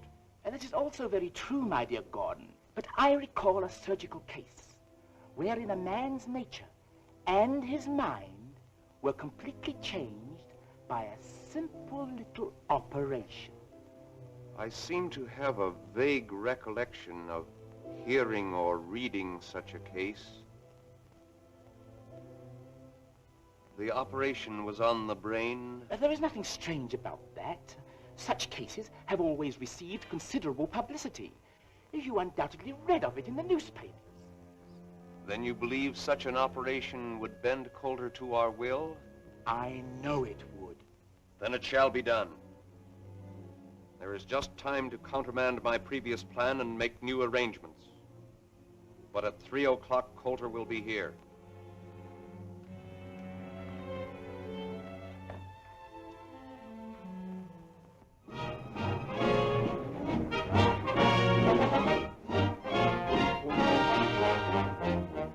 Most preposterous, unthinkable idea I ever heard. I won't allow it. As a matter of fact, I positively forbid it. But you can't forbid it, Clive. It's our one sure chance to trap the spider. Good Lord, Dick, if anything should happen. Nothing can happen. I'll prove it to you. Mike, get that road map off the wall.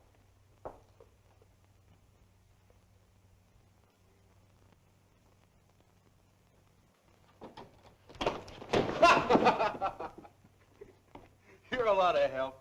Come here. Well, I got the map, didn't I?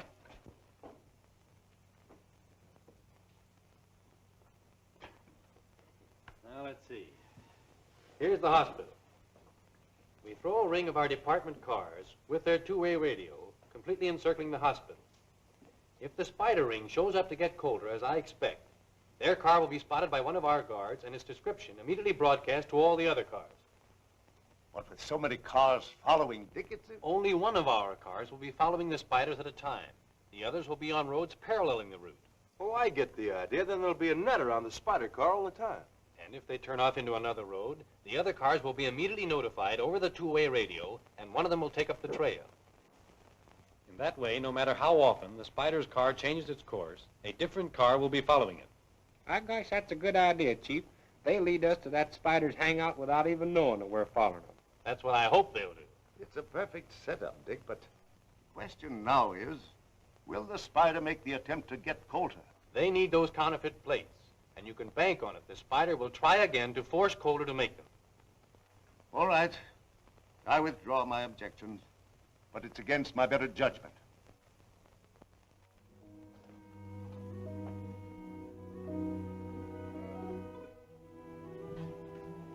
This is that third-degree burn case, Miss Jennings. Yes, Doctor. 402 is all prepared.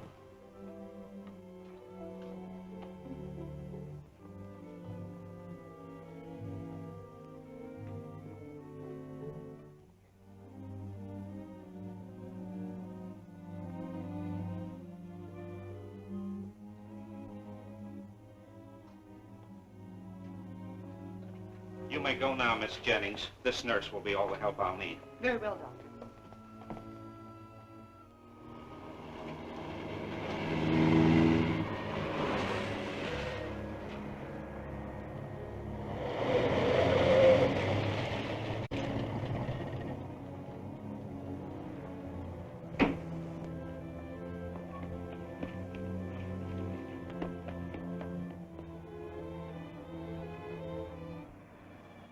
You're not by any chance worrying about me, are you? Why, of course not, but I am a bit anxious. Oh. The ambulance is here for Mr. Coulter. Mr. Coulter's all ready to leave. He's in room 404. Thank you.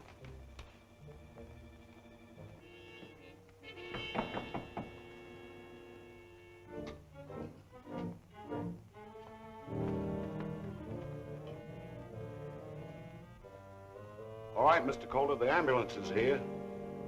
I recognize that voice, Miss Andrews. That's one of the Spider's men.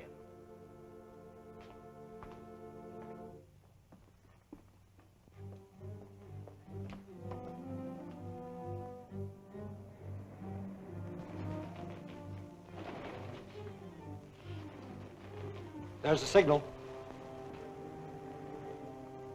Stand by, everyone. Jackson calling. He'll be leaving any minute now.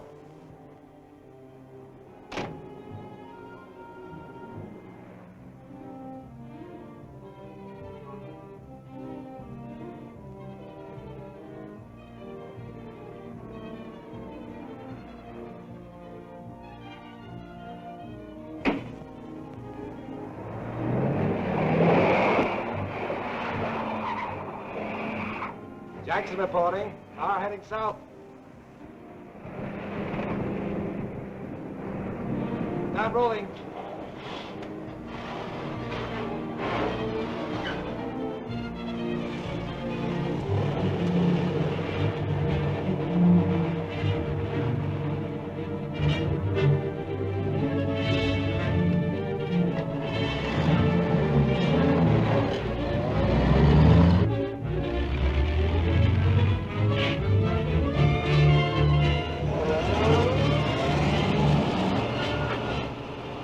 Why we got to stick behind all the rest of them. I'm getting tired of being last all the time. Well, no use taking any chances on the Spider's men recognizing us, Mike. Then they'd know something was up.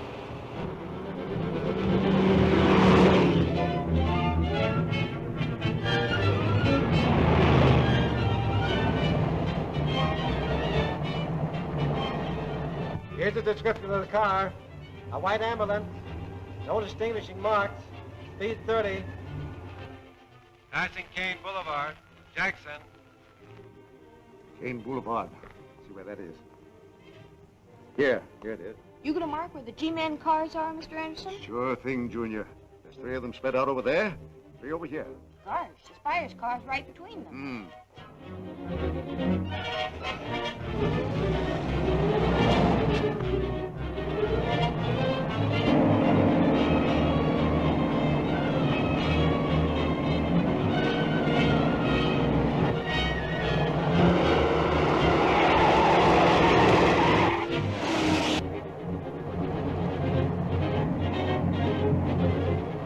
That car in back of us seems to be sticking on our tail.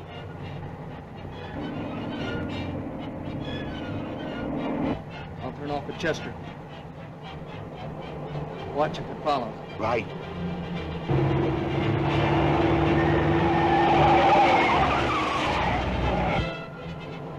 False alarm. He went right by. Car just turned into Chester Boulevard. Going east. That is all. Take over. Jackson. All right, Jackson. Anderson calling Fox. Anderson calling Fox.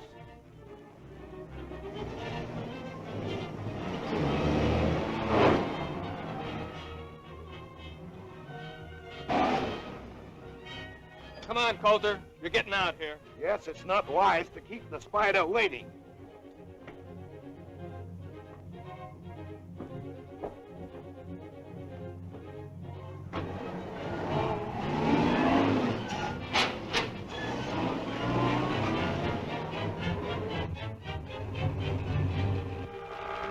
Gee, do you think something's wrong with the radio, Mr. Anderson? We should have heard from Mr. Morris before this. Morris reporting. No sign of car. Going through Casper to investigate. All right, Morris. Other cars stand by for Morris report. Something's up, and I'm going to find out what it is.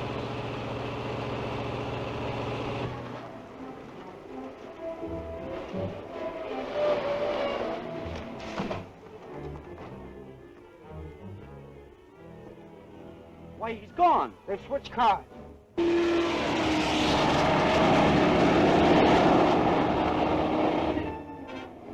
It's Steve Lockwood.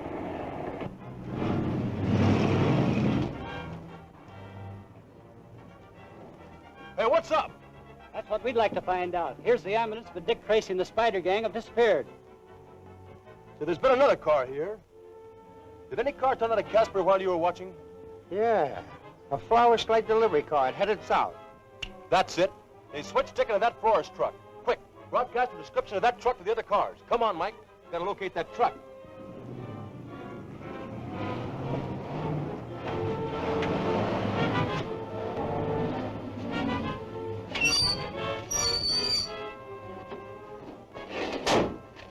Hurry back soon as I ditch the truck. Step on it. Come on, Calder. Come on, no funny work here.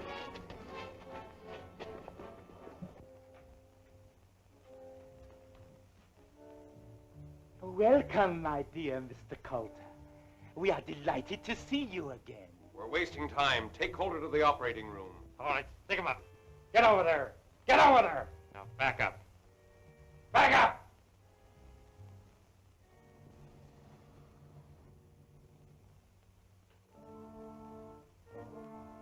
I wouldn't use that telephone. Drop that gun.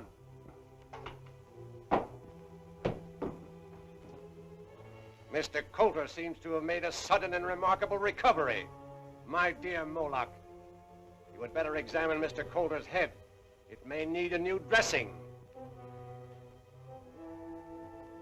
Dick Tracy. Seems your wish has come true. Dick Tracy is here to take Mr. Coulter's place. A marvelous opportunity. Take the great Dick Tracy to the operating room.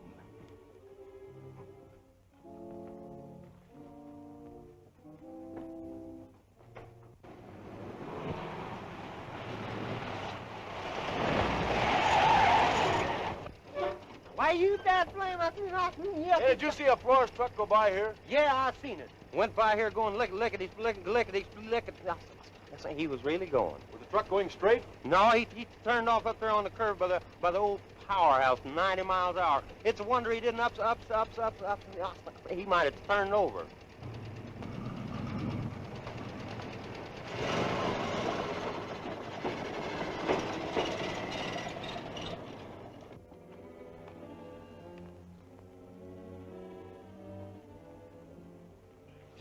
Get the ether ready and the cone. Would you increase the heat under that sterilizer, Gordon? Gordon. Gordon. Is that my brother, Gordon Tracy? So, the great Dick Tracy did not recognize his own brother. What have you done to change him so? It was really a simple little operation on the brain. So, that's what you're planning to do to me? We planned it for Coulter, but since you have taken his place, the ether!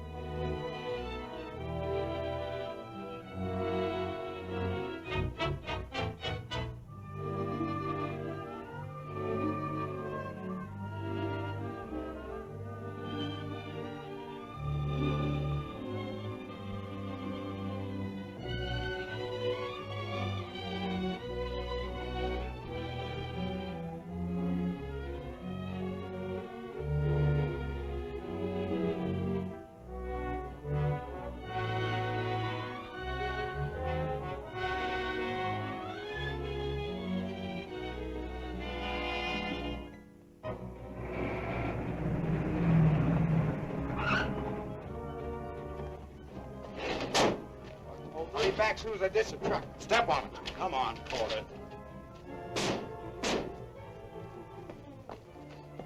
Come on, no funny work here.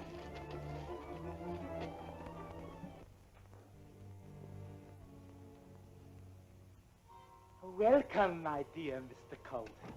We are delighted to see you again. We're wasting time. Take Coulter to the operating room. All right, stick him up. Get over there. Get over there. Now, Back up. Back up!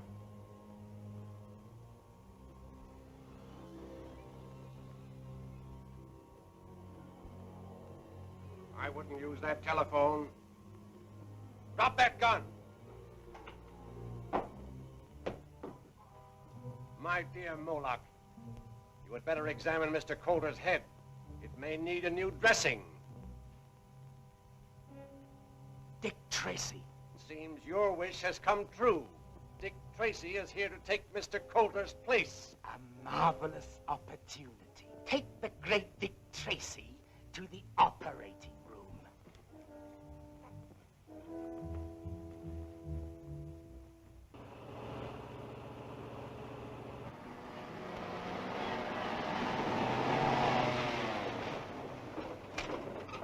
Hey, what's the big idea?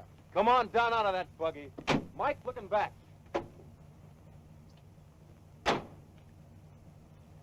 Empty. Now, you better start talking and talk fast. Where's Dick Tracy? Come on, where is he? We know Tracy was transferred from the ambulance to this car you're driving. Where'd you take him? I can't tell you. The spider will kill me if I talk. Yeah, you'll burn in the chair if you don't. All right. I hit him over there. That's the spider's headquarters. Mike, get the radio and tell Mr. Anderson we've located Dick Tracy to get a flying squad out here right away. The spider may try to escape on his wing. Is everything going all right, Mr. Anderson? Gosh, the spider ring sure pulled a fast one on us, Miss Gwen. We don't even know where Mr. Tracy is. Shh. Say, Mr. Anderson. Mr. Anderson, this is Mike McGurk, reporting for Mr. Lockwood. Go ahead, Mike. Mr. Lockwood says to rush a flying squad to the old Sierra powerhouse. The spider may try to escape in the wing. All right, Mike. They'll be there in no time. Get the ether ready and the cone. Would you increase the heat under that sterilizer, Gordon? Gordon.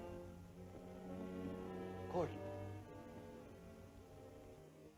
Is that my brother, Gordon Tracy? So, the great Dick Tracy did not recognize his own brother. What have you done to change him so? It was really a simple little operation on the brain. So, and that's what you're planning to do to me? We planned it for Coulter, but since you have taken his place, the ether!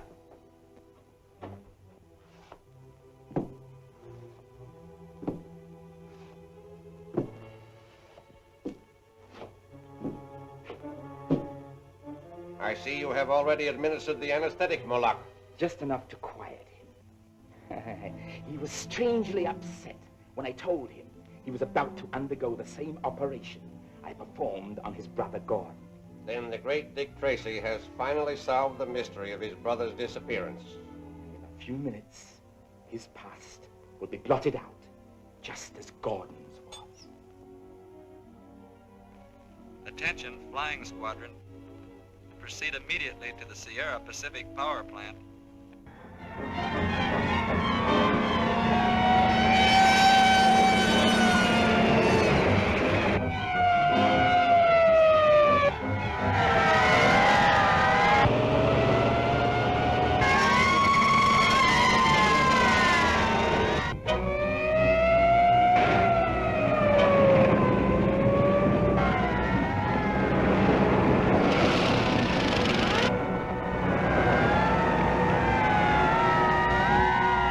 Loosen the straps. We shall have to change his position to operate.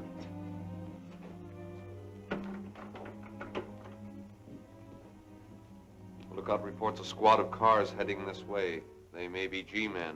So, Dick Tracy's friends are looking for him already.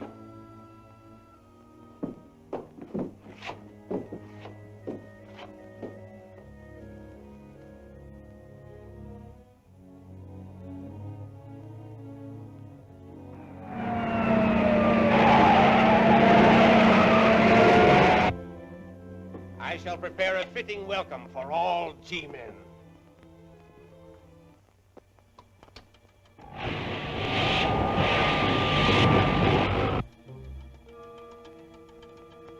Now listen. An innocent, harmless sound, yet each tick heralds the coming of eternity. And now we must hurry to the powerhouse through the secret tunnel. We can escape in the wing before the G-men discover we are gone.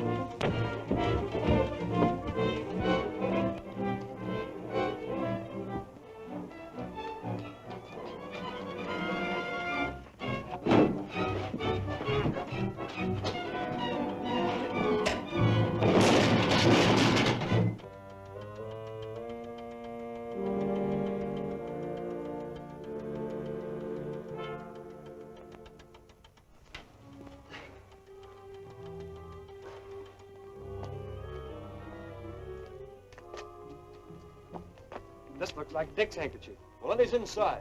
Come on, let's bust in.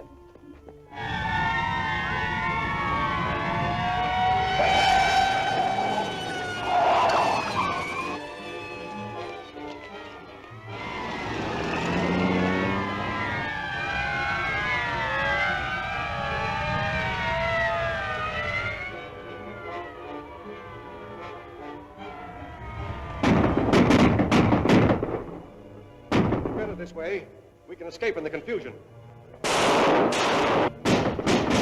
Back to the tunnel.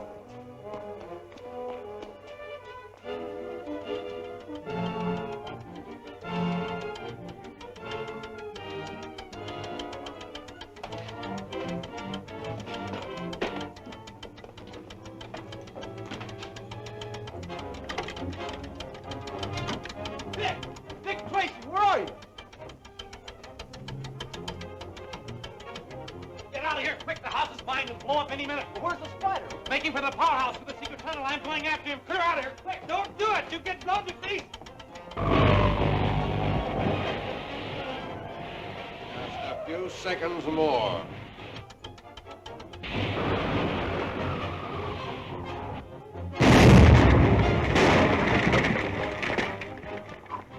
We just got out of there in time. Yeah. Listen, Spider will think we've been killed by the explosion. We'll just hand him a little surprise.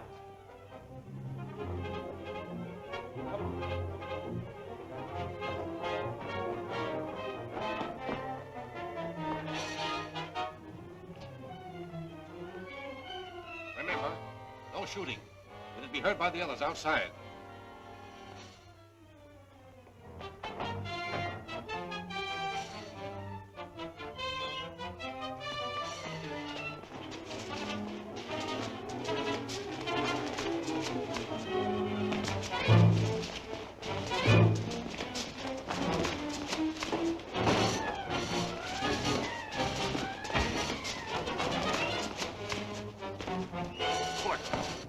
Gordon, don't you know me? It's your brother, Dick.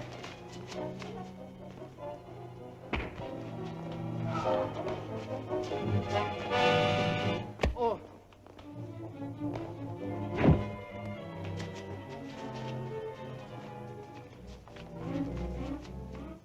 Who did? Keep back. You haven't got me yet.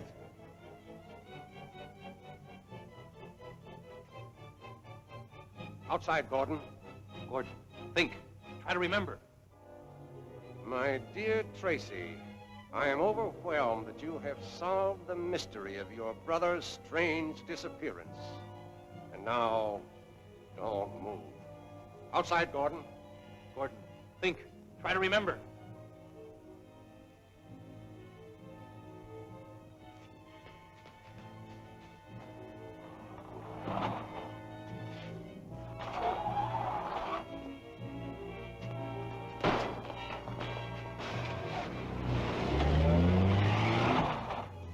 There they go. The police car. Come on.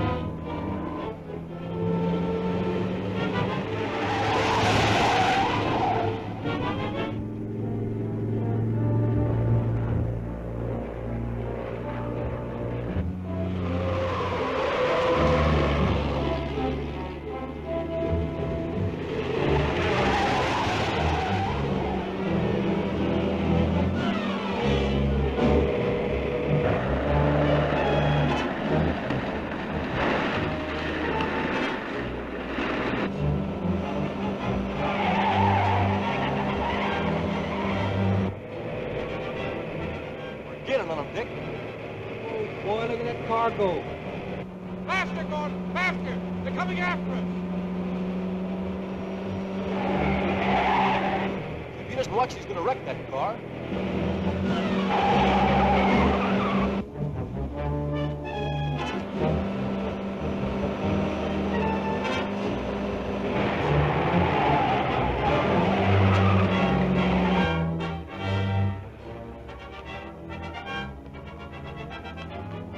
Get up, Junior, get up.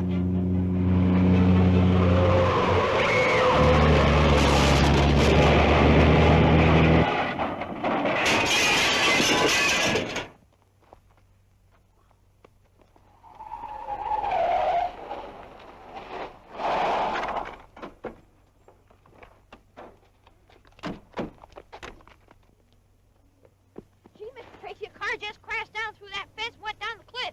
2 people were in it. That was a spider, Junior. The spider? The spider? But he deliberately drove the car over the cliff to avoid hitting us. Spider wasn't driving the car. It was Gordon. You know who the spider is? Who? Mr. Odette. Mr. Odette? I knowed it all the time. I pretty near had my handcuffs on him, but he went and left in that car. There's Odette. I'll take care of him, old man. You look after your brother.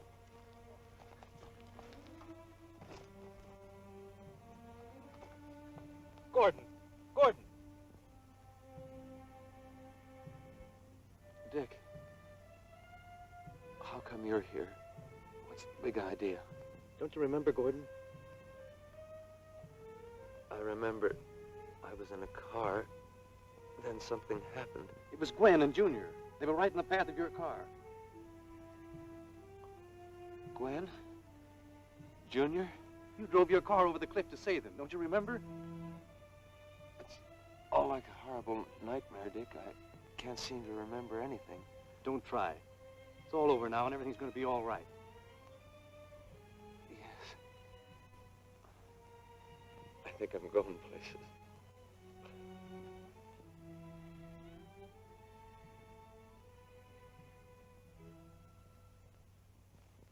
The Department of Justice appreciates your great work in wiping out the spider ring, Dick. When you show up at the office, you'll find that appreciation can take a very concrete form. Thanks, Clive. But forget the fuss and feathers. All the part of a G-man's job. Maybe so. But you better show up at the office just the same. All right, Chief. If you say so, I'll be there. Goodbye, Dick. Goodbye. Oh, by the way, Steve, you better show up at the office, too. Right, sir. Oh, Dick, I'm so happy for you. This looks like another promotion.